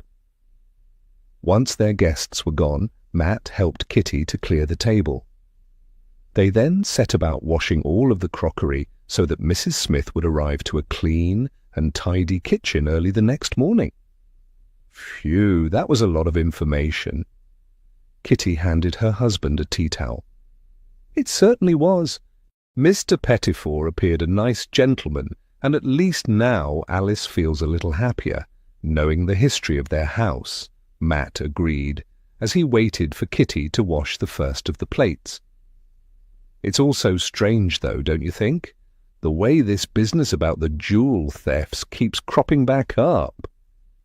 Kitty looked thoughtful as she plunged the delicate teacups into the sudsy water. It's hard to know after all these years if that's something that may have become muddled up with Thomas Crabtree's disappearance simply because the two events were close together. Plus, our Mr. Crabtree was known to be a wrong-'un, and neither case has been solved. Matt dried the saucers and stacked them neatly back on the shelf in the dresser. I see what you mean. At least we know the background more fully now about why Crabtree was not discovered straight away or in subsequent years. It's only since Robert acquired the farm and started to clear that area, ready for the sighting of the telegraph pole. If he hadn't done that, it may have been a lot longer before anything came to light. I don't suppose anyone had cause to move anything there before. Kitty placed another pile of clean crockery on the small draining board. No, the subsequent tenants obviously left everything as it was. I'd like to know what William Crabtree was doing, though, prowling around the farm and peering in through the letterbox. There seems little doubt in my mind that it was him. Mr. Pettifor said he had left home some 18 months to 2 years before his father vanished. Then there has been 10 years of other tenants in the house, as well as other short vacant spells. So why now? What was he looking for? Matt frowned and clinked the cups together, drawing a look from Kitty. "Don't break my china. Those were a wedding present from your parents," she reproved. "Sorry?" Matt grinned at her as he apologized. "I don't know. The only thought I had is that Robert has been renovating the place, and somehow that might be why," Kitty suggested. They completed the clearing up and retired to the cosy warmth of the sitting room, setting thoughts of the puzzle to one side. Rascal curled up beside the fire, and Bertie settled at Kitty's feet. Matt switched on the radio as there was a concert they both wished to hear. Kitty relaxed in her chair, and Matt resumed the final clues in his crossword. They had only been settled for about an hour when there was a knock at the front door. Matt put his paper aside and went to see who was there. He hadn't heard any voices, so he thought it was unlikely to be carol singers. Instead, when he opened the door, he discovered Chief Inspector Greville on the step. "I do hope I'm not intruding, but something has occurred today which I thought you should know about." The Chief Inspector's expression was grave under the shadow cast by the brim of his hat. "No, not at all. Come inside. It's bitter out there." Matt ushered him into the hall to take his outdoor things. The evening air was icy, and tendrils of mist had curled around the policeman when he had been on the step. "Go through to the sitting room." Matt hung up the Chief Inspector's hat, coat and scarf. Bertie let out a lazy woof, followed by the steady thump of his tail in welcome as Chief Inspector Greville entered the room. "Chief Inspector, good evening." Kitty switched off the radio as the policeman took a seat on the end of the sofa. "Can we get you a drink? Some refreshments?" "We have some sandwiches in the pantry," Kitty offered. The Chief Inspector looked tired, Matt thought. "That would be most kind, Mrs. Bryant. I must admit I haven't stopped since about 11 o'clock this morning." Kitty gave a slightly alarmed look at Matt and went back to the kitchen to prepare a plate and a hot drink for the Chief Inspector. Matt waited until Kitty returned bearing a loaded tray of supper which she placed on the policeman's lap before asking any questions. "Now do tuck in, Chief Inspector. You look exhausted." Kitty's voice held a note of concern as she retook her seat beside the fire opposite Matt. "We were called late this morning to an incident at Totnes. A resident had reported hearing a man and a woman quarrelling loudly near their house. They reported hearing screams and then a splash. An hour later, another resident reported seeing what appeared to be a woman's body caught up in the reeds near the riverbank.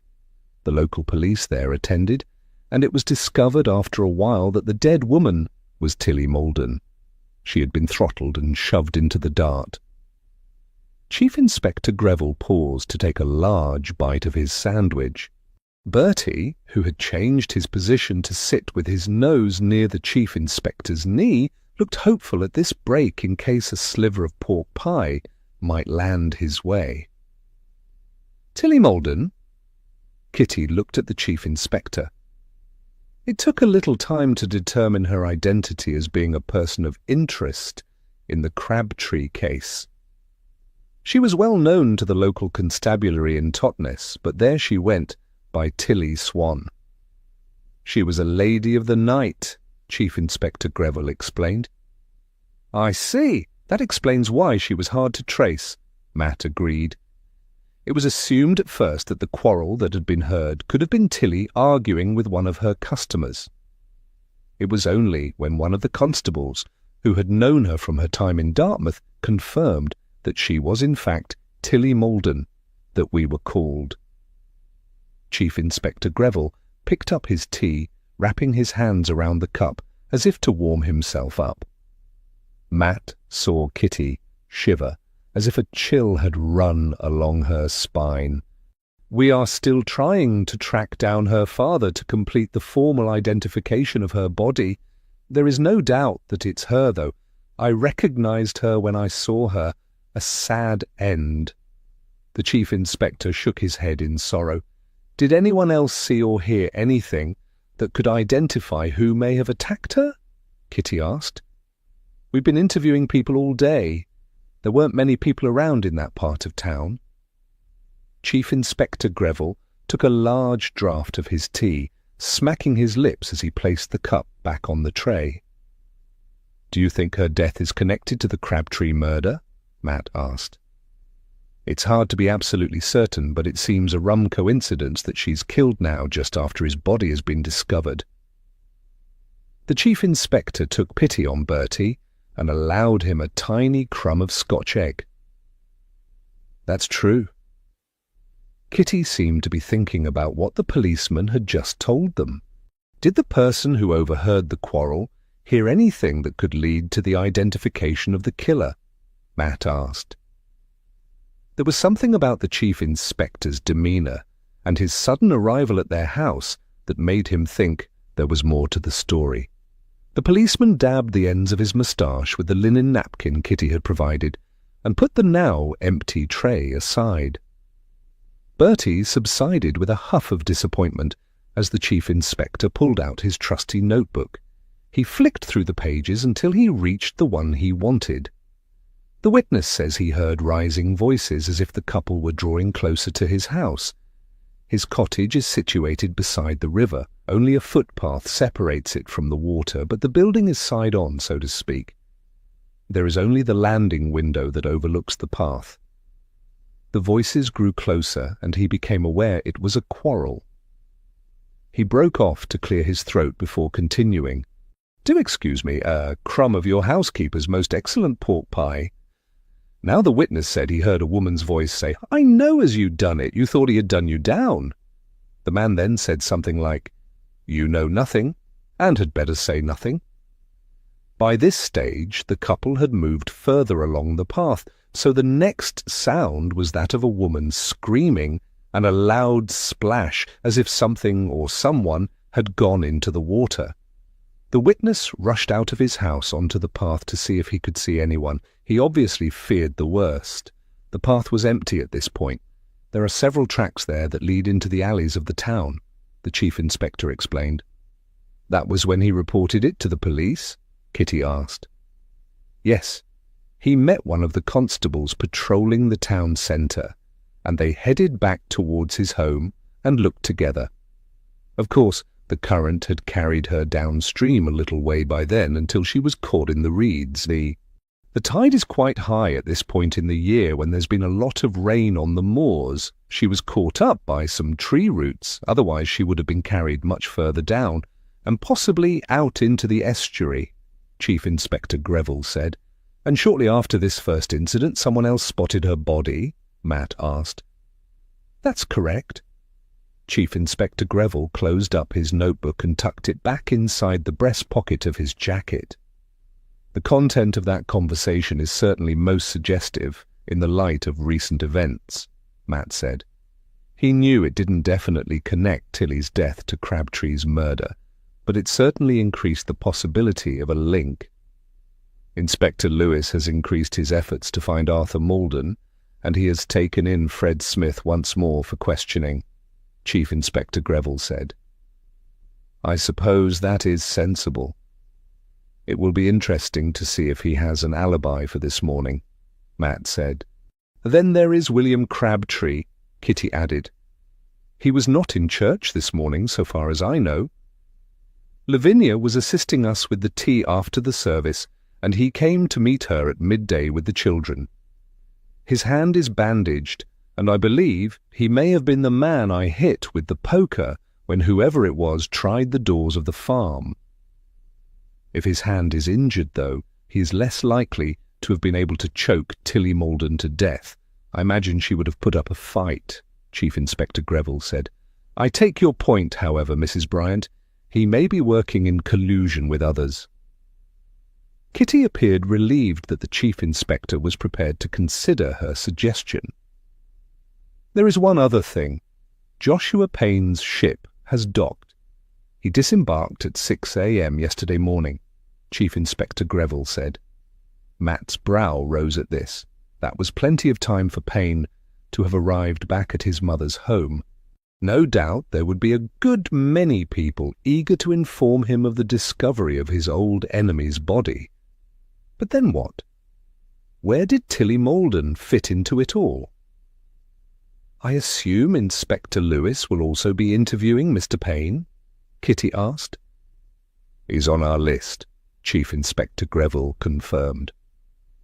Kitty carried the Chief Inspector's empty tray back into the kitchen while Matt offered the policeman a tot of whiskey. She was glad of a few minutes alone to clear up and to work through what they had just been told. What had the murderer thought Tilly had meant?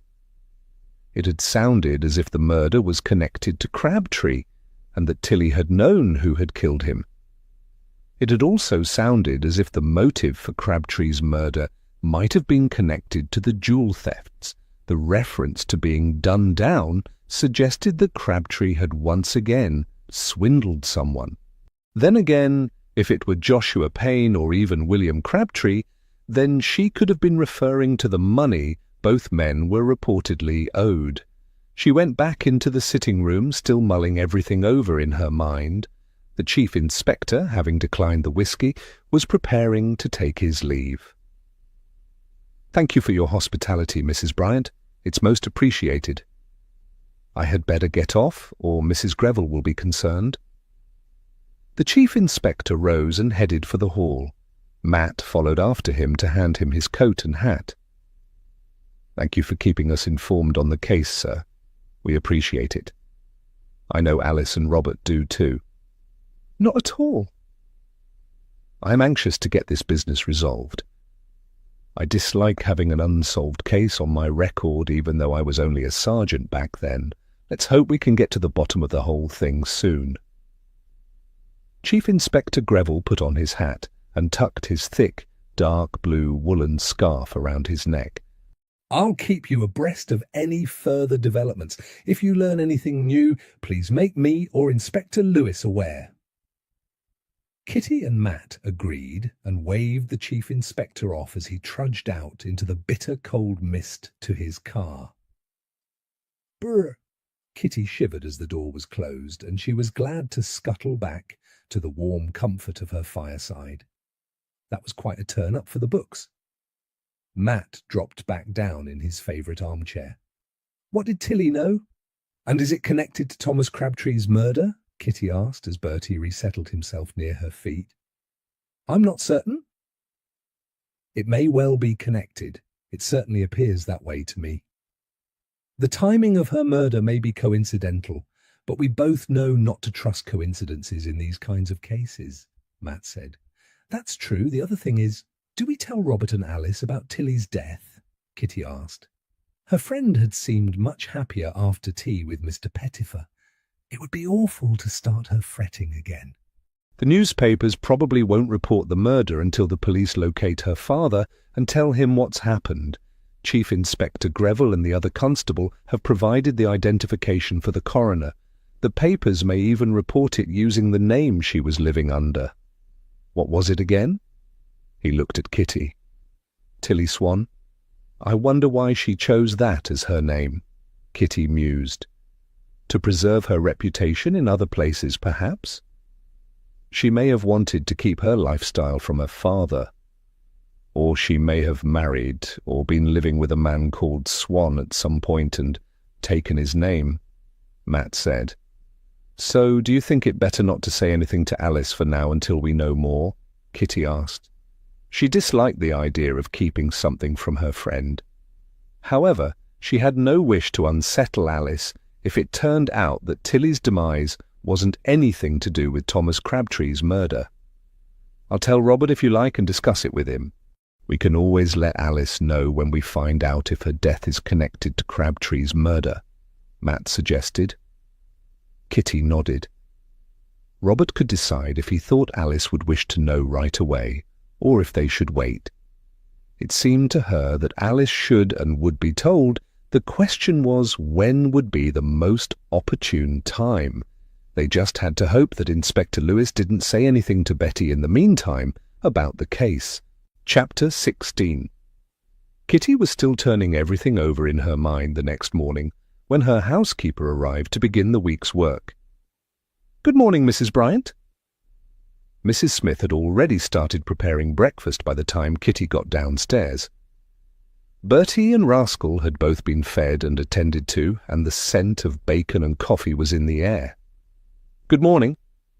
Kitty could see that the mist from yesterday had cleared, and the grass beneath the apple tree was dusted white with frost. It occurred to Kitty that Mrs. Smith might know something of Tilly's history, since Fred Smith had once courted the young woman. She tried to keep from under the housekeeper's feet while thinking of a way to broach the subject. Is there something as you want, Mrs. Bryant? I've placed the orders for the Christmas groceries, so that's all in hand. Mrs. Smith looked inquiringly at her as Kitty hovered in the kitchen doorway. No, well, yes, I suppose so. Oh dear, that sounds dreadfully muddled. Yesterday evening the Chief Inspector called here at the house. He had some bad news about a woman called Tilly Malden. I think you mentioned that your disreputable relation used to court her back when Thomas Crabtree disappeared, Kitty said. Oh yes? Mrs. Smith continued to keep her attention on the frying pan, expertly cracking 2 fat brown-shelled eggs into the sizzling fat.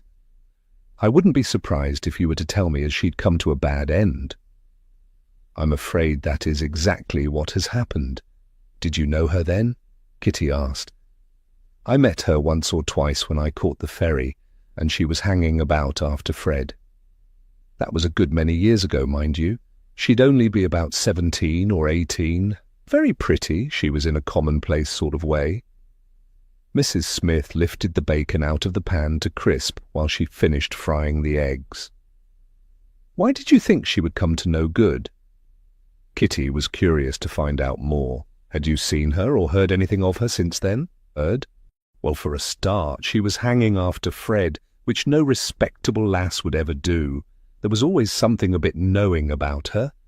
Her father didn't have the best of reputations neither, and she'd been brought up in public houses with just him to look after her, poor lass. Then after Crabtree went missing and Fred was questioned, she seemed to cool things with him. Not long after that I heard that her father took over the running of another public house. I heard a bit of gossip in the town, as she was always with a different man. Mrs. Smith slid the eggs into a dish ready for the table and started on the toast. She was murdered yesterday in Totnes. The police said she'd been living under the name Tilly Swan, Kitty said. Tilly Swan? Yes, that was a name as she went by when she wanted to be on the stage.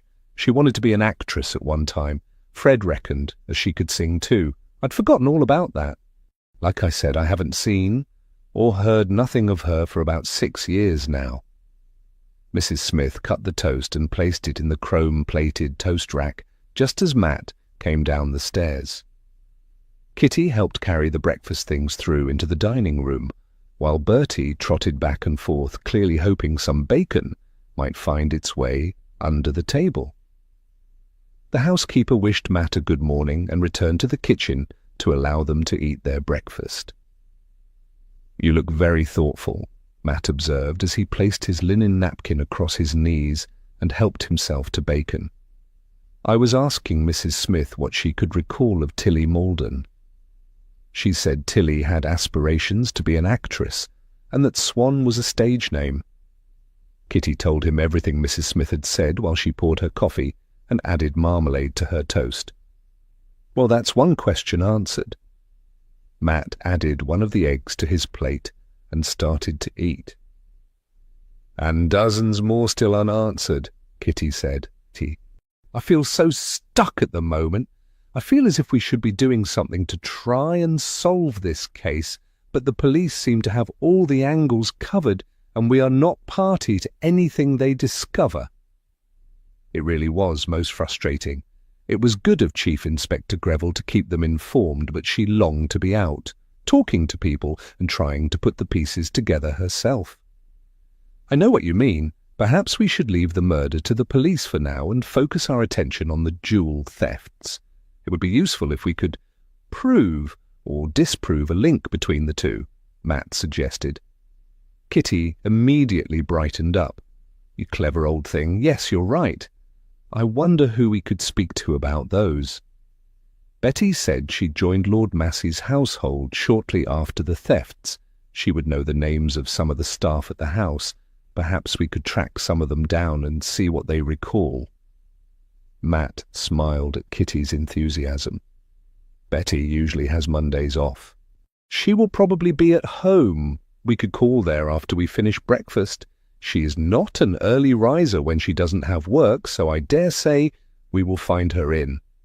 Kitty started to feel much more positive now they had something to work on. They drove across the river into Dartmouth and parked near Betty's parents' home on the opposite side of town to the Dolphin Hotel.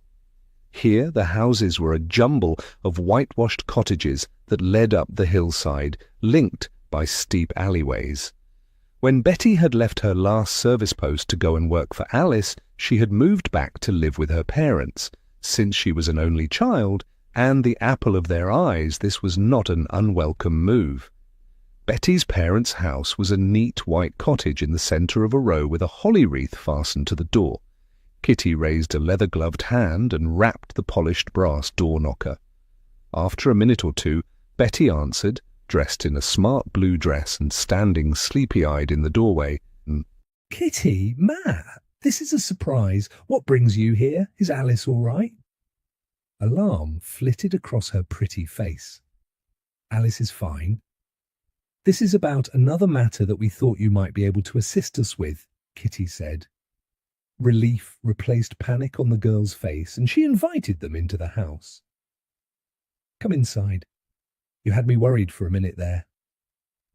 "We're sorry about that. We've been thinking about what you told us at Dr. and Mrs. Carter's dinner party the other evening," Matt said as Betty showed them into a tiny front parlour room which Kitty suspected was kept for best. Christmas cards jostled for space on the crowded mantelpiece alongside various pieces of Staffordshire china shepherdesses. Silver-framed photographs of Betty at various stages of her childhood were grouped on the many highly polished tables.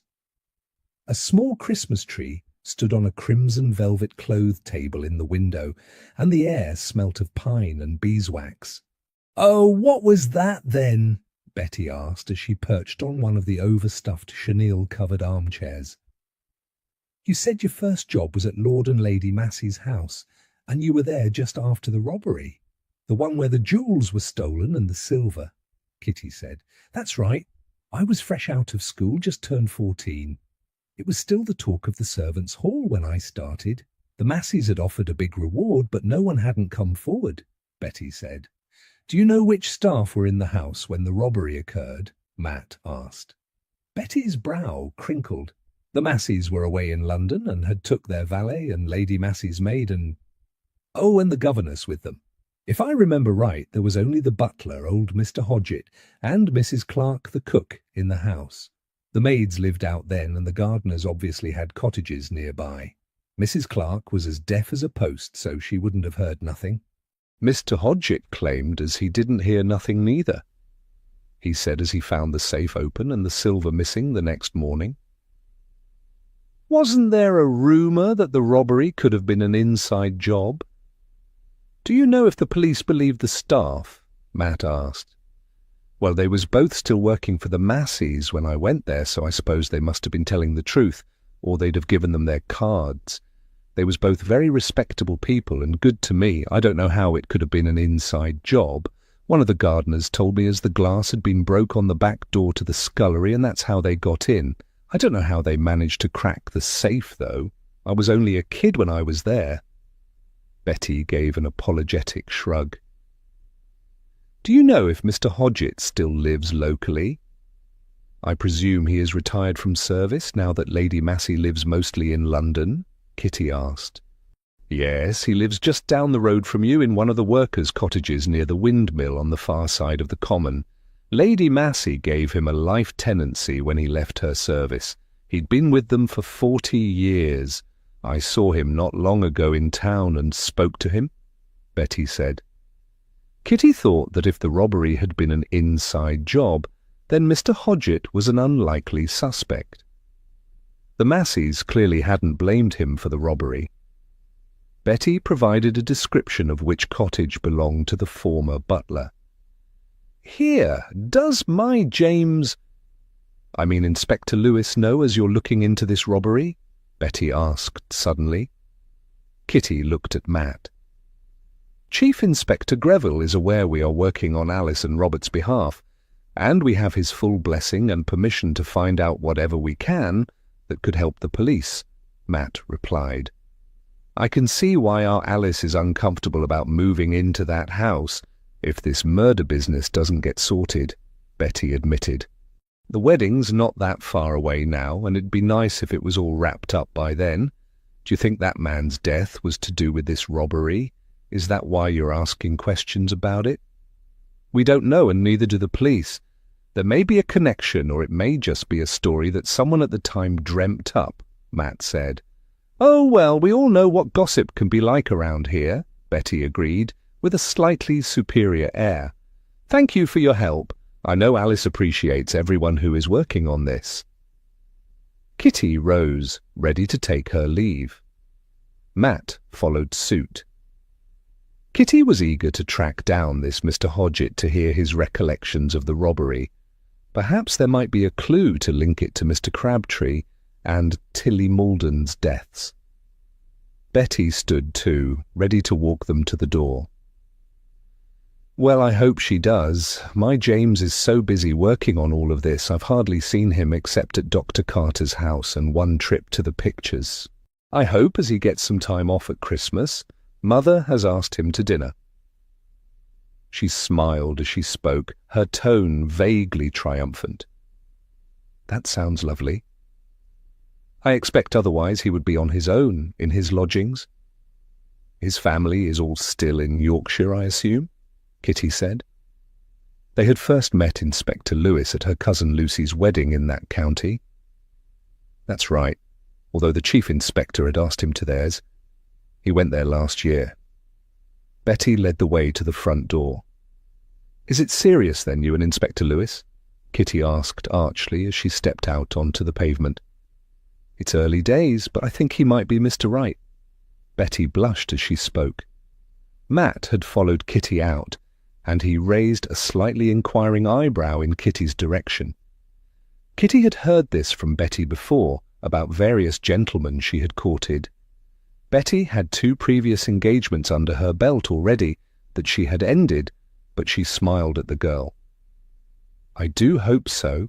They said goodbye and walked back to Kitty's car, shivering in the icy wind blowing in from the river. Back to Churston to track down Mr. Hodgett, then? Matt said as she started up the car engine. Let us hope he is at home and is willing to talk to us, Kitty said, as she drove towards the ferry once more. She knew the row of cottages that Betty had been referring to. They bordered the Churston estate, and she had always assumed they were part of that manor. According to what Betty had told Matt, Mr. Hodgett's cottage was the end one, furthest from the road. Kitty parked her car and they climbed out to crunch their way along the narrow dirt track that led to the houses. The cottages were ancient, lime-washed cob houses with thatched roofs. Each one had a tiny pocket handkerchief-sized garden out front, bordered by a low stone wall. She guessed it probably looked very pretty in summer. The low front door was situated under a tiny, thatched canopy held up by two thick wooden posts hewn out of tree trunks. A holly wreath with a tartan bow hung from the brass door knocker. Matt rapped on the door, and they waited to see if anyone was at home. After a moment, Kitty thought she detected the sound of shuffling feet on a stone flag floor before the door was cracked open, and a small, wizened elderly man peered suspiciously up at them. "Whatever you're selling, I am not buying any," he said in a quavery voice. "We aren't selling anything, Mr. Hodgett. We came to see if you could help us with some questions about your employment with the Massey family," Kitty said as Matt produced one of their business cards and handed it to the former butler. The old man squinted at the card. "My eyes aren't what they were," he grumbled. "We are private investigators based in Torquay. We have been asked to talk to anyone who remembers the theft of some jewels from Lord Massey's home about 10 years ago. One of the young maids, Betty, she said you used to be Lord Massey's butler, and said you could probably help us," Kitty said. "I don't know what I can tell you, really. It was a long time ago now and very upsetting," Mr. Hodgett said. "I can imagine," Kitty sympathized. "You've probably not worked in a household with a servants' hall, miss. The gossip and suspicion and upset." The elderly former butler looked quite distressed, and Kitty was worried he might close the door and refuse to speak to them. "No, I haven't, but my grandmother and I own the Dolphin Hotel in Dartmouth, and our staff are much the same," she said. "The Dolphin? Are you Gwen Treadwell's granddaughter? A fine woman, your grandmother. You should have said so right away. Come in, come in." Mr. Hodgett's demeanour changed immediately to one of welcome, and he ushered them inside. They stepped into a tiny front parlour with a roaring fire in the hearth. The heat hit them as their host invited them to remove their coats and take a seat on the high-backed old-fashioned sofa. A miniature Christmas tree stood on a green velvet tablecloth surrounded by a handful of Christmas cards. "You must be Eloid's girl, Kitty?" Mr. Hodgett studied her with rheumy eyes. "My, you look like your mother." Since Mr. Hodgett appeared to know her and her family, Kitty tried to recollect if she had met him before. Nothing sprang to mind, however, as she introduced Matt and assured him of her grandmother's health. "I used to court your grandmother years ago before she married your grandfather. A lovely lady. I have such happy memories of her and her friend Millicent," Mr. Hodgett said. Kitty glanced at Matt. It seemed to her that not only did Mr. Hodgett know her grandmother, he also knew Mrs. Craven. "Grams is in Scotland at present for the holidays with her sister, but I'll be sure to remember you to her when she comes back," Kitty said. "Thank you, my dear. I recall her sister too, a lovely young lady. May I get you both some tea?" Mr. Hodgett looked as if he were about to leap into action. "No, thank you," Kitty declined gracefully, not wishing to put their host to any extra work. "We hoped you could tell us more about the robbery at Seacliff House." "Betty said that there was just yourself and the cook at home at the time. Is that correct?" "Lord and Lady Massey were away from home. They had gone to London to their house there, taking some of the principal staff who usually lived in. Miss Noon, the governess, Pridmore, the valet, Minette, her ladyship's maid, and Emerson, the first footman.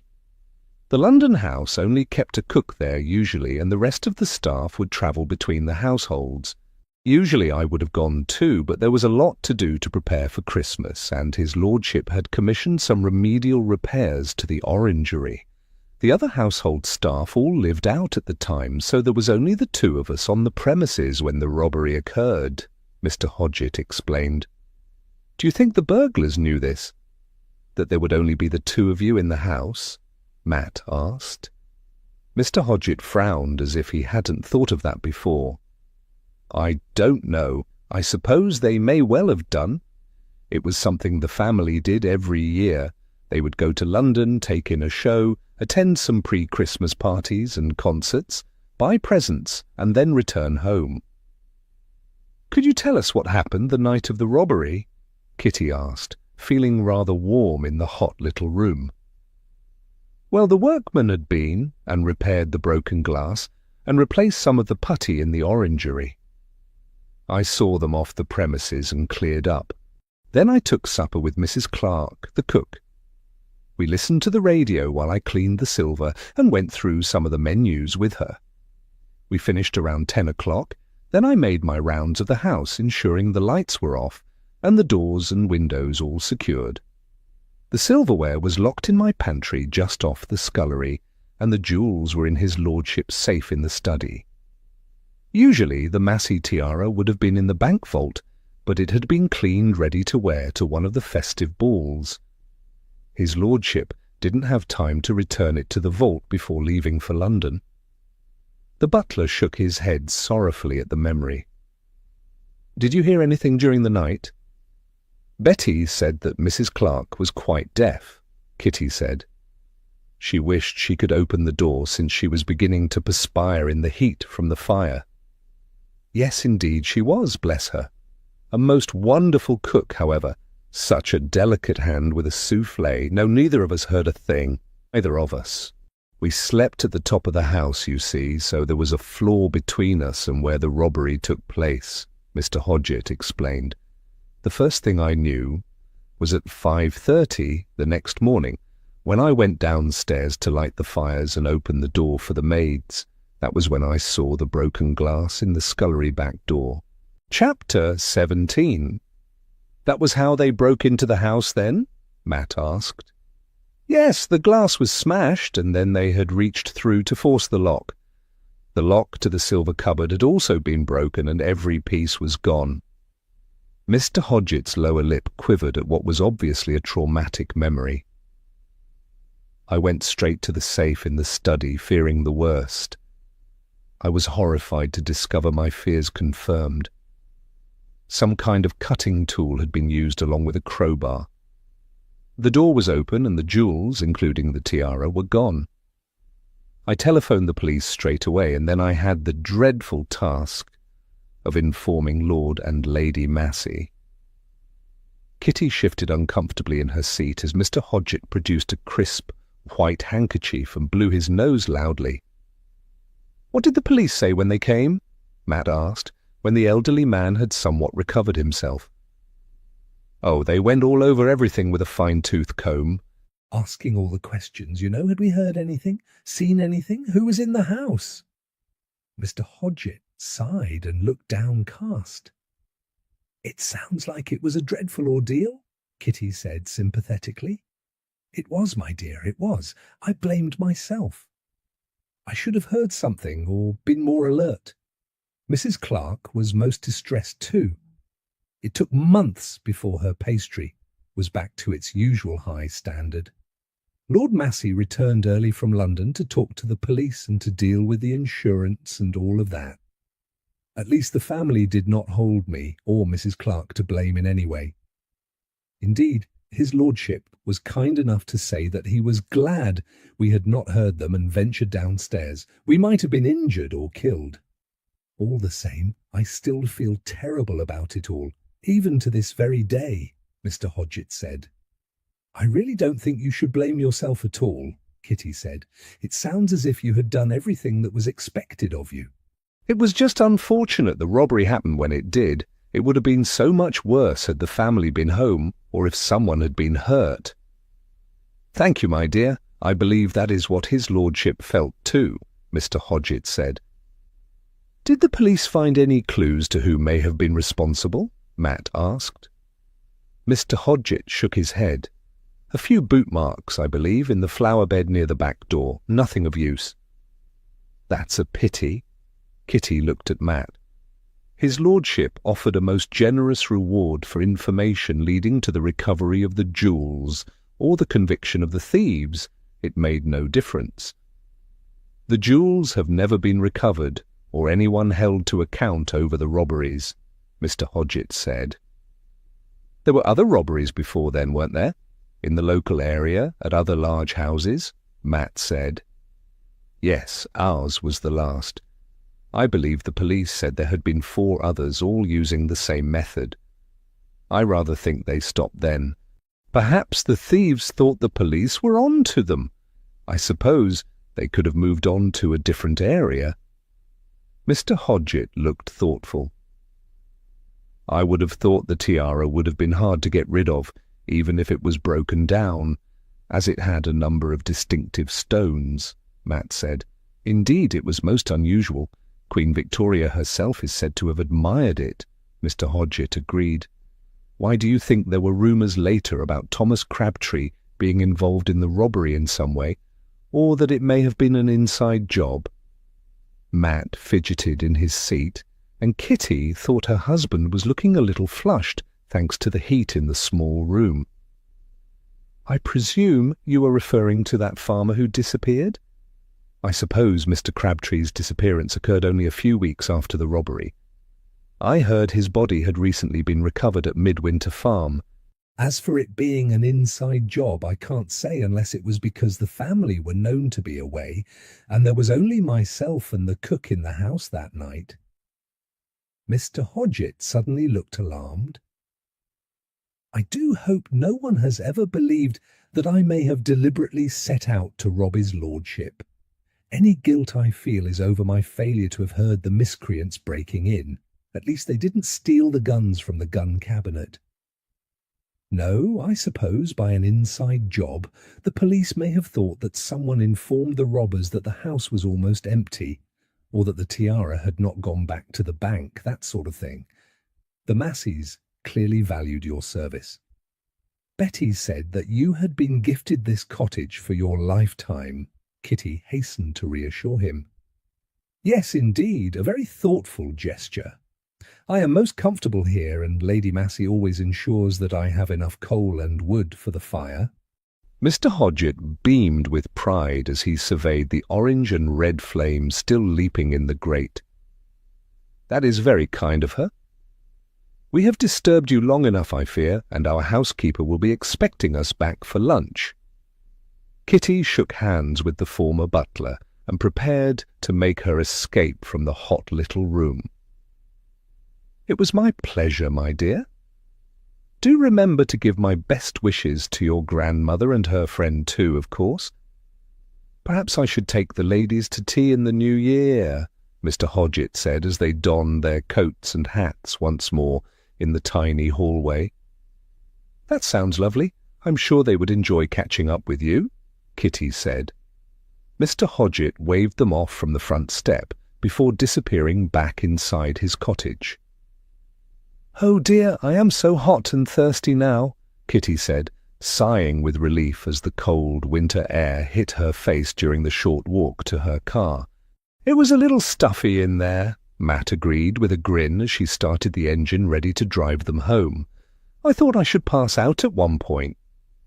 Kitty turned her car around, and a couple of minutes later they were back outside their house.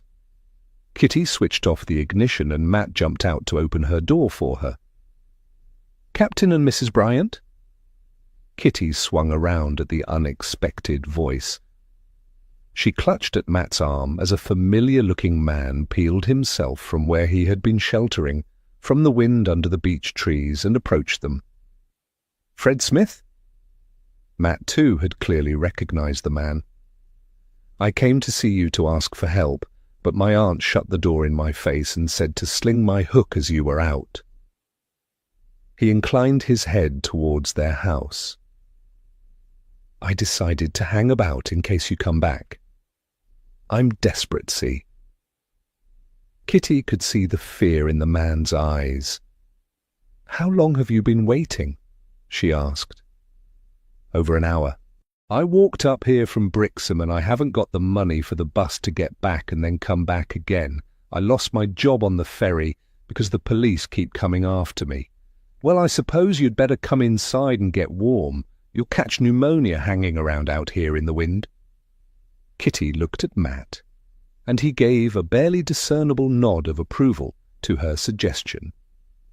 Mrs. Smith's expression darkened with disapproval when Matt requested she delay lunch for half an hour and asked for a tray of tea. "I told him to clear off, Captain Bryant. You be careful, he'll rob you as soon as looks at you." She glared at her troublesome relative.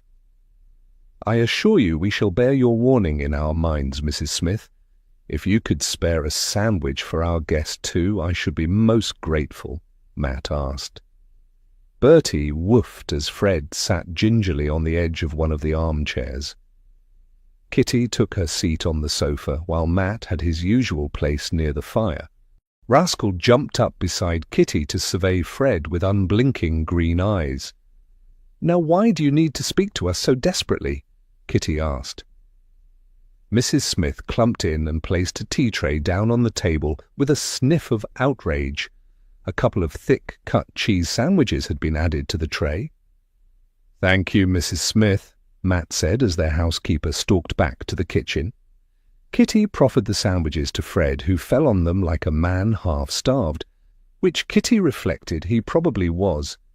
She poured the tea and waited for Fred to finish his first sandwich before asking again. "What can we do for you, Mr. Smith?" Fred looked her squarely in the face. "I ain't no angel, Mrs. Bryant. I've been inside a few times, but I don't want to be hung for something I haven't done." "Do you mean the murders of Thomas Crabtree and Tilly Malden?" Matt asked as he stirred his tea. Fred nodded miserably. "That Inspector Lewis is like a dog with a bone. I'd have still been in the cell now if it weren't for the Chief Inspector saying they hadn't got enough evidence to charge me yet."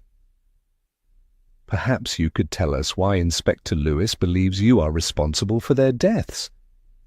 And bear in mind that if you want us to assist you, then we need to know everything, even if you think it puts you in a poor light," Kitty said. Fred ladled sugar into his tea, his hand trembling above the sugar bowl. "Crabtree and me had a fight over Tilly a few days before he disappeared. He'd been pestering her, never leaving her be. Dirty old man, he was old enough to be her grandfather. I'd been walking out with Tilly for a few months. She was 17 then and pretty. Turned heads everywhere she went, she did. Her father had warned him off as well, told him to leave her alone. She was too young for him." "You hit Mr. Crabtree?" Matt asked. "Yeah, it was all a lot of shoving and pushing, really. A few of the lads pulled us apart before I could land a good punch. Crabtree fired off his shotgun and had it took by the constable. Arthur barred him from the pub. He barred me as well for good measure, as the magistrates were reviewing his licence. I told Crabtree if I saw his face again trying it on with Tilly, I'd finish him." Fred's expression clouded as he recalled the past. "When was this exactly?" Kitty asked. 3 days before they found out he was missing." This was on the evening time, about 8 o'clock. I'd finished working the boats and gone for a pint of cider and to see Tilly. He was in the bar giving it some old chat about winning money at cards. Tilly walked past and he smacked her on her bottom and made some lewd remark. I just saw red. Fred paused and looked shamefaced. "I've always been a bit hasty-like." "I see. I suppose since people had to separate you, a good many people would have heard you threaten Mr. Crabtree?" Matt asked. Fred hung his head. "Yeah. That was why I got hauled in the first time, when he disappeared. Then, of course, they found his body up at the farm and I got pulled in again. You and Mrs. Bryant come asking questions as well while I was working on the ferry." "You can hardly blame Inspector Lewis for wishing to speak to you again after Crabtree's body was found," Kitty said. They have been trying to find all of the people they interviewed back then, and also to speak to some of those who may have been witnesses to altercations between Crabtree and other people. Fred picked up his second sandwich and took a large bite, eating it quickly, as if half expecting it to be snatched away before he was finished. He chewed and swallowed. "I suppose so. I know they spoke to William, his son, and Lavinia. They had about the same love for his old man as I did. William was very ill when his father vanished. Lavinia told me she thought he might die, and her father-in-law owed them a great deal of money. They needed it back as William wasn't able to work and the rent was overdue." Kitty watched Fred closely as she spoke. "That's right. It took William a good 3 months to recover and get some work. The church people come to their aid, and Lavinia sold some of the old man's things from the house when he didn't come back. They had no money for food, rent, or firewood. Lord Massey wanted the farm emptied and another tenant in, so Lavinia took care of everything," Fred said. "Do you know a man called Joshua Payne?" Matt asked. He too was watching Fred carefully. "Only his name and that he was a merchant seaman. He was the one who lost at cards to Crabtree. Arthur said as he didn't take it well, he lost a pile of money. He kicked the table over and accused him of cheating. He made all kind of threats. Arthur barred him as well. He went back to sea, though. I don't know where he is now." Fred finished the rest of his sandwich. Kitty frowned. Mr. Crabtree had a large sum of money from the card game, and he had borrowed money from his son. Do you know what he planned to do with the money? I don't recall seeing any mention of money in any of the reports after his disappearance. Fred shrugged. He was behind with his rent, and he needed feed and stuff for the farm. He said that Lord Massey's agent wanted him out. I don't know where his money went. I suppose he must have paid the rent and his other bills and things with it. Mr. Pettifor had said that Crabtree had owed rent, so he clearly hadn't received it when the man had vanished. It had been one of his reasons for calling at the farm. Lavinia and William had help from the church to keep their home and feed themselves. They had sold what they could from the farm, and obviously the money hadn't been in Crabtree's effects. There had been no mention of money being found with Crabtree's body either. Where had it gone? "Inspector Lewis took you in for questioning after they discovered Tilly's body in the river. Why was that? Did you know she was in Totnes? Had you been to see her?" Matt leaned closer to Fred, causing the other man to shrink back slightly in his chair. "I knew as she were in Totnes. She'd been there for a while. Her old man, Arthur, he threw her out a few years ago. I was in prison at the time, but I heard she got pregnant and wouldn't tell him who the father was. Then she lost the baby. She always wanted to be on the stage, Tilly did. She had a voice like a nightingale." Fred paused, clearly lost in memories of happier times in his youth. "There was a music hall there, and I think she went to try her luck." "Did you ever contact her? Go to see her?" Kitty asked. "I was going to a few years ago. Then I heard she was living with some rich bloke. I left it, no point if she were happy and settled." Fred slurped up his tea, and Kitty refilled his cup with what was left in the pot. "And recently?" she asked, as she placed the now empty teapot back on the tray. Fred fidgeted uncomfortably. "We need to know the truth. The inspector would not have taken you to the police station if he didn't believe you had not seen or heard from Tilly in years." Matt's tone was stern. "When I was inside this last time, I shared a cell with a bloke from Paynton. We got talking, and Tilly's name come up. He said she was down on her luck and turning tricks in Totnes. I didn't believe him, but he swore on his mother's life he were telling the truth. Ever since I got out, I wanted to go and find her, see if it was right what he'd said." Fred stared miserably at his teacup. "Did you go to see her?" Kitty asked. "I used the last money I had to get the bus to Totnes. I asked around and found she was using her old acting name, Tilly Swan. She had some cheap lodgings in a low part of the town. Fred stirred sugar into his tea, as if hoping it might fortify him for what came next. "When was this?" Matt asked. "Saturday. I got there mid-afternoon. I tried to save some money by walking part of the way and taking the bus for the last part. The bus driver might be able to vouch for me." Fred's expression brightened a little at this thought. "And you saw her?" Kitty could see that Fred was struggling with his story. She wasn't sure if it was emotion or guilt. Fred nodded, a dark expression on his face. "I found her at her lodgings. She was shocked to see me. I felt the same seeing her. She looked ill, haggard, and hard, not like the Tilly I knew. She asked me why I'd come. I said I'd heard how she was turning tricks, and she said, as she had no choice, it was that or starve. She told me everyone had abandoned her." "How long were you there at her lodgings?" Matt asked. "A few hours. I had to get back before 7 or else I would be on the streets. I had a bed at a mission in Brixham," Fred explained. "I take it your meeting was cordial once Tilly had recovered from her surprise at seeing you?" Kitty eyed him curiously. "Yes, it was. She made us a cup of tea and we just sat and talked. She didn't know anything about Crabtree's body being found." "That shocked her," Fred said.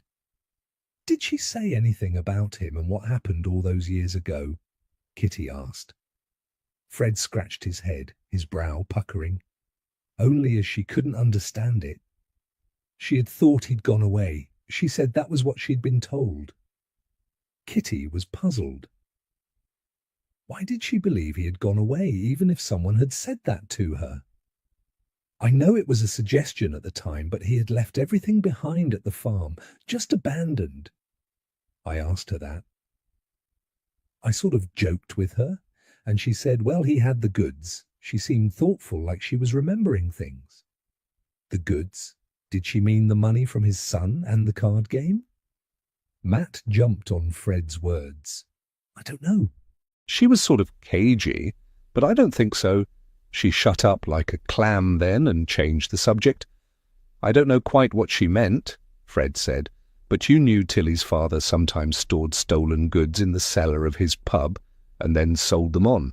Was Crabtree part of that? Were goods left in his care before they could be passed on?"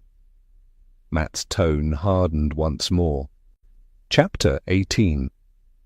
Matt's question seemed to hang in the air. Kitty's heart thumped in her chest as she waited for Fred to answer. The man's gaze flitted towards the sitting-room door and back again. For a second she wasn't sure if he might make a run for it rather than give an incriminating reply. "I don't think I quite catch your meaning, Captain Bryant," Fred eventually said. He looked decidedly shifty now, and Kitty's dog moved closer to her knee. "I rather think you do know exactly what I mean. I'd like to remind you there is the shadow of the noose hanging over you. Now is not the time to worry about past misdemeanors if you wish to save your skin." Matt was firm. "I don't know." Fred looked wildly around the room as if trapped, and Bertie gave a low, warning growl. "Let us assist you." Kitty placed her hand on her dog's collar. "Mr. Crabtree was what I believe in. Criminal parlance is called a bagman. Any goods that were too hot to be sold on at that moment in time were left in his safe keeping. They were then taken by the original thieves, who would pay him a fee once the goods were disposed of. Arthur also had stolen goods, but he was the person who found buyers for them. A fence, I believe is the term. I think Mr. Crabtree may have been holding on to the goods stolen from Lord and Lady Massey a few weeks before. Malden couldn't risk having them at the pub, so an isolated place like Midwinter Farm was the perfect spot to keep them. Fred exhaled, a huge, gusty sigh. "All right, yes, so Crabtree would mind stuff sometimes, usually bits that fell off the back of a boat or a lorry. I wasn't one of them who robbed the Massey house. Robbery isn't my game. I only knew what Tilly told me back then. She would often hear stuff living in the pub, and I think Arthur had her on a few jobs. She knew better than to say anything to anyone, though. Her old man is handy with his fists, and he'd often catch Tilly one if she didn't dodge out the way in time. Oh dear, poor Tilly. She had a hard life, Kitty said. Was Joshua Payne part of this gang who robbed the Massey house? Fred shook his head. Honest, Mrs. Bryant, I don't know. Him and Arthur was quite thick, though, back then. There was a lot of shady stuff going on. I know when Arthur barred me and Crabtree from the pub, Crabtree told him he'd regret it, that it would be a costly mistake.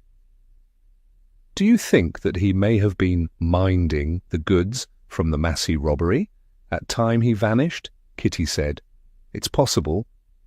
Fred swallowed the last of his tea in one big gulp. It's also possible that when you told Tilly that Crabtree's body had been found, she may have remembered something about the robbery. She could even have come up with a name for who may have killed Crabtree, Matt said. Fred looked stricken. I didn't hurt Tilly. I would have never harmed a hair on her head. If she did remember something about all that, she didn't say anything to me. Did you tell Inspector Lewis all of this when he questioned you? Kitty asked. Fred again became shifty, avoiding her gaze. I answered all of his questions. In a word, no, you didn't. Really, Fred, you are making things worse for yourself. I presume people saw you call on Tilly. Kitty felt quite exasperated. Yes, the nosy woman who lived below her saw me going up to her place, and she banged her broom handle on her ceiling at one point because we laughed a bit too loud. Sadness clouded his features once more. Tilly said as the woman didn't like her and wanted her out. Did anyone see you leave? Do you have an alibi for Sunday morning, when Tilly was killed? Matt asked. I don't know. Maybe the bus driver will remember me counting out coppers for the conductor to get back to Brixham Saturday evening. Then the hostel can say I spent the night there, Fred said. I didn't have enough money to go back to see her on the Sunday morning. It's too far to walk, and there wouldn't be enough trucks and things going in that direction for me to try for a lift. You could have taken a boat, Kitty suggested, as her dog stirred restlessly under her fingers. No one would have loaned me one, and I'd have had to have got to the river and rowed against the tide. No, I stayed in Brixham on Sunday morning. I walked round the harbour, hoping I might get some casual work for Monday. Wait, the fishermen there, they might remember me. They were sat by the walls fixing their nets. A gleam of hope appeared in Fred's eyes. I presume the inspector asked if you had an alibi. Did you mention any of this to him? Kitty asked. His story sounded pretty thin to her, and why would he only now recall talking to the fisherman at the time Tilly was killed? I don't know what I told him. I was so shocked when he said that Tilly was dead, that someone had murdered her. One of the last things I said to her before I left was telling her to be careful. She said she always was. I panicked, I suppose, when he was talking to me. My mind just went blank. All I could think about was her lying dead, floating in the river like a bit of rubbish. Tears appeared in Fred's eyes, and he dashed them away swiftly with the back of his grimy hand. She didn't deserve that. Kitty could see his sorrow and anger at Tilly's death was real. The news of her murder had obviously affected him deeply. The police have been trying to find Tilly's father. We know after leaving the pub in Kingsware, he went to keep the Dolphin pub in Dartmouth by the market for a while. Someone thought he had gone to Paynton. Do you know where he is? Matt asked. He dropped out of the pub trade for a while. I heard he had arthritis and couldn't manage it no more. He was in Paynton, but I think he moved away up towards the moors. Ashburton, I heard. He's probably lying low if he's heard the police found Crabtree, Fred said. Do you think he could have killed him? Kitty asked. I think he were capable of killing him, but then, if he did, Who killed Tilly? Her old man wouldn't have killed her for all he threw her out over the baby. I got the feeling the police didn't think it was one of her customers that murdered her. Not from the way they was asking me questions. And what happened to the stuff from the Massey's house? It didn't seem as that was found. There's been nothing in the papers. Fred seemed to be telling the truth, Kitty thought. She exchanged a glance with Matt. Inspector Lewis had obviously been careful not to play all of his cards about Tilly Malden's murder. So you may have an alibi for Tilly's murder, but that still doesn't put you in the clear for Thomas Crabtree's death, Matt said. That's why I came here. You were asking questions about it all, and this bloke I knew from prison, he said, as you were good at your game. His uncle works for Mrs. Bryant. Fred turned his gaze to Kitty. She knew who he was referring to. Her hotel manager's errant nephew, who seemed to be in and out of trouble as often as Fred himself. She knew Mr. Lutterworth would have happily disowned him years ago, but a loyalty towards his dead sister meant he felt an obligation towards his nephew. We will obviously pass on what you've told us to Inspector Lewis and Chief Inspector Greville. Our advice would be to stay quietly in Brixham. If you discover anything new or hear something, no matter how small, then you must let us or the police know. Whoever killed Thomas Crabtree may have killed Tilly. Matt gave Fred one of their business cards. Kitty found a few shillings from her purse and passed them to Fred.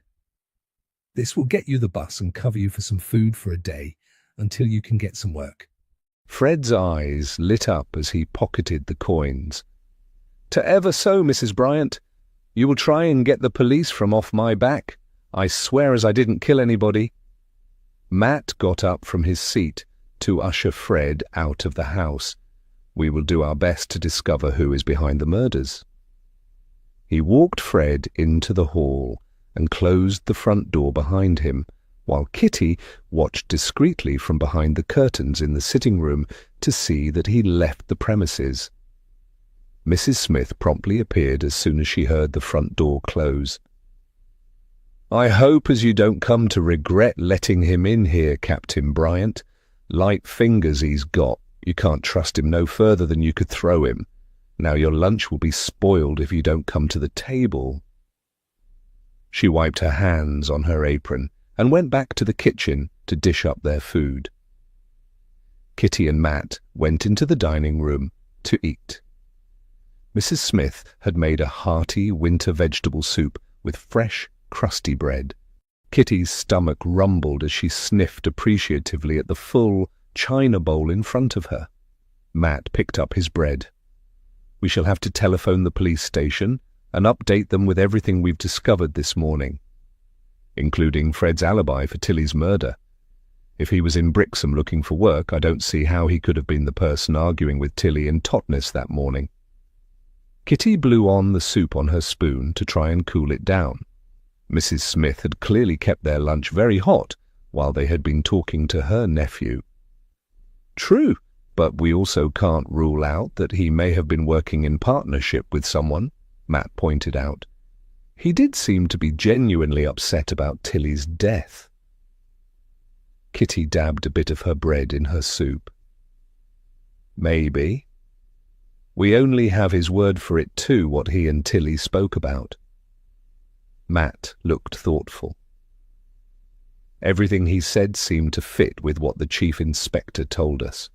Do you think he was still holding something back? Kitty asked. Perhaps. Those jewels and silver are still missing, and Tilly seems to have known something about it all from all the pieces of evidence we've gathered so far. Matt spooned up the last of his lunch. If she did, she evidently only seems to have put the pieces together after she talked to Fred. Kitty placed her spoon down in her empty dish. Or is Fred himself now in danger if someone realizes he's spoken to Tilly? Matt looked at Kitty. Well, if he's not the murderer, that does seem to be a possibility, Kitty admitted. We really need to track down this Arthur Malden if the police haven't found him yet. Matt dabbed at the corners of his mouth with his napkin before depositing it on the table beside his dish. "I'll telephone the police station now and see if I can speak to the inspector or chief inspector. I'll tell them what we know and see if they have found Arthur Maldon." He disappeared into the hall as Mrs. Smith came to clear the crockery and serve their dessert of homemade blackberry and apple crumble with thick, creamy, pale yellow custard. "Is Captain Bryant telephoning the chief inspector?" the housekeeper asked as she gathered up the soup dishes. "Yes. Fred has an alibi for Tilly Maldon's murder," Kitty said. Mrs. Smith gave a disparaging sniff. "Well, I hope he has. He's a rogue and no mistake, but I wouldn't want him to swing for something he hadn't done." Matt reappeared when Kitty was halfway through her dessert. He slid into the seat opposite her and picked up his spoon. "I've passed on all the information. They haven't found Maldon yet, but I think they were still making inquiries in Paynton." "Did they say anything about Joshua Payne?" Kitty asked. She wondered if they had spoken to him since he had disembarked. "No, I spoke to Inspector Lewis, but as usual he wanted all of our information without giving away much of his." Matt smiled at her as she scowled at her dessert. "Honestly, that man is so infuriating. I really don't know what Betty sees in him," Kitty said. They finished their desserts and Kitty wrapped up warmly to take Bertie out for his walk. Matt opted to accompany her since they had currently reached an impasse in the investigation for a moment. Once they stepped outside the house, mist enfolded them, cold and damp. "Why don't we go down to Kingsware and walk Bertie there?" Matt suggested. "The mist might not be as bad by the river if this is just low cloud." Kitty looked at him as he bundled Bertie into his usual place on the back seat of her car. "Do you have something else in mind while we are in Kingsware?" she asked. She knew her husband well, and he was up to something. "We might run into your new chum, Lavinia Crabtree," he said as she started the car engine. Or better still, the elusive William. We could at least establish if he was my peeping Tom at Alice's house. The police have been so busy with Fred Smith and hunting for Arthur Maldon that no one seems to have checked up on William Crabtree lately," Kitty remarked as they drove across the common and up towards Hillhead. Matt's smile widened. "He may avoid us if he recognizes your car." Matt asked Kitty to leave her car in the railway station car park, and they walked the short distance across the road and then up towards the main centre of the tiny village. His suggestion that the fog might prove less dense near the river had proved right. Their house, being much higher, often was affected by low cloud at certain times of the year, while the rest of the bay was clear. Kingsware was surprisingly busy with people taking the ferry across the Dart or boarding the train. The small collection of shops were also doing a brisk trade. Their windows were decorated for the festive season, and Kitty stopped frequently to peer at the brightly lit displays. This did not please Bertie, who, while enjoying a new place to sniff, was keen to get going. Matt kept a sharp eye open as they strolled along the narrow streets for any sign of either Lavinia or William Crabtree. Eventually they walked back downhill again in the direction of the river and the local yacht club. This time, since they were approaching from a different direction, they heard the sound of shoveling and spotted a man with a spade digging out the remains of a decaying tree stump from the ornamental gardens near the entrance to the club. The grubby bandage on the man's hand and the slightly awkward way he was holding the shovel told Matt that they had found William Crabtree at his labours. As they drew nearer, the man straightened up to ease his back and to wipe his brow with the back of his good hand. "Mr. Crabtree, good afternoon," Kitty greeted the man, and Bertie paused to give the rotten stump a good sniff. William touched his cap with his hand. "Afternoon." His voice and his gaze were wary. Matt could see that he had obviously recognized Kitty, probably from their last meeting. "Having some trouble with that stump?" Matt asked as Bertie continued his own investigations. Aye, it's a bit stubborn. William frowned at the tree roots which had been chopped off with an axe, but which still appeared to be firmly attached to the ground. I do hope your hand is improving. Your wife said you had injured it. Kitty inclined her head in the direction of the bandages which the man seemed to be attempting to conceal behind his back. Yes, it's much better, thank you. William dropped all eye contact with Kitty. Just what were you doing up at Midwinter Farm when you injured your hand? Matt asked, in the same conversational tone he'd used when asking about the stump. I don't know what you mean, sir. William picked up his shovel again, as if ready to return to digging out the tree roots. Really? I would have thought being cracked across the knuckles by a poker while you were peering through the letterbox would have been quite memorable, Kitty said. William startled and stepped back from her as if afraid she might have another poker concealed about her person. I see you do remember. Now perhaps you could answer my question. What were you doing up there and what did you hope to find? Matt asked. For a split second he thought the man was going to refuse to answer. Nothing, like I said. I was just curious to see what had been done to the place. William's reply was barely audible, and he kept his head down as he spoke. What, since you and your sister lived there with your father? Kitty asked. This caused William to raise his head to stare right at Kitty. A red spot had appeared on each of his sallow, sunken cheeks, and his dark eyes gleamed with something akin to anger.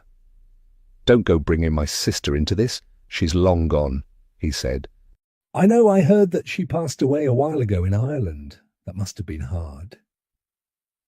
Kitty's tone softened, and Matt saw some of the tension leave the man's body at her sympathy.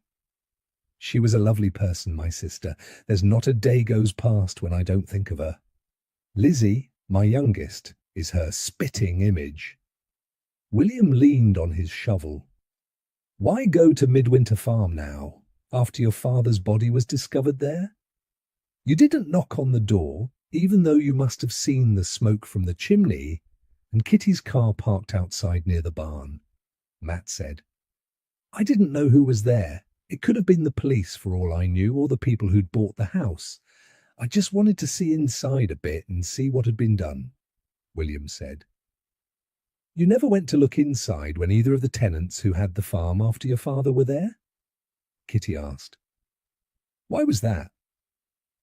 I think I know why. Matt looked squarely at William. They didn't do any work to the place. Chapter 19. Matt continued to speak, ignoring the people passing them by on the pavement. The other tenants didn't do work. They just moved into the farm and went about their business.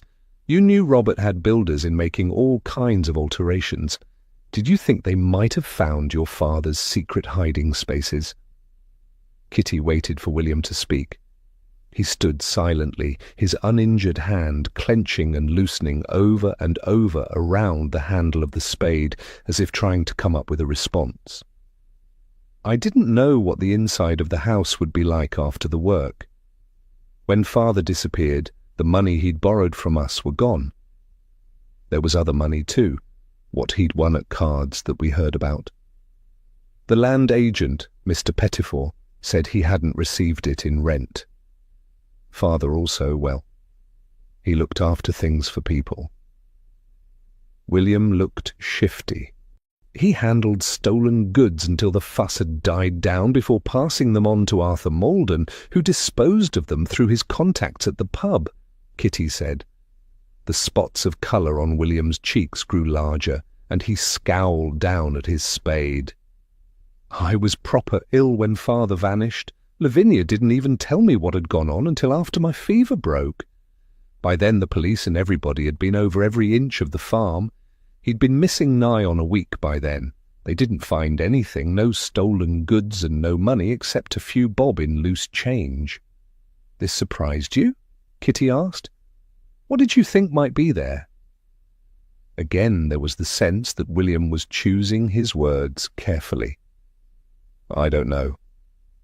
Definitely the money he took from us and his winnings at cards, that should have been there. Like I said, Father wasn't the most honest of men. He might have had some stolen stuff on the farm, but if he did, they didn't find it. The police and Mr. Pettifor had told Lavinia, though, that nothing in the house had been disturbed. There was even his best cufflinks left in his bedroom. No signs of anyone looking for something. That was when I thought as maybe he had just took off. Got scared or decided the temptation of whatever he were minding was too much and he'd double-crossed them all. Vanishing like that would throw them off the scent. Where did your father usually hide the things he was minding? Kitty asked. In the house, or in one of the outbuildings? She was curious about Thomas Crabtree's secret hiding places. Clearly there must have been some in the house, or why would William want to see what Robert and his builders may have done? It depended on what it was and how long he was supposed to keep it. Simple stuff like a picture or a bit of whiskey or summit he would hide in the barn under the straw up in the loft. But he had some places that I didn't know of. I allus thought as maybe they was in the house, but I never found them. I checked all the floorboards downstairs once when he was at the market. This was before I married Lavinia and moved out. I didn't find nothing, not even a mouse's droppings. There weren't a cellar, and the loft door had been nailed shut for as long as I could remember. William raised his gaze to look at Kitty. I thought if the house were empty of furniture, maybe I might see something. The builders obviously hadn't found anything, or else the police would have said, wouldn't they? Were you hoping to discover the missing money somewhere? Or the jewels and silver stolen from the Masseys? Matt asked. William ran his tongue over his lips as if his mouth had grown dry while they had been talking. I don't know anything about the robbery. I thought if he had been minding that stuff, then whoever killed him probably had taken it. The money, though, Father was crafty. He could have hid that someplace small inside the house, and maybe as no one had found it yet. Me and Lavinia he owed us, and we could use that money now. My work is slow, and the children are growing. You frightened Kitty half to death, prowling around, peering through windows, trying the doors. Matt's tone was stern. You could have just knocked on the door. I were only trying to find what's rightfully mine. I didn't intend to scare no one. William scowled at Matt. It seems my poker put paid to your prowling in any case, Kitty remarked, looking pointedly at William's bandaged hand. I suggest you stay well away from Midwinter Farm. I have no doubt that should Robert or Alice discover anything untoward, then they will inform the police. She did feel a slight twinge of sympathy for the man, since he and his family were clearly struggling. However, she had no wish to encounter William or anyone else snooping around the farm on the off chance that something of value might still be hidden there. Alice would be horrified by all of this when she found out. I presume you have heard the news about Tilly Malden? Matt asked. Tilly? The old landlord's girl. That's a name I've not heard for a while. What of her? William looked blank. She's dead. She was killed on Sunday. They found her strangled and floating in the river at Totnes, Matt said. Kitty suspected her husband was speaking bluntly on purpose to try and shake any information from William that he could. I hadn't heard anything about no murder. What happened to her? The colour receded as quickly as it had appeared from the man's face, and he appeared genuinely shocked by the news.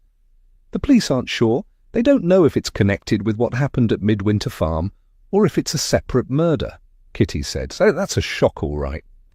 I don't see how, as Tilly being killed, could have anything to do with Father's death. Not now, not after all this time, William muttered, almost as if talking to himself. Before he vanished, your father fought with a man called Fred Smith over Tilly Malden. She was walking out with Fred at the time. Kitty watched William closely. Aye, he were barred from the pub, him and the other man. Lavinia told me as the constable had confiscated his shotgun. Father had an eye for a pretty face, so that was no surprise when I heard he'd been in bother. I knew it wouldn't last long, though, him being barred. Malden were wary of losing his license, so he had to make a stand of it. William still seemed to be processing the news of Tilly's death. "When did you last see Tilly?" Kitty asked. "I haven't seen her. Not for years. They moved across the river to Dartmouth to keep a pub there, and then Arthur went to Paynton. I heard how Tilly got herself in trouble and he threw her out. That was all a long time ago. I don't even know where she went. I've not seen or heard of her for years now." William's response seemed genuine to Kitty. "What of her father, Arthur Malden?" "Again, I don't know. You hear rumours like from time to time. The last thing I remember was that he was ill and had gone to bide up on the moors." William's reply appeared to fit with what Fred Smith had said. "One more thing. Do you know a man called Joshua Payne?" "He lost money gambling at cards with your father at Malden's pub," Matt asked. "I know he lost a lot of money and were right angry about it. Lavinia told me when I was recovering from my fever. She'd had it from the police when they were looking into Father's disappearance. We talked about it when we wondered what had become of Father's money. I can't say as I know him at all, though. I heard he was a merchant seaman and had gone back to sea." William gave a small shrug and lifted his spade to continue his task. Kitty could see they would get little else of value from William, so they said goodbye and continued to walk with the now very restless Bertie back towards Kitty's car. "Do you think there is more that he knows that he isn't telling us?" Kitty asked, as Matt stowed Bertie on the back seat of the car. "Undoubtedly, but I think when we told him Tilly had been murdered, he was frightened," Matt said as he opened the passenger door to get in beside Kitty. "That was my thought too," she said, as she turned on the ignition once more. "Where shall we go next? I really want to talk to this Joshua Payne or to Arthur Malden." "I agree, but speaking to either of those two gentlemen may prove difficult.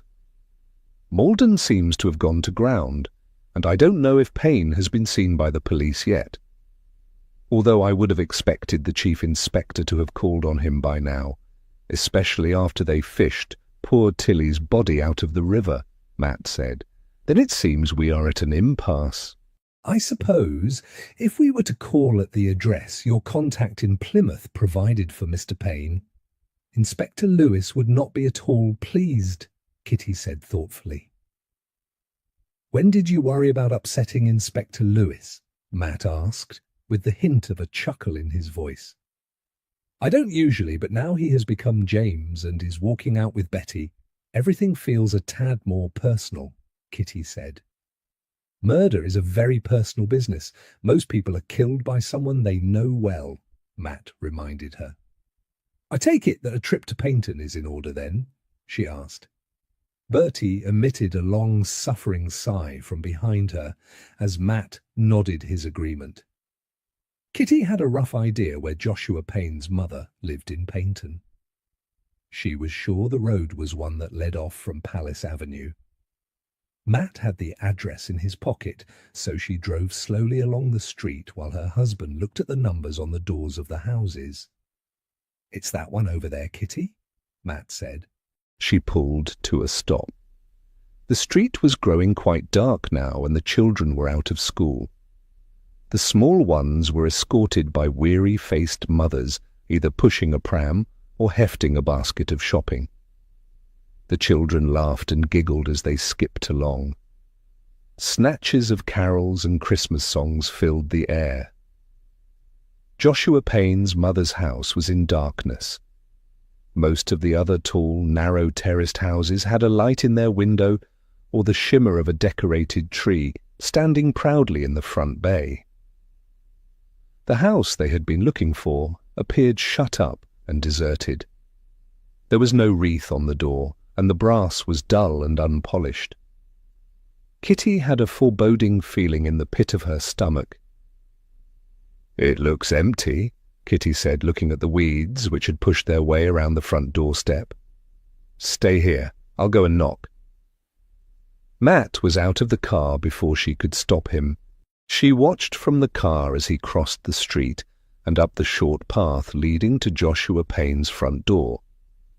Matt raised the round brass knocker and rapped it loudly on the faded blue door. There was no reply that she could discern from inside the house, and Matt tried again. "There isn't anybody living there, mister. The old lady died and it's empty." A small boy of about 10 was at the top of the path regarding Matt with a curious gaze. Kitty wound down the car window so she could hear what was said more clearly. "What about the gentleman who was living there?" Matt asked. The boy folded his arms and tilted his head to one side, studying Matt's appearance. "Are you with the police? Because they were here the other day and they were looking for him as well." "We are private investigators and need to speak to Mr. Payne. He works on the ships," Matt said. The boy's eyes widened at the mention of private investigators. "Like in the films?" "Sort of. Have you seen Mr. Payne here at all recently?" Matt asked. The boy nodded. "I live over there." He half-turned and pointed to a well-kept property across the street. Kitty was fairly sure she saw the curtains twitch and guessed someone in that house was keeping a watchful eye on the lad. "He was here a few days ago. He had a big bag with him. Mum came over and told him about the old lady." "That must have been a shock for him," Matt said. The boy nodded. "He was upset and went in the house for a bit. Then he went away and I haven't seen him again. The policeman asked Mum if he'd been home, but he hadn't, not since then." "Is he in trouble? Is he a bad man?" "No, I don't think so. It was just a few questions about something that happened a long time ago. I'll leave him a note through the door." Matt whipped out a card, and Kitty saw him scribble a few words on the back before pushing it through the grimy letterbox. "Do I get a reward for helping? They give rewards in the films." The boy asked. Matt grinned. "You have indeed been most helpful." He reached into his pocket, and Kitty saw him give the boy a shilling. The boy's eyes grew very wide at the sight of such largesse, and he flew off across the road with a shouted, "Ta, mister," presumably to inform whoever was behind the curtain of his riches. Matt made his way back to where Kitty was waiting and climbed back into the passenger seat. "I take it you heard all of that?" Kitty wound her window back up. "I did. It seems we have drawn another blank. How awful, though, if the poor man was at sea, to come home and discover his mother had died and no one had been able to let him know. It must have been the most dreadful shock." "Indeed," Matt agreed as he glanced at the house once more. "I wonder where he has gone. It doesn't seem as if he was able to face staying here." "Perhaps he has gone back to Plymouth," Kitty suggested. "It's a strong possibility. He may be staying with a fellow shipmate until his next sailing," Matt said. "It seems there is nothing more we can do here at any rate." Kitty restarted her car. She couldn't help feeling disappointed that two of their main suspects still hadn't been interviewed as far as they knew. The mist had lifted slightly by the time they arrived back at their home, although it was now quite dark, and the temperature had already begun to fall again. Matt collected Bertie from his seat in the back of the car, and Kitty unlocked the front door. Their housekeeper had finished for the day and had left their supper in the oven to keep warm. Kitty took off her outdoor things and turned on the lamps before drawing the curtains. Matt stirred up the fire and added more wood. The house felt cosy and snug, and Rascal mewed his delight at their return as he wound his way lovingly around Matt's legs. More Christmas cards and another couple of anniversary cards had arrived in the post. Kitty duly admired them and added them to the others on display. Matt settled himself in his usual seat beside the fire and picked up the newspaper ready to begin the daily crossword. Kitty went to the kitchen to make a cup of tea. She had just filled the kettle when there was a loud knock at the front door. She put the kettle on the hob and went to see who was there. "Chief Inspector, do come in. I'm just making some tea." Kitty ushered their guest into the hall to take his hat and coat before sending him through to the sitting room to Matt. She hurried back to the kitchen and added an extra cup and saucer and a plate of mince pies to the tray. Hopefully the Chief Inspector might have some news he could share with them about Tilly's murder and what had happened at Midwinter Farm. Perhaps he may even have made an arrest. Chapter 20. When Kitty returned to the sitting room carrying the loaded tray, she discovered both men were waiting for her arrival. "I've just told the Chief Inspector of our adventures this afternoon in Kingsware and Paynton," Matt said, as she slid the tray onto the coffee table. Chief Inspector Greville's expression brightened at the sight of the mince pies.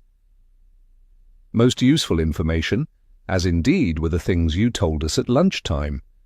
We have been kept busy following up on all the information you provided, checking Fred Smith's alibi for a start, and then moving our search for Arthur Malden to Ashburton and the area around Bovey Tracy on the moors. It's so frustrating that we haven't been able to speak to the two people most concerned with the murders, especially Mr. Malden. If he is not involved, then he may well be unaware that his daughter is dead," Kitty said as she poured out the tea and offered the plate of mince pies to the policeman. "Believe me, Mrs. Bryant, we share your frustration. Mr. Malden is, however, a very slippery fish. He has managed to escape prosecution by the thinnest of margins many times during the course of his life. I have no doubt that even if he were not involved in Thomas Crabtree's death, he would be anxious to avoid revisiting that period of time with us," the Chief Inspector said dryly. "Is that because he was involved somehow in the robberies, including the one at Seacliff House, the Massey's home?" Matt leaned back in his seat and balanced his cup and saucer on the black leather arm of his chair. "Precisely." Chief Inspector Greville helped himself to another mince pie. "As part of our investigations into both Thomas Crabtree and Tilly Malden's deaths, we have also been reviewing all the information that we hold on the robberies that took place at that time, especially the one at Seacliff House. Were there any more robberies after the one at Seacliff House? Or was that the last one in this area?" Kitty asked. "It seems to have been the final one. It was right in the middle of November. Thomas Crabtree vanished at the end of the first week of December. The next report of a robbery of any significance in the area didn't occur until the following June. A diamond bracelet and various other pieces were stolen from the Countess of Dunbury while she was visiting her goddaughter in Torquay for a tennis event," the Chief Inspector said, before popping the last bite of his mince pie into his mouth. "That's quite a gap. Do you think the Countess's jewels were stolen by the same villains as before?" Matt asked. It would seem their method was the same, and naturally they too were never caught, although the bracelet did reappear some years later at one of the London auction houses. It appeared to have been bought quite innocently from a dealer. We followed the trail, but of course it led nowhere. Chief Inspector Greville looked longingly at the final mince pie, and Kitty offered him the plate once more. "And there were no reports from other areas of the country with a similar rash of robberies fitting the same style?" Kitty asked. The Chief Inspector shook his head, scattering pastry crumbs onto the floor to be cleaned away by Bertie, who was loitering near the tray. "No, there were thefts in London and a cat burglar in the spring, but the mode of entry was different and he was caught." "It's interesting that there was a break." "Were there any others after the last one in Torquay?" Matt asked. "No, it all came to a halt at that point. I can only assume the gang moved on, or perhaps something happened to one or more of them," the the chief inspector said. You don't believe the thefts were carried out by one person acting alone, Kitty said. No, the very few witness accounts we have and statements leading up to the thefts, and from what was noted in evidence, is that it was at least 2 people working together and possibly 3. The third is believed to be someone who went in on the inside to look around the property and ascertain the security arrangements within the house.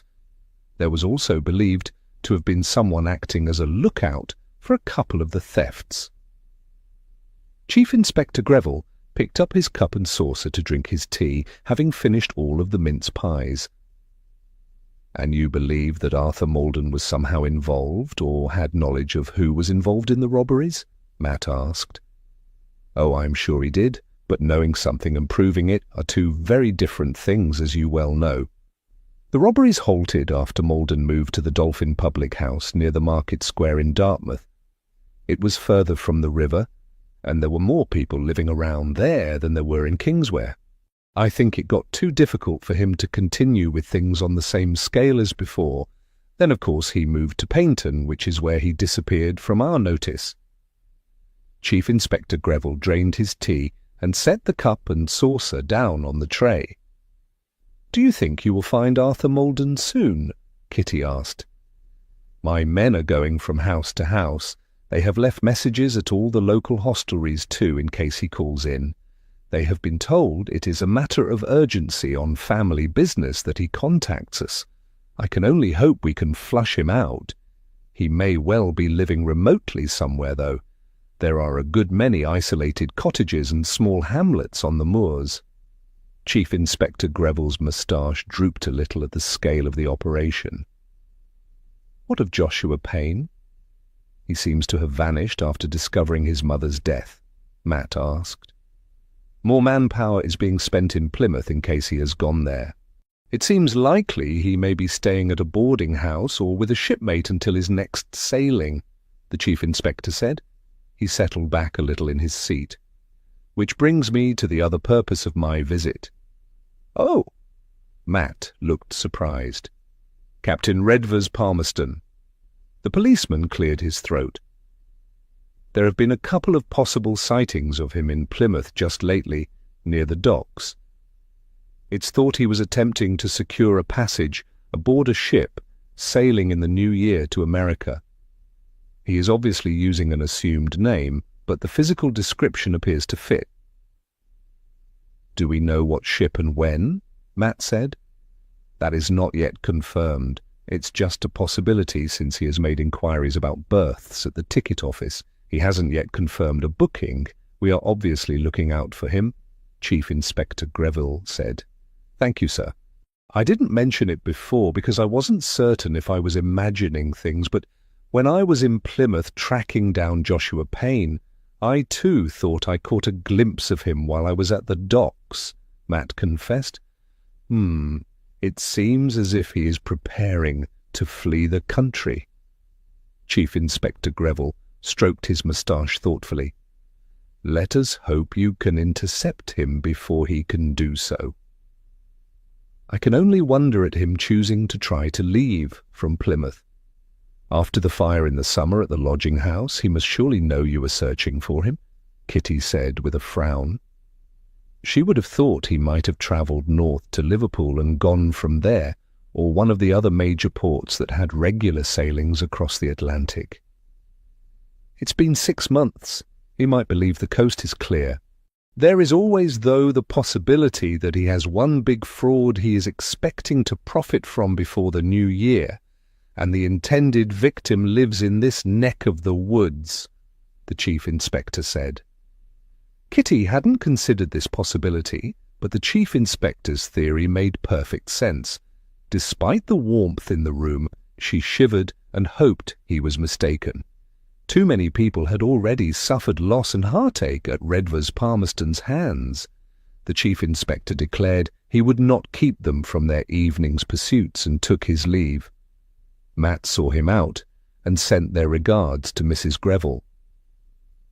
Well, that was a surprise visit, Kitty said as Matt closed the front door behind their guest. I wasn't expecting to hear more about Redvers Palmerston. I thought that perhaps the police would have found and interviewed Arthur Malden and Joshua Payne. I'm relieved in a way that I didn't imagine seeing Redvers that day when I was at the docks. With the fog and all the boxes being unloaded at the docks in the gloom, it was hard to be certain. I wish they could catch him, though. He is as slippery a fish as Arthur Malden, it seems. Matt accompanied her to the kitchen as she carried the tray through and began to clear up, ready for supper. "Do you think the chief inspector is right when he suggested that Redvers may be planning one last con job and then fleeing abroad?" Kitty said as Matt opened a tin of pilchards for Rascal's supper. "Unfortunately, I do think it seems to be a very plausible explanation.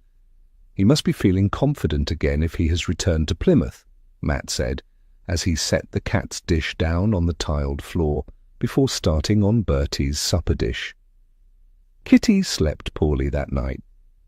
Her dreams were full of colourful images of Redvers Palmerston, interspersed with snippets of the interviews they had conducted with Fred Smith and William Crabtree. The next morning dawned gloomy and cold, and her head felt stuffy as if filled with cotton wool. Mrs. Smith had made porridge for breakfast, followed by toast and marmalade. Bertie was very fond of porridge, and was mightily pleased to discover he had a small dollop in his dish. Matt intended taking his motorcycle into Torquay to visit their office. Although they were technically closed until after the new year, there might well be post from prospective clients. Kitty opted to remain at home. There were some letters she wished to write, and a couple of Christmas presents to wrap if she were to get them in the post in time for Christmas. Armed with a mug of hot chocolate, she turned on the radio once Matt had set off. She started to wrap her presents in the sitting room, hindered by Rascal, who wanted to play with the spool of ribbon she was using.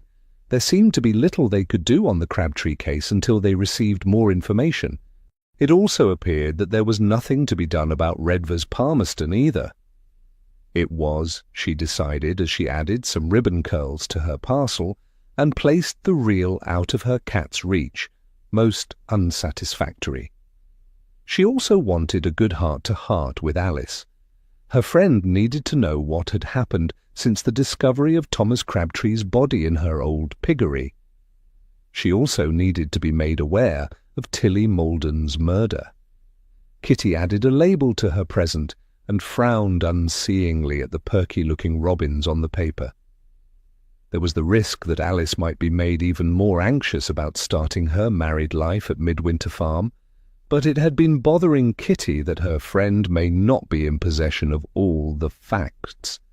If the murderer thought there was still something hidden at Midwinter Farm, then they might try there again. Alice would be very busy in her shop all day, but tomorrow was her friend's day off, probably her last free time before Christmas Day itself.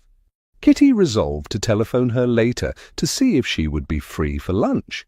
There was also the matter of them finishing the job of hanging the rest of the curtains at the farm. Although she wasn't sure how Alice might feel about going back there just yet, with the case not yet solved. Matt parked his motorcycle on the main street near their offices. They rented a couple of rooms above a gentleman's outfitter's, sharing the landing with a company that manufactured dentures. The office was a good place to meet prospective clients, store paperwork, and provided a mailing address for their business. Much of their work now came via word of mouth from the various businesses around the seaside towns of Torquay, Paynton, and Brixham. Torquay was very much still a popular resort for wealthy visitors who enjoyed the milder air, palm trees, and sunny vistas across the bay. Many titled and well-known people owned villas in the area, and the harbour attracted those who enjoyed yachting. This plethora of wealthy holidaymakers also attracted those who wished to prey on them, thieves, rogues, and conmen. Hoteliers were keen to maintain their security, and guests often wished matters to be handled discreetly and swiftly, all of which meant that Kitty and Matt's services were much in demand. Kitty had posted a notice on the office door stating they were closed until January. It had been their intention to take a few weeks off since it was usually a quiet time of year, and their wedding anniversary fell on Christmas Eve. The office felt cold as he unlocked the door and scooped up the small pile of post from the mat. He carried it through to the inner office and quickly sorted through it all. There were the usual advertising circulars, a couple of Christmas cards from businesses who had used their services in the last year, and a letter from a potential client who wished to discover if her husband was being unfaithful. They didn't deal with those kinds of cases, so he tucked it into his pocket, knowing Kitty would send the woman one of their standard letters declining the case. Satisfied there was nothing that merited their attention, he locked everything back up and set off again. His route was to take him past the police station, as he wanted to collect something he had reserved for Kitty as an anniversary gift. He called in at the gallery and collected the small, beautifully wrapped parcel from the gallery owner before departing again. The traffic near the police station was surprisingly busy, and as he slowed down ready to weave his way between a horse-drawn cart and a sleek, dark blue Rolls-Royce, he saw two policemen escorting a man into the police station. He recognized him right away from the photograph Marjorie had shown him in Plymouth when he had been searching the files. His curiosity immediately piqued. He pulled over at the side of the road and parked his bike behind one of the police vehicles. It seemed too good an opportunity to miss, so before giving himself time to think, he hopped off his motorcycle and went inside the police station. "Captain Bryant, we've not seen you for a while." The desk sergeant was an old friend, having grown used to Kitty and Matt's frequent calls to see Chief Inspector Greville over the years. "No, it's been a good 6 weeks or more, I think." Matt smiled affably at the older man. I thought I just saw 2 constables escorting Joshua Payne inside the building." "Did you indeed, sir?" The sergeant gave a half smile, his thick grey eyebrows twitching upwards. "I don't suppose Chief Inspector Greville is in at all?" Matt asked. The sergeant picked up the receiver to his desk telephone and dialed an internal number. "Captain Bryant is in reception, sir. He is asking about our latest visitor." The sergeant listened to the reply. "No, sir. Inspector Lewis has gone to Ashburton this morning," the sergeant replied to whatever the chief inspector had asked. "No, sir. We aren't expecting him back for some time." He listened for a moment. "Very good, sir." The policeman replaced the receiver on its stand and raised the hinged portion of the polished wooden desk to permit Matt to go through. "I take it you know your way to the Chief Inspector's office by now, Captain Bryant?" the sergeant asked as he unlocked the door to a small corridor which led into the heart of the police station, where the offices and the cells were situated. "Yes, thank you." Matt smiled his thanks at the sergeant and made his way towards the Chief Inspector's office. Chapter 21. The air in the cream-walled corridor smelled faintly of carbolic and stale cabbage. Matt made his way past the green-painted door of Inspector Lewis's office and further along to the Chief Inspector's room.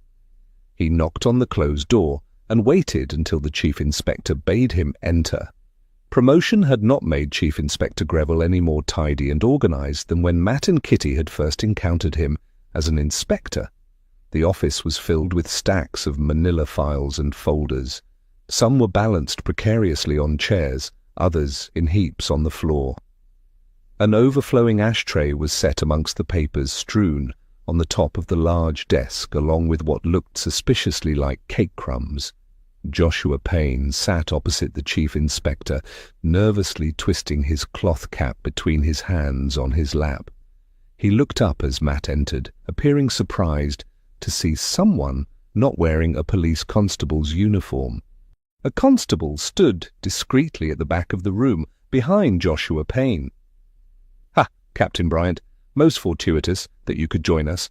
I don't believe you've actually met Mr. Joshua Payne before." The chief inspector made the introductions and Matt shook Mr. Payne's hand before taking the other vacant seat. The constable received a nod from the chief inspector and went to wait outside the office door. "Captain Bryant did a great deal of work to assist us in locating you, Mr. Payne.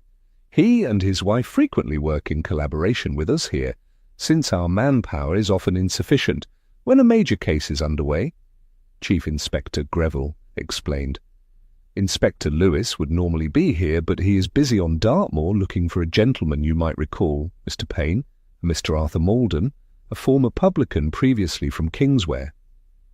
"I used to know somebody of that name years ago," Joshua Payne admitted. "What's all this about? Your police constable fetched me from my lodgings in Plymouth and brought me here without really saying what it was you wanted.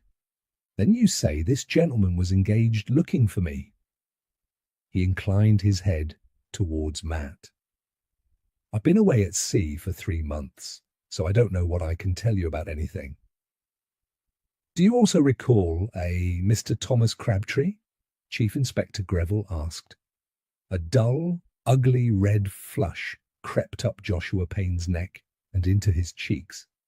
"That cheating old scoundrel! I'm hardly likely to forget him even after all this time. He cheated me out of the best part of £50 and refused to pay it back when I confronted him with proof. Last I heard, he went missing, probably with my money and the money he took off his own son as well. 10 years ago, that was. I went back to sea just as they found his farmhouse empty. Never heard no more of him." "You lost the money gambling in an illicit game at Mr. Malden's public house," the chief inspector said. It was a statement, not a question. Joshua fidgeted on the hard bentwood seat. "Listen, that game was private in Malden's own quarters. It wasn't in the public saloon, and it was amongst friends. I didn't know then as I'd fell into a den of thieves." "You fought with Crabtree and made various threats before Mr. Malden barred you from the premises, throwing you out into the street. A constable attended and escorted you onto the river ferry." Chief Inspector Greville appeared to be consulting from a folder that lay open in front of him. "That was years ago. What of it? He robbed me. I was angry. It was almost Christmas, and I had plans for that money. Malden threw me out, and I left and went back to Plymouth a few days later to get my ship. Why are you asking me questions now?" Joshua Payne scowled at the chief inspector. "The remains of Thomas Crabtree have recently been discovered, buried in the piggery of Midwinter Farm. It seems that he didn't simply disappear, he was murdered. I don't know if you may have seen it reported in the newspapers?" The policeman replied mildly. Matt watched Payne closely to see how he reacted to this information. The man rubbed his face wearily with his hand. "I haven't taken much notice of the news. I came home from my tour and found out my mother had passed away while I was at sea. I had a notice from the landlord to clear the place and to be gone by Christmas Eve, as he had new tenants ready to rent it. He didn't even offer for me to keep it on. I haven't exactly been in the best frame of mind to read the papers." The chief inspector nodded. "I'm sorry for the loss of your mother. I can imagine it must have been the most terrible shock," Matt said. "She'd been ill for a bit, but nothing serious. I hadn't had a letter, but that was nothing unusual. She weren't a good hand with a pen. The neighbour broke it to me what had happened. The funeral had been held and everything. All I got was the bill and an eviction notice." Payne's tone was bitter, and Matt didn't blame him. "I am most sorry to hear what has happened." Chief Inspector Greville looked at Joshua Payne. "However, you must understand that the discovery of Mr. Crabtree's remains means that we have reopened the case. This means talking to everyone who had a dispute or dealings with the man in the days before he disappeared." "Did you see him or contact him again after the fight you had with him over the card game?" "No, I went back to my mother's house. I spent a day or so there and then took the train to Plymouth as I was due to sail." The man met the chief inspector's eyes with a level gaze. I see. Also, around that time, there was a series of robberies in the area, the last one being a couple of weeks before Thomas Crabtree disappeared. That robbery was at Seacliff House, home of Lord and Lady Massey, A valuable tiara, some other diamond jewellery and some silverware was stolen, the chief inspector said. Joshua Payne gave a careless shrug of his shoulders. I was probably at sea, Chief Inspector. Why would I know anything about robberies? Matt watched as the policeman made careful notes in his book. Do you recall Mr. Malden's daughter at all, Tilly? She would have been about 17 when Mr. Crabtree disappeared. She resided with her father at the pub, the chief inspector asked. Tilly? Joshua Payne appeared to pause to think, but Matt was not entirely convinced the man's actions were genuine. He thought that Joshua Payne did remember Tilly, but for some reason was playing for time. Yes, I think so, a pretty girl. She was walking out with a bloke who worked on the ferry. Old Crabtree kept trying to flirt with her, but she was having none of it. Chief Inspector Greville raised an eyebrow as he jotted the comment down. This man who worked on the ferry, did you know him at all? Again, Matt thought Joshua Payne looked a little uncomfortable. Not especially. I know he had a big fight with Malden and with Crabtree. I heard about it when I was heading back to port and called for a drink at the pub near Mother's house before I left. I ran across a bloke who knew both of them, and he told me he'd heard as I'd already fell out with both of them. Did you ever speak to this man at all, Fred Smith? Find out what the fight was about? Chief Inspector Greville asked. Payne shook his head. No, I only used to see him in passing when he called for the girl. Like I said, I only found out about his fight with Crabtree by chance, as I was getting ready to leave. It is quite a way from Paynton to Kingsware. How did you get to meet Mr. Crabtree and discover his penchant for cards? Matt thought this was an interesting question from the chief inspector. Payne clearly didn't have a car, and the buses only ran at certain times. He could have gone by train, but how had he met them in the first place? I was looking for some action. Life ashore is boring when you're used to being with company. I was drinking in one of the local pubs, and I heard that if I wanted a game, then Malden in Kingsware was the man to go and see, Payne explained. So it was Arthur Malden who introduced you to Crabtree originally? Chief Inspector Greville's pen raced across the page. Yes, there were 4 of us playing to start with, but the other 2 dropped out when the stakes went up. Then it were just me and Crabtree left. We played before and it had all seemed above board, but that night were different. It took me a couple of hands, but I spotted he was cheating. Payne scowled at the table, as if reliving the moment. By then he'd took best part of £50, and I wanted it back. Thank you. Did you know Thomas Crabtree's son William at all, or his wife Lavinia? The chief inspector asked. I never met the son. I heard he was seriously ill at the time. It was the talk of the village about how his father wouldn't help him and had borrowed money from them that they desperately needed. His wife was ill too, and they had a baby, Payne said. Did you meet him at all, either then or since? The chief inspector persisted. No, not that I recall. Listen, is there much more, Chief Inspector? Only I don't see how I'm really able to be much help to you. Joshua Payne fidgeted in his seat and glanced towards the door of the office where Matt was certain a constable was standing outside. Captain Bryant, do you have any questions for Mr. Payne before he returns to Plymouth? Chief Inspector Greville looked at Matt. You have spent many years now at sea, Mr. Payne. Do you have regular routes? Matt asked. He had an idea percolating at the back of his mind and wanted to see if he was correct. The man appeared surprised by the question. I have regular port stops, New York, South America, that kind of thing. And that has been the case over the last 10 years? Matt smiled genially as if just making casual conversation. Yes, but what's that got to do with anything? Payne lifted his chin belligerently as he spoke. I was just curious, Matt said as Payne eyed him with suspicion. Thank you for your cooperation, Mr. Payne. It's much appreciated. By the way, may I ask where you were on Sunday morning? the Chief Inspector asked as Payne was about to get up from his seat.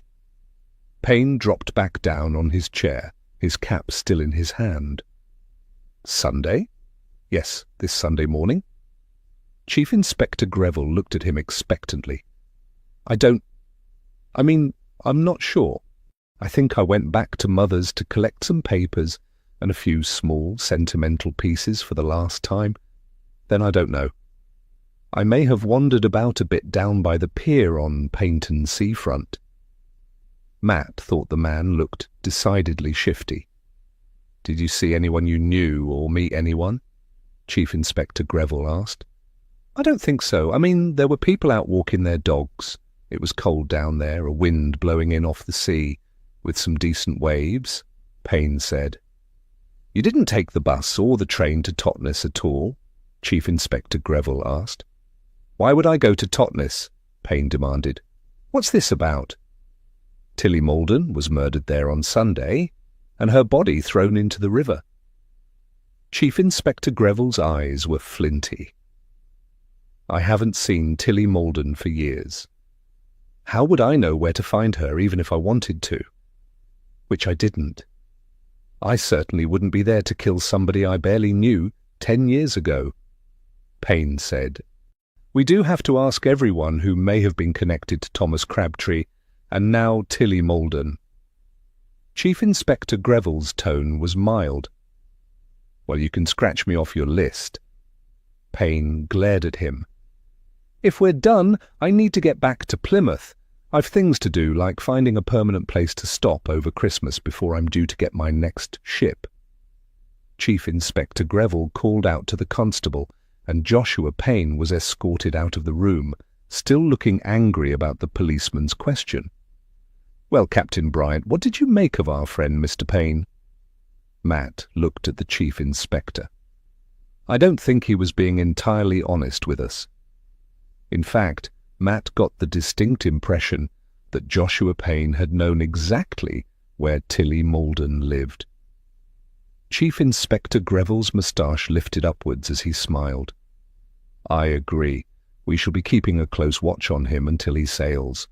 Kitty's decision to telephone Alice so they could meet up the next day was spurred on by what Matt told her on his return home.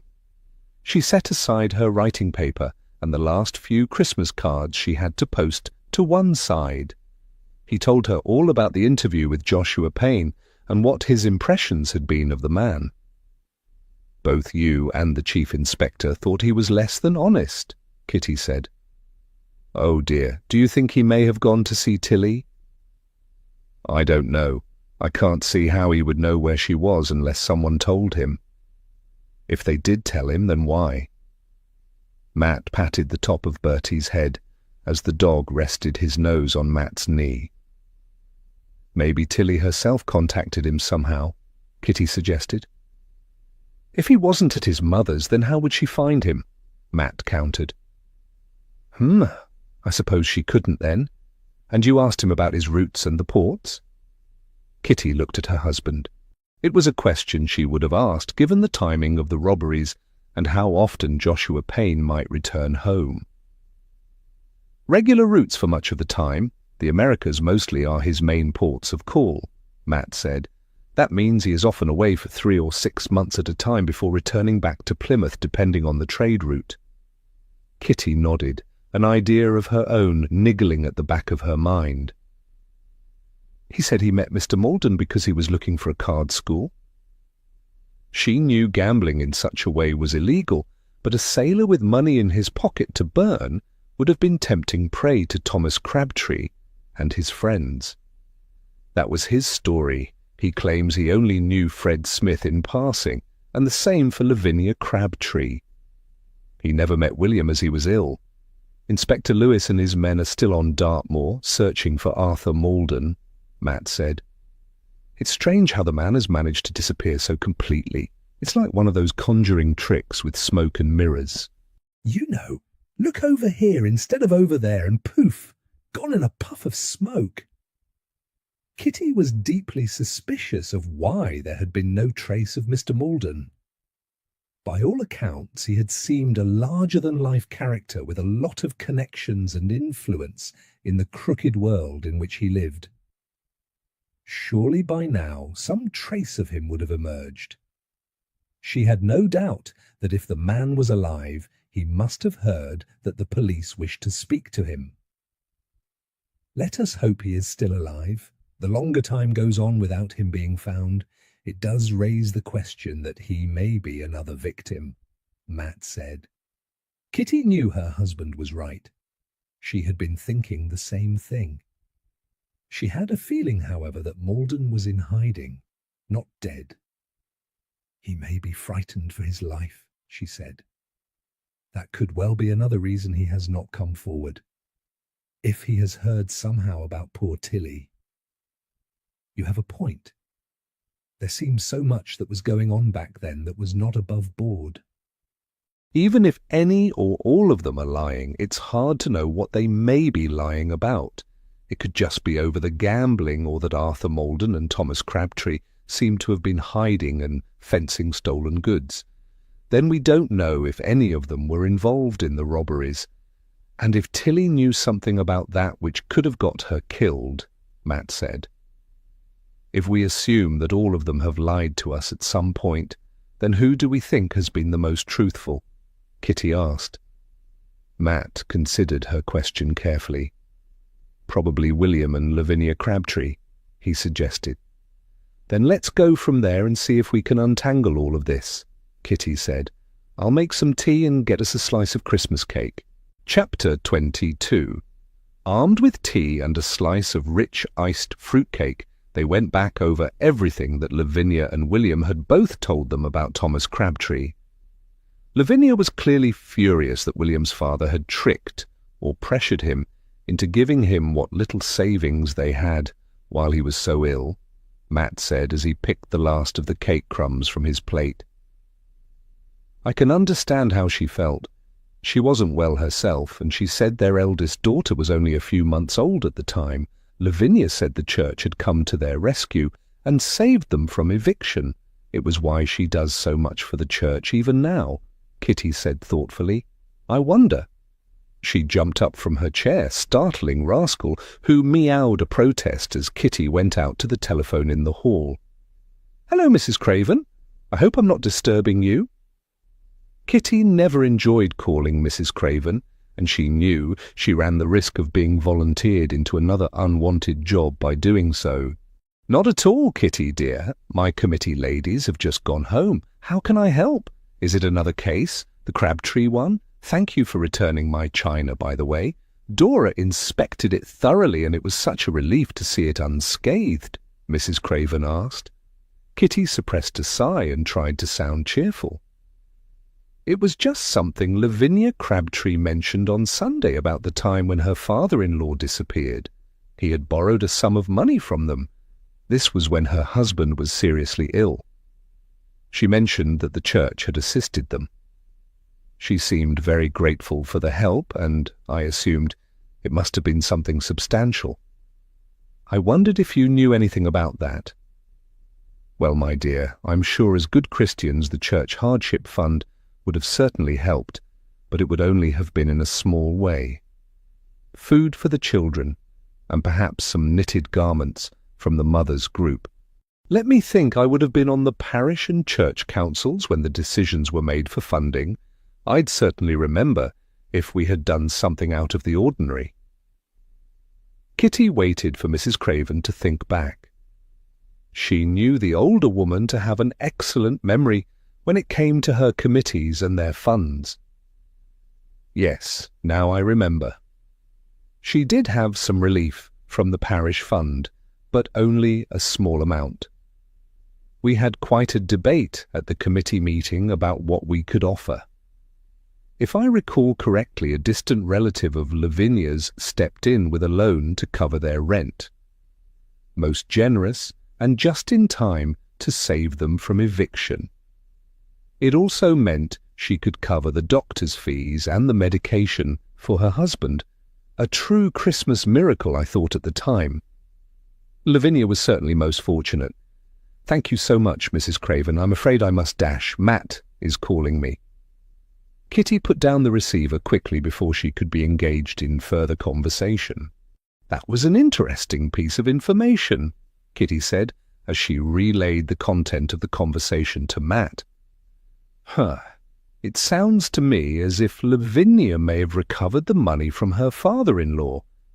I'm inclined to suspect this other mystery donor doesn't exist, especially as she always gives the church credit for their help at that time." Matt looked thoughtful. "Do you think she recovered the money before or after his murder?" Kitty asked. "Could Lavinia have killed him during another argument? One that had taken place at the farm? If she was the murderer, then who had killed Tilly, and why? Were the murders not linked after all? It seemed unlikely that William Crabtree could have killed the girl. His hand had been heavily bandaged after Kitty had hit him with the poker, and he had been with his children. She may have gone to the farm before it was found he had vanished. She could have gone to confront him, found the place empty, and spied her chance to go inside and take what was theirs, Matt suggested. If that was the case, then I could see why she wouldn't say anything about it in case anyone thought she was a thief or had something to do with his disappearance. Then when we found his body, that made her position worse, if that is what happened. She would become the main suspect, Matt said. I suppose if she did take the money, then that accounts for why that wasn't found after her father-in-law disappeared. I wonder if her husband realizes that's what she did. I mean, if he was looking around the farm, then maybe he believes her story, that the church helped them, Kitty said. He was seriously ill at the time, so he may well not have realized. The money that was missing now seems to be accounted for if we accept that Lavinia took it, but that still leaves the mystery of the stolen jewels. Matt scratched his chin as he stared into the glowing wood in the fireplace. A log shifted, sending a shower of sparks up the chimney, and Bertie raised his head to glare at the offending piece of firewood. Perhaps someone else collected those. That could well be the person who killed him, and who may have also killed Tilly. Kitty gave an involuntary shiver. One of the members of the gang of thieves, perhaps? Matt suggested.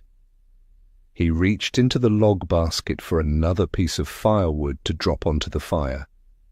Who were those thieves? We know that Malden was the man who moved the goods on. Crabtree was the bagman, keeping the goods hidden until Malden had a buyer. But then who stole them? Kitty asked, as she watched Matt rearrange the fire so that the wood would catch light safely. I think Joshua Payne knows far more than he was letting on. His trips could have provided Malden with a way to move anything that was too hot to sell in this country overseas. Matt looked at Kitty. I agree, that was what I was thinking. I don't know if he also may have taken part in the robberies when he was ashore. It would account for the pattern of several happening together, and then a gap of several weeks or months before the next ones. That would have given them time to stash the goods, and for Malden to find a buyer here. Anything that was considered too risky, Payne could have taken with him for disposal abroad. Kitty had been giving the matter some considerable thought. That does seem to fit. Is Fred Smith involved in the thefts at all, do you think? Or even William Crabtree before he was ill? He could possibly have been in on it. Matt replaced the fire irons in the brass stand. It's possible Malden may also have participated. Having one role in a gang like that doesn't stop them from having other jobs. He could have been actively involved in the robberies. That would make Thomas Crabtree's murder possibly the result of a falling out amongst thieves. Did he try to double-cross them, do you think? Or was he going to try and get the reward for information about the robbery? That tiara with such a distinctive stone would have been virtually impossible to get rid of, at least in this country, Kitty said. True, but none of our suspects appear to have gained materially since the robbery at Seacliff House and Crabtree's death. So what has become of the jewels in the meantime? Did Crabtree hide them somewhere in his role as bagman? And they haven't ever found them? Matt asked. You mean Betty could be right about the jewels still being hidden somewhere at Midwinter Farm? Unless, of course, Arthur Maldon is secretly very wealthy and has lain low about it all this time. I wonder if the inspector has finally found him. I really want to know what he has to say about all of this, Kitty said. Unfortunately, we shall have to wait and see. I think until they do discover what has become of the man, we should keep our thoughts on this to ourselves for now. We have no real proof, only our suspicion of where Lavinia obtained the money to save her family. Perhaps by tomorrow we may know much more, and we can approach the police with our thoughts then, Matt suggested. Much as it irked Kitty to agree, she knew he was right. She longed to jump in her car and head for the moors to search for Maldon herself. Not that it would do any good unless they could narrow the search area. If the police were struggling to locate him with all their resources, then she and Matt stood little or no chance. Even so, it was all very frustrating. She was sure they were on the right track about the robberies at least. The big question was, how did it tie in with the murders, or was it even anything to do with the murders? Thomas Crabtree had made plenty of enemies without his death being related to the goods he had probably been minding. He had swindled Joshua Payne at cards, something that even now the sailor clearly deeply resented. £50 was a very large sum of money. Lavinia had hated him for taking money from his son while he had been seriously ill. Fred Smith had resented the way he had ogled Tilly Maldon, pestering and leching after a girl young enough to be his daughter. Tilly had disliked him, and who knows what her father, Arthur Maldon, had thought. He had barred him from his pub, and they had clearly fallen out despite any connection they may have had over the robberies, or over any other goods that Crabtree may have stored for Maldon previously. Which then took her thoughts to Tilly's murder. Why had the girl been killed? There had to be a connection. It surely wasn't just a coincidence. Matt glanced her way and smiled. She knew he could tell what she was thinking. I'm going to telephone Alice this evening. It's her day off tomorrow from the shop, and I want to see if she might be free for an hour for lunch, Kitty said. You want to go back to Midwinter Farm, don't you? Matt looked at her. Are you going to tell Alice everything else that you've discovered? I think she should know, don't you? I mean, we've pieced together so much more since you last spoke to Robert, Kitty said. It had been playing on her conscience that perhaps her friend might be in the dark about some of the developments in the case which might affect her. That's true. I do think perhaps we should let Alice know everything about Tilly and about what we think Thomas Crabtree was doing at the farm. The smile faded from Matt's face to be replaced by a grave expression. I just hope it doesn't upset her or make her feel more negatively about living there. I know, but in a way I think it may make her feel better knowing there was a reason, or reasons why Thomas may have been murdered. It means that it's not a bad place or an unlucky one. It just had one bad former tenant, Kitty said. At least she hoped that was how her friend would feel. I hope you can help her to see that. I suppose, too, that you'd like to go and poke around the farm and the outbuildings in case you can stumble upon Thomas Crabtree's hiding places. Matt's smile returned. Kitty looked slightly abashed. Her husband knew her all too well. It wouldn't hurt just to double-check everything, put Betty's theory to the test. I know Robert has done a lot of work to the place, so the potential for finding a hiding place must be small. Even so, it has to be worth a shot, and Alice may feel better knowing it's all been checked. I suppose you have a point, Matt agreed. Besides, Kitty said impishly, you know that you would like to have a look around the place yourself. Admit it.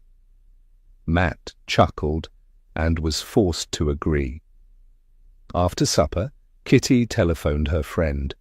She had waited until Alice had a chance to have closed up her shop and rested for a while before her own supper. Kitty knew how exhausting running the shop was for her friend, especially with Christmas so close and so many people needing her services as well as purchasing gifts. "Kitty, how is everything? Have the police found who killed Mr. Crabtree yet?" Alice asked, as soon as Kitty had greeted her. "I think they are getting closer to working things out." "I have lots to tell you. Are you free tomorrow at all? We could finish off hanging the curtains at the farm, and Matt and I can tell you everything we've discovered. We could even get a fish supper afterwards," Kitty wheedled. "I suspect that I'm not going to like everything you're going to tell me. Robert has told me as much as he knows, but it sounds from the way you're talking that even more things have come to light," Alice said, a hint of suspicion in her tone. "You did want to get the house looking more lived in this side of Christmas," Kitty said. "Why are you so keen to go back to the farm? You aren't planning on whacking no one else with a poker, are you?" Alice teased. "I do hope not." Kitty shuddered at the thought. "There's just a few things we want to look at, and it might help if we all go back and see that everything really is perfectly lovely there." "Throw off any badness?" Alice asked, in a slightly worried tone. "Yes, give the house good, positive feelings again with your lovely curtains," Kitty said. "All right, I can spare a few hours. I need a break, and I'm holding you to a fish supper." "Robert is too busy with work at the moment, so he won't be able to come," Alice said.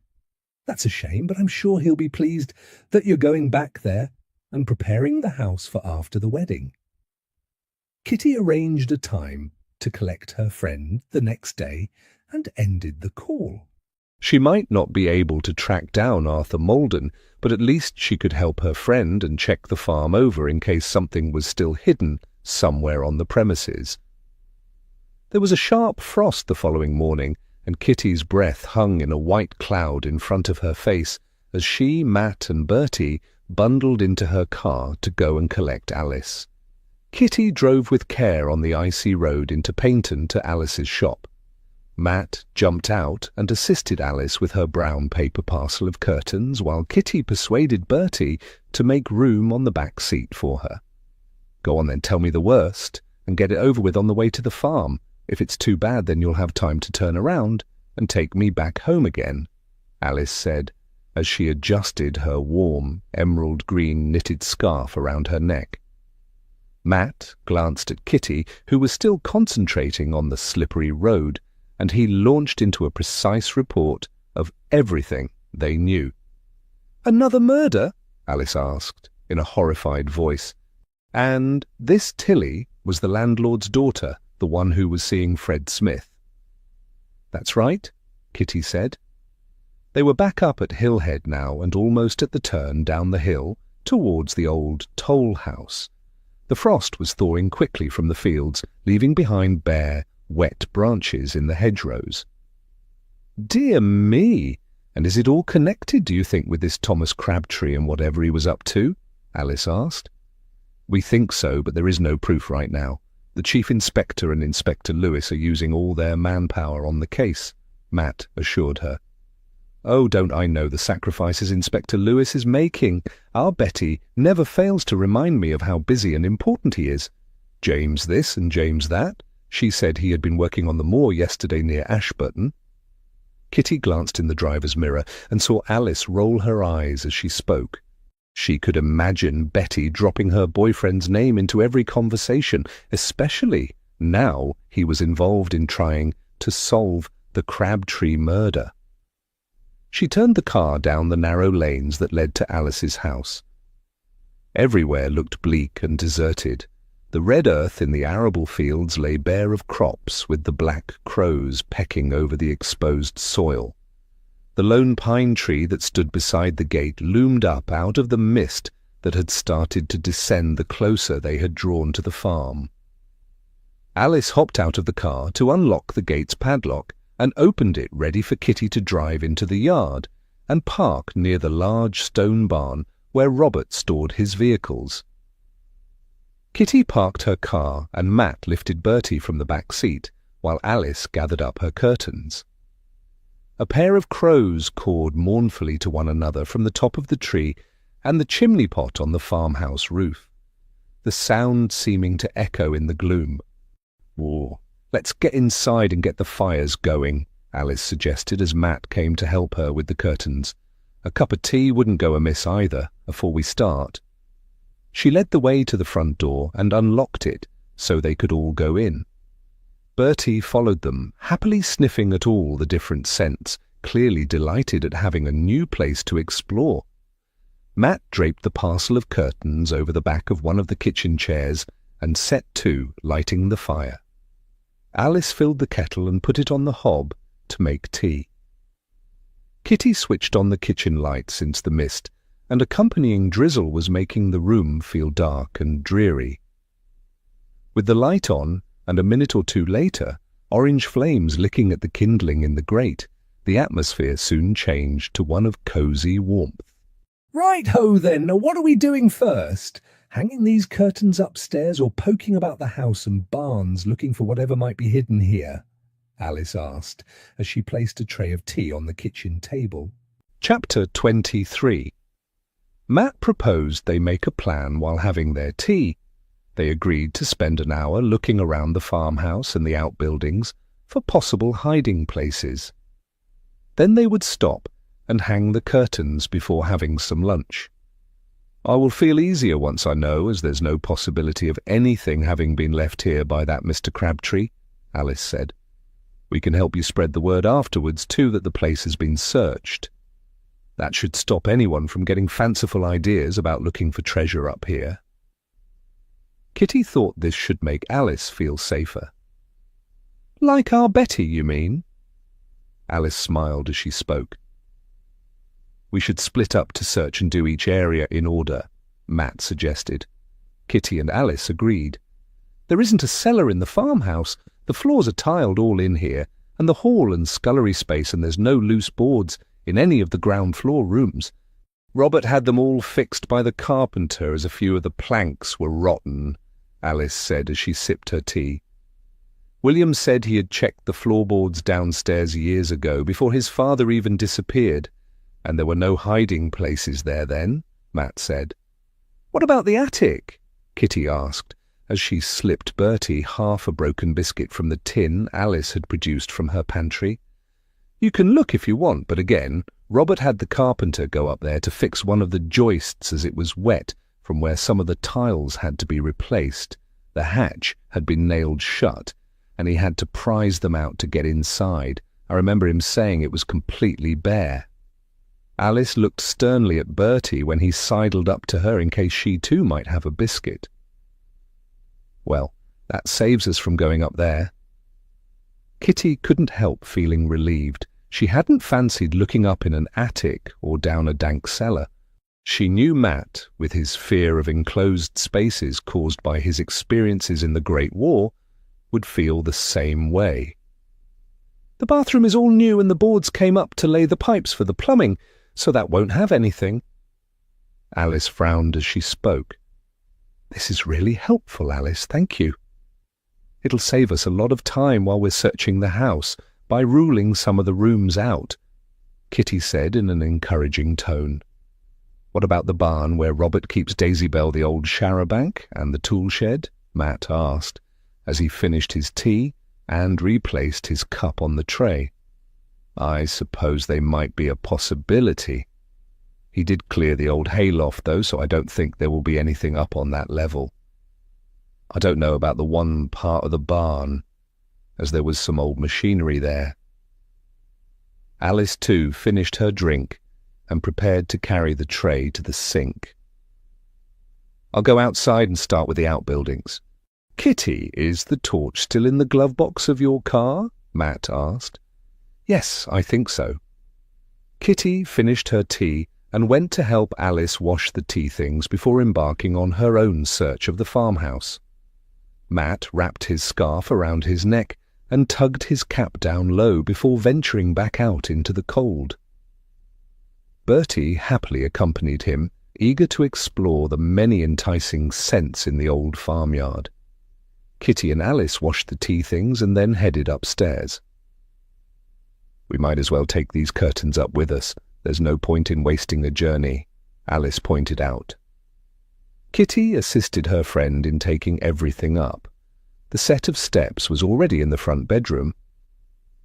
"Where shall we start looking then?" Alice asked, as she cast a dubious eye around the bare room. The walls had been freshly painted in primrose yellow, and the floorboards were bare. Alice was saving for a set of bedroom furniture from the second-hand shop in Paynton, which she hoped to buy to furnish the room. "Tap the walls and the skirting boards and look for any loose floorboards," Kitty suggested. "Is it worth looking up the chimneys?" Robert had them swept and inspected. They was all clean, nothing on any ledges, not even those witch things that people used to put in olden times. Although, I have to say, I were glad about that. I didn't fancy them finding a dead cat or no old shoes or something. Alice shivered in distaste. "I know what you mean. I don't think I would have liked that either," Kitty agreed. She knew that many old houses had things placed in their chimneys to ward off witches or evil spirits. Midwinter Farm was certainly old enough to have been one of those places. The two women went around the room systematically tapping and probing all the surfaces, including the broad wooden window-sill. "There's nothing in here. Let's try next door," Alice said. The second bedroom was another good-sized room and overlooked the orchard at the back of the farm. The walls again had been freshly painted, this time in white, and the only furniture was a pine chest of drawers that Robert had procured from a customer who was throwing it out. He had mended a broken drawer, and they had placed it in the room to use as a linen store. Once more they went around the room tapping and probing every surface, sill and baseboard. "There's just the box room left to try now," Alice said. The box room was a small, single room which housed the slope for the head of the stairs. Kitty refrained from saying it was a perfect size for a nursery. Again, the floorboards were bare, and there was no furniture in the white, painted room. "Not a sausage." Alice brushed her hands together to knock off the dust she had acquired from probing a loose floorboard. "Did you hear Bertie?" Kitty frowned and strained to listen. "I thought I heard him barking. I do hope he hasn't found a mouse or something stinky to roll in." She went back into the front bedroom to look out of the window towards the barns. Any barking had ceased, so she guessed Matt must have found whatever her dog had discovered. "I can't hear him now or see them. They must be inside the barn." Alice had joined her. Landing next and the cupboard? Alice once more checked the floorboards and skirting, while Kitty probed inside the spacious cupboard on the landing. Nothing again. Kitty couldn't help feeling a little crestfallen. She had been certain they would discover something of interest during their treasure hunt. Alice, however, had grown ever more chirpy with every room that contained nothing more than a hint of dust and a splash of paint. "That's it for up here, then. Well, we'd best go and check downstairs, I suppose. Best not to rely completely on William Crabtree. He might not have been telling the truth," Alice said. "Then we can hang these blessed curtains." Kitty reluctantly followed her friend down the staircase. "I must get Robert to look at this step again. I thought as he'd fixed this creak," Alice said, as the third step from the bottom groaned as she stood on it. "The stairs, we need to check the stairs. Alice, look at the one you're standing on," Kitty urged, her pulse quickening. "It's just a loose board. I was sure he had nailed it down. I've asked him enough times," Alice grumbled, as she stepped down into the hall and turned to examine the faulty step. Kitty came to stand on the step above the one Alice was probing. "There, Alice! Press down on that little notch." Alice obeyed, leaning her thumb on a barely discernible notch at the side of the step where it was set into the wall. As she did so, the tread of the step lifted like a lid. Kitty's heart raced as her friend moved the piece of wood aside and peered into the gap below. Concealed under the step was a dusty brown canvas drawstring bag. "Oh my days, I think we may have found it," Alice said as she lifted the bag from its hiding place. "There was something here after all. Our Betty will never let me hear the end of it if she's right. Gosh, it's heavy." She heaved the bag out of its hiding place. As she passed it up to Kitty, something clanked inside the bag. Alice replaced the tread of the stair so Kitty would be able to come down to join her. "Bring it into the kitchen and put it on the table. Let's see what we've got," Alice urged as Kitty hurried down to the hall. Together they went through to the kitchen and placed the mysterious bag on the table. Kitty's pulse raced with excitement at their discovery. Alice opened up the drawstring and pulled the canvas open. They gasped in unison as the contents were revealed. Tarnished silver candlesticks, rose bowls and a couple of vases, a snuff box and a set of spoons. Red, velvet-covered jewellery boxes and a larger cream-coloured leatherette box. Kitty's hand shook as she raised the hinged lid on the larger box to discover a magnificent tiara. The stones twinkled and blazed with an iridescent colour under the brightness of the overhead electric light. The centre stone shone a soft, yellowy orange colour, sending fragments of light dancing around the room. "Oh my goodness, we must go and get Matt," Kitty said. "I don't think it'll be necessary to get anyone." A male voice from behind them in the kitchen doorway made them both whirl around in shock. An older man dressed in a dark coat and cap blocked their exit into the hall. Behind him the front door stood slightly ajar, allowing a cold draught to blow along the hall. "Who are you? Where did you come from?" Alice demanded as she grabbed at Kitty's arm for support. "I should thank you, ladies. I've been looking for my property for a good long time now."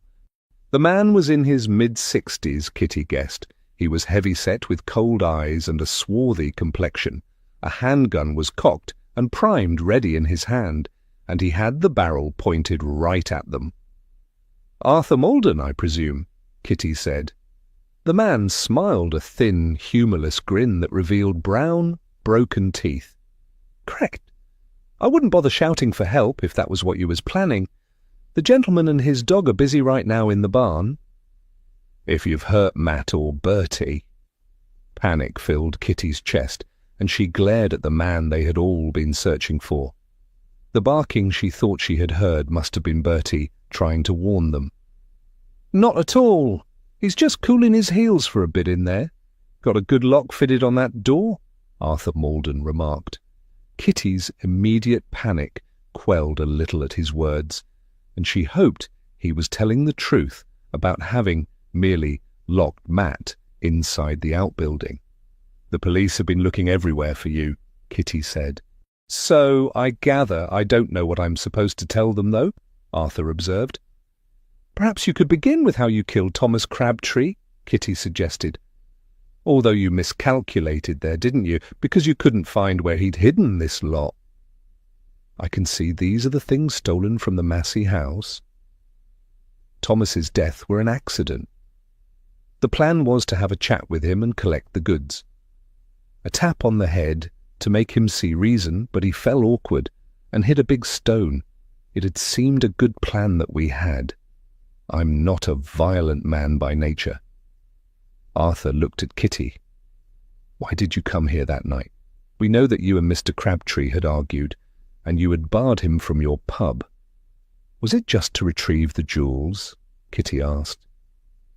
Alice's fingers dug into the flesh of her arm, and she knew her friend was scared. Thomas had become a liability. The fight with Fred Smith was one thing, but then when Joshua caught him cheating with the cards, then I knew we needed to cut him out of the loop. Arthur's eyes narrowed as he studied Kitty. "You seem to know a lot about it all." "I'm a private investigator, as is my husband, the man you have locked in the barn." I think we have quite a lot of it worked out. I expect Chief Inspector Greville and Inspector Lewis have too. You were angry over him upsetting Joshua Payne because he used to dispose of items too hot to sell in this country on his trips overseas. Kitty lifted her chin and met Arthur's gaze. Alice drew a little closer to her. Crabtree was reckless. The police had been sniffing round and we needed to get the stuff out of the country. We came here to reason with him. I was going to pay him his cut early. He was desperate for money. Lord Massey's land agent was going to evict him as he was behind on the rent. Arthur kept his gun levelled at Kitty, almost as if daring her to question what he had told her. "How did you lure him outside and why?" Kitty asked. A crafty smile tugged at the corner of Arthur's lips. "I knew Thomas would be wary if I cornered him in here. I thought that outside I stood a better chance of talking to him. I had a couple of people to assist me in case he didn't want to give up the goods. You made a noise out by the hen coop in the old piggery so he would think it was a fox," Alice chipped in, drawing Malden's attention in her direction. "That's right. I knew he hadn't got his shotgun no more since the constable had confiscated it. He had to go out himself to scare a fox away. That's when he had the bump to his head," Arthur confirmed. Kitty could see what had happened, Thomas being lured outside by the hens squawking, the hit on his head to knock him out. Then the man falling and hitting his head for the second time, on that occasion, fatally on the broken-down stone wall. "Where does your daughter Tilly fit into all this?" Kitty asked. Arthur frowned. "Only that she was the one who set the hens off while I lay in wait for Thomas. I'd promised her some money. She wanted to go on the stage." Kitty had the uneasy feeling that they were not getting all of the answers from Arthur, but before she could ask anything else, he motioned the gun at them. "Enough talking. Outside, both of you. I reckon as you can join the bloke in the barn while I reclaim my property." Alice kept hold of Kitty's arm as Arthur forced them both out of the kitchen and along the hallway and out of the front door. The cold air made her gasp as the mist moved, blurring their surroundings. The gravel crunched under their feet as Arthur marched them across the yard, past Kitty's car towards the barn door. Alice stumbled as she walked, earning her a gruff rebuke from the man with the gun. "Why did you kill Tilly? Was it because she was going to go to the police about what happened that night?" Kitty asked, as Arthur took out the key to the padlock with his free hand. She couldn't see why Tilly would have waited all those years and not said anything. Her father had abandoned her at her time of need and treated her cruelly. She could have had no loyalty to him. She saw a range of emotions flick across Arthur's face. "I've never hurt Tilly and never would, not even after all she's done." "What do you mean she's dead?" "That was why the police were so desperate to talk to you. They'd left messages all over the place. Someone murdered her on Sunday in Totnes. They throttled her and pushed her into the river," Kitty said. She could see that what she was saying was a complete surprise to Arthur. "Who else was with you that night when you came to get the jewels from Thomas Crabtree?" He had mentioned a couple of people. Tilly had been one, so who had been the third? "I don't believe you. There wouldn't be no cause to hurt Tilly," Arthur said. "I'm afraid it's true, Mr. Malden," Alice said. "The police were searching for you to tell you, as well as investigating Mr. Crabtree's death and the jewel thefts." Kitty saw the effects of Alice's confirmation of his daughter's murder on Arthur's face. "That double-crossing?" Arthur snarled the words out before breaking off mid-sentence. "Never mind that now. I'll get you two in here and then I'm away." "It'll take them a while to find you, I expect. The man with the touring bus will be back this evening." "That's my fiancé. He owns this property. Have you been watching us?" Alice asked. "Only to see when the coast was clear so I could come and do a bit more searching. I saw William Crabtree poking around. And you." He inclined his head towards Kitty. Then the police and the telephone people. Kitty had been listening for any sounds from within the barn. The building was a sturdy one, built of local stone with a heavy pair of tall wooden sliding doors which gave an opening big enough for Robert to park his buses inside. The door Malden was about to open was a pedestrian door cut into the larger doors to save having to open the whole thing when just one person needed to enter the building. She thought she could hear the muffled sound of Bertie barking and Matt's voice calling her name from inside the barn. Matt, she shouted his name, hoping he could hear her and know she was by the door. Arthur scowled and inserted the key in the padlock, stepping around behind Alice and Kitty, ready to pop open the lock to usher them inside. Much to Kitty's relief, she heard Matt's voice again calling her name. He sounded much closer, and she guessed he was standing on the other side of the door. "He's got a gun, Matt, stand clear!" She hoped he could hear what she was saying. If Malden undid the lock and Matt came to charge out, she was under no illusion that he would probably shoot. "Once you two are safely out of the way, then I'm off," Malden said as he prepared to remove the lock, his attention temporarily on the door. "Oh, no, you don't. You don't get to swindle me twice, Malden."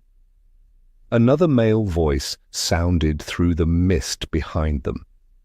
Kitty, Alice and their captor turned to see who had joined them. Chapter 24. Kitty didn't recognize the voice or the man emerging from the dense, freezing fog. He was of average height and build, his face shaded by the brim of his dark brown hat. She could, however, see that he too carried a gun, and his weapon was pointed at Arthur Malden. "Joshua, long time no see," Arthur greeted the stranger in a level tone. He seemed unsurprised by the stranger's sudden arrival. Alice looked at Kitty and mouthed, "Joshua Payne?" Kitty gave a quick affirmative nod of her head. She couldn't see who else it could be. Tension seemed to mount as thick as the dense winter mist that surrounded them as the two former friends faced one another at the door of the barn. "It's been a while. I take it you finally found the goods then? Planning on keeping it all for yourself, I suppose?"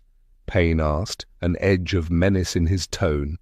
Kitty's heart banged against her rib-cage, and she could hear Matt echoing the sound with his fist against the thick wood of the barn door. Her husband was no doubt wondering what was happening outside in the yard. "I didn't think you'd be back. My condolences. I hear your mother has passed away." Malden's own tone was even, but Kitty could see his grip had tightened around the handle of his gun. "She has. It's lucky for me then that I decided to call here when I did. I had intended to return to Plymouth to wait for my ship," Payne replied. Kitty gave Alice a gentle, discreet nudge to try and move slowly backwards out of the direct line of fire from the two men, while their attention was on each other. Alice bit her upper lip and slackened her hold on Kitty's arm, moving a fraction of an inch away from the door and closer to where Kitty's car was parked. "I take it you heard that the police found Crabtree's body?" Arthur asked. It took them long enough. Payne's attention was still on Arthur, and Kitty joined Alice in making a slight move away from the men. 10 years, and now you have the jewels and the silver he had hidden away all this time." "There is plenty there for both of us," Arthur said. "Now you want to share. How very gentlemanly of you," Payne sneered. Arthur didn't reply. Instead, he fired his gun at Payne. Kitty and Alice screamed at the unexpected sound of the shot. Kitty automatically shoved her friend to the floor and dived down with her as the younger man dropped like a stone, a surprised expression on his face. Alice huddled closer to Kitty, her face white with fear, as Malden stepped forward a few paces to kick Payne's gun from his hand. "You murdered my girl," Malden spat at the injured man. Bertie barked inside the barn, and Matt's banging on the door grew more frantic after the gunshot. She was going to the police, had to stop her, We didn't mean to kill Crabtree. Payne was curled over, his hands pressed against his abdomen in a vain attempt to staunch the flow of blood. His gasps for breath grew shorter, and Alice buried her face against Kitty's shoulder. Kitty could feel Alice trembling. "You two, up and into the barn." Malden turned back to Kitty and Alice. Kitty helped Alice to her feet. Her friend had begun to sob quietly, and Kitty couldn't bring herself to look at Payne's prone form, where he was now lying still on the floor. She couldn't tell if he was alive or dead. Malden steered them back to the barn door and removed the padlock. "Stand aside in there or I'll shoot," he shouted as he cracked open the door. Before he had time to open it fully and push Kitty and Alice through the gap, Bertie charged out. He had wriggled his way through the opening space and made a dash for freedom. The dog cannoned into Malden's legs, throwing him slightly off balance, and Kitty dived forward, hurling herself with all her weight onto the man to bring them both to the floor. The impact knocked the breath from her body, and she fought to try and keep Malden from breaking free. Alice sprang after her, scrambling across the gravel to get to the gun which had been knocked clear of Malden's grasp. "I've got the gun, and I'm not frightened of using it." Alice stood over Malden, her words coming in little gasps as Matt burst out from the barn to see what was happening. Bertie continued to cavort around Kitty as she struggled to her feet while her dog attempted to lick her face. "Give me the gun, Alice. Kitty, go and telephone the police and an ambulance for Mr. Payne." Matt took the weapon from Alice's trembling fingers and kept it trained on Malden, who remained still and winded on the floor near his former friend. Kitty and Alice ran back inside the house, leaving Matt to stand guard. Kitty dialed the number of the police station with trembling fingers to summon help. Alice, practical as ever now the shock was leaving her system, found some old towels from the kitchen. She hurried back outside to see if there was anything that could be done for the wounded man.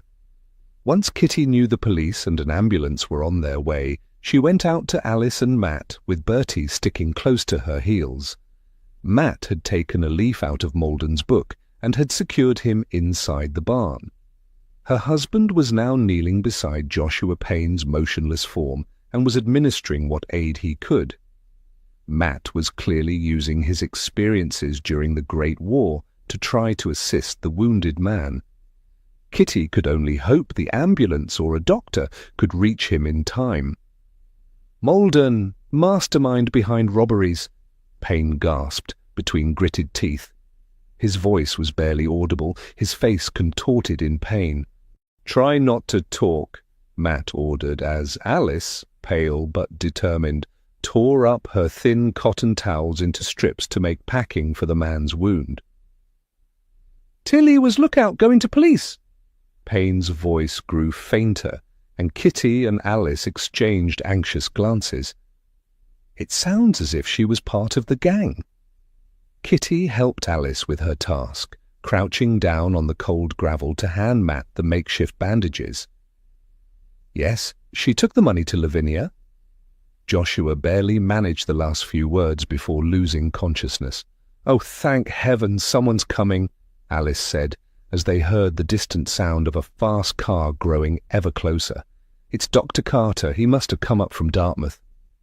Kitty breathed a sigh of relief as the doctor's familiar sporty car shot into the yard and pulled up beside hers in a small shower of gravel. The doctor jumped out of his car with surprising speed for his shape and hurried to join them, his medical bag ready in his hand. Kitty and Alice stepped back to allow him to take over with Matt.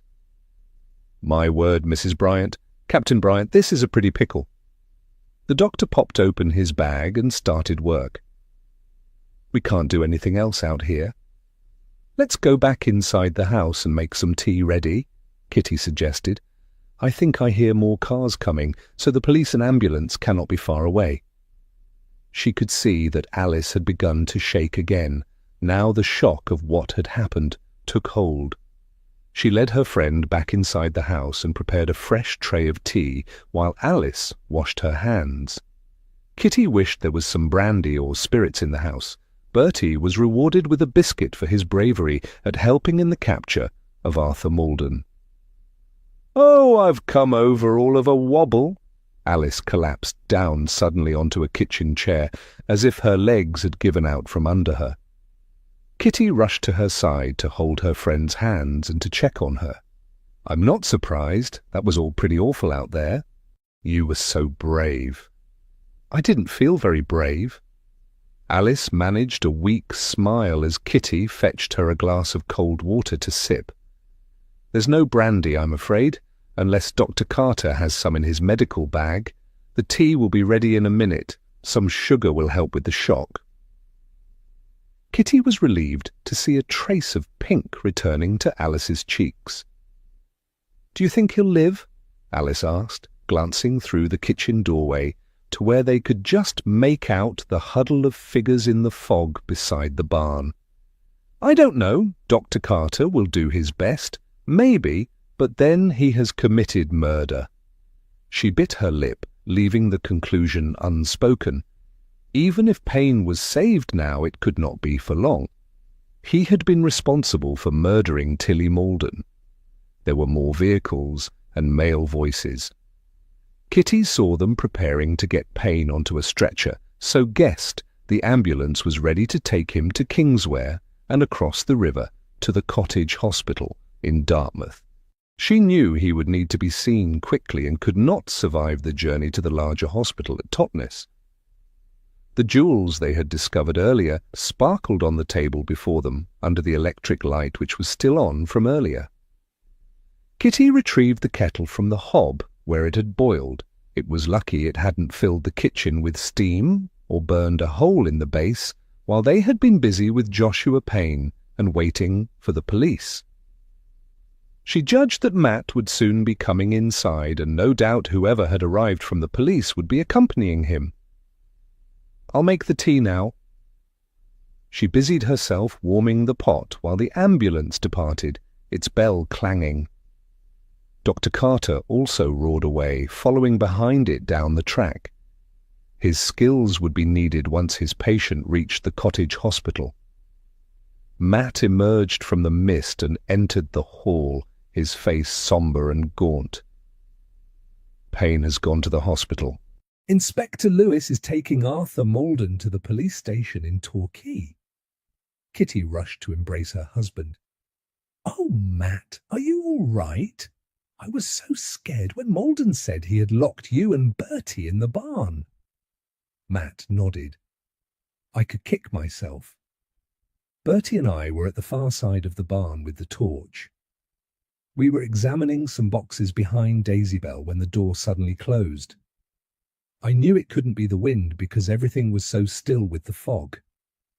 I went over straight away and realized we had been locked in. There was no way to warn you or to escape. I had no idea who it was or what they wanted. Alice rose from her chair. "Come and sit down. Kitty has made tea." "Is Chief Inspector Greville here?"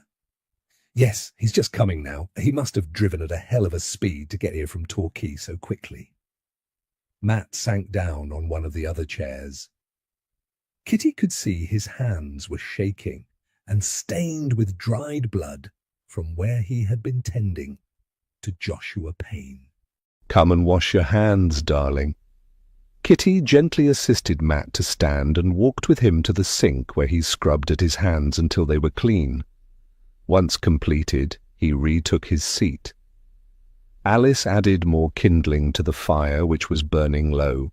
The fog which had seeped inside the house through the open doors had removed what little heat it was still throwing out. Kitty shivered and poured a cup of tea for her husband. She could see that he was not himself. There was a knock on the still open front door, and Chief Inspector Greville entered the hall, wiping his boots on the mat. He closed the door behind him, and Kitty surmised that the rest of the police must have now departed with the prisoner. "Come in, Chief Inspector." Alice pulled out a chair. The policeman's eyes widened when he saw what was on the kitchen table. "I take it this is the Massey family property." Kitty and Alice nodded. Matt looked at the jewels as if just noticing them for the first time. Kitty set out cups and saucers to pour the tea for the rest of the group. She was worried about Matt, knowing that being confronted with Joshua Payne's wounds may well have brought back his wartime experiences. "Thank you, Mrs. Bryant," the chief inspector said as Kitty placed a cup before him. Kitty added sugar to Matt's cup, gently urging him to drink. Alice put out the last of the biscuits on a plate, and Kitty rewarded Bertie with an extra one before they all disappeared. "Mr. Malden has gone to Torquay Police Station with Inspector Lewis. Captain Bryant has given me the gist of what you learned outside, but perhaps you can tell me the rest?" Chief Inspector Greville asked, as he helped himself to the biscuits. Kitty went through what they knew about the robberies, including that Joshua Payne had implied that Tilly had been the lookout for the gang. "She was here at the farm then when Crabtree was killed?" the Chief Inspector asked. Alice nodded. "That was what Mr. Malden said. That was what—" "She had lured Crabtree outside to the old piggery. His death sounded like a combination of an accident when he hit his head on a rock after Mr. Malden struck him. They hadn't wanted to kill him because he had these." She waved her hand towards the bag on the table. "Then after, once he was dead, they couldn't find the hiding place. They must have just hid his body and left." Kitty explained that it had sounded from what Joshua Payne had said that Tilly had found the money Crabtree had taken from his son, and she had given it back to Lavinia. "I assume that Tilly swore Lavinia to secrecy about where the money had come from. Lavinia obviously didn't care to ask too many questions about what had happened to her father-in-law," Chief Inspector Greville said. "Payne said that Malden had organised the gang and the robberies." Kitty looked at her husband. He was unusually silent, and she could see that he was struggling with the conversation. And he silenced Tilly, afraid that after all this time she was going to go to the police now. She had fallen out with her father and had nothing to lose. Now Crabtree had been discovered. She was probably afraid that she would be implicated in the crime somehow, the Chief Inspector said. "That was when Mr. Malden shot him. He didn't know until we said, you see, that Tilly was dead, and he knew it had to be Joshua Payne who had killed her." Alice gave a shudder. "Will Mr. Payne survive, do you think?" She looked at the Chief Inspector. Dr. Carter was not hopeful, despite the sterling work you and Captain Bryant did trying to save him. He was going straight to the operating theatre. The Chief Inspector finished his tea and biscuits. "I must get off to assist Inspector Lewis. Will you be all right, Miss Miller?" Alice nodded. "Yes, thank you. I have Kitty and Matt with me, and Robert should be returning soon from his day trip. It was more local today." "There will be a lot to tell him."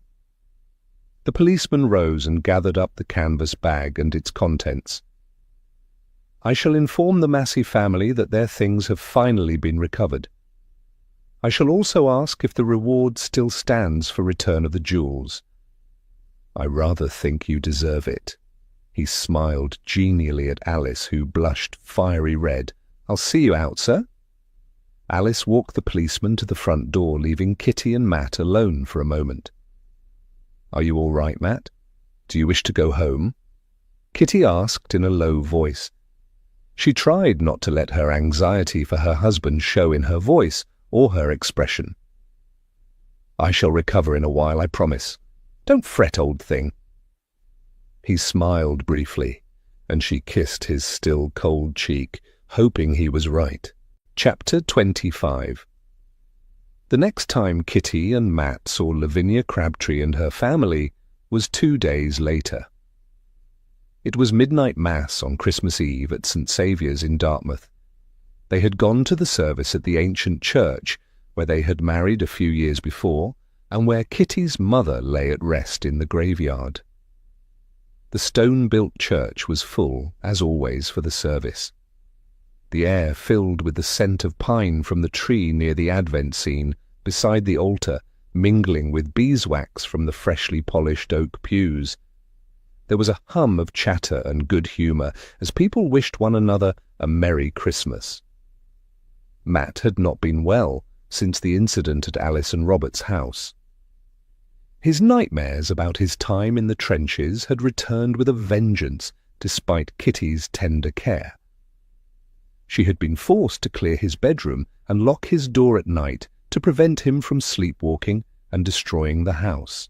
Kitty hoped that the combination of it being their wedding anniversary and Christmas might help to soothe his mind and replace the bad memories with happier ones.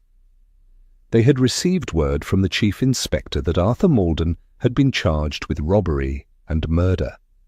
Joshua Payne had not survived his injuries despite Dr. Carter's best efforts. Kitty couldn't help but feel that perhaps this was for the best under the circumstances.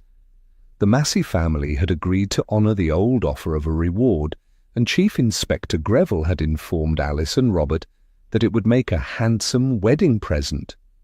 Alice had tried to persuade Kitty and Matt to share the money, but they had declined. Kitty thought that perhaps being able to furnish and equip her house would help Alice to come to terms with its history. The service began, and Kitty forced herself to focus on the music, readings and prayers that she had known since her childhood, the familiarity providing her with comfort and peace after the last few days. She glanced across at Matt and was relieved to see that the lines of strain around his mouth and eyes seemed softened. She spotted Mrs. Craven on the front row of the pews, the feather in her hat waving as she sang. Once the service was ended and the congregation started to file out, Kitty became temporarily separated from Matt in the crowd. Lavinia Crabtree brushed up against her in the queue for the door. "Mrs. Bryant, I just wanted to thank you on behalf of William and me." The policeman, that chief inspector, he told me in private that he knew what Tilly had done. He said you worked it out from what that Joshua Payne said. Lavinia bit her lip. "William don't know anything. I always told him the money was from the church." "Then he won't hear anything from me. You only had back what was yours," Kitty said. Lavinia inclined her head. "It's been a burden all this time." "I never asked Tilly what had happened. She gave it me before Thomas was reported missing. I thought it best not to know if he give it her or if she took it." "Well, it is all over now at last. Happy Christmas to you and your family," Kitty said as Lavinia's daughters squeezed through the crowd to seize their mother's gloved hands, their father following behind them with their young son. Kitty spotted Matt just ahead of her and worked her way back to his side. "I wondered where you had gone." He smiled down at her as they stepped through the doorway, out into the crisp winter night. They shook hands with the vicar and started back towards Kitty's car. "I was just wishing a few people a Merry Christmas," Kitty said. "Ah, Kitty, Matthew, just the people I hope to see." Mrs. Craven's clarion voice carried in the clear night air, and she waved imperiously at them. Matt's gaze tangled with Kitty's, and she saw the spark of mischief ignite in his bright blue eyes. "Happy Christmas, Mrs. C. Can't stop, I'm afraid. It's still our anniversary," Matt called as he and Kitty escaped down the hill to her car, giggling like children. The end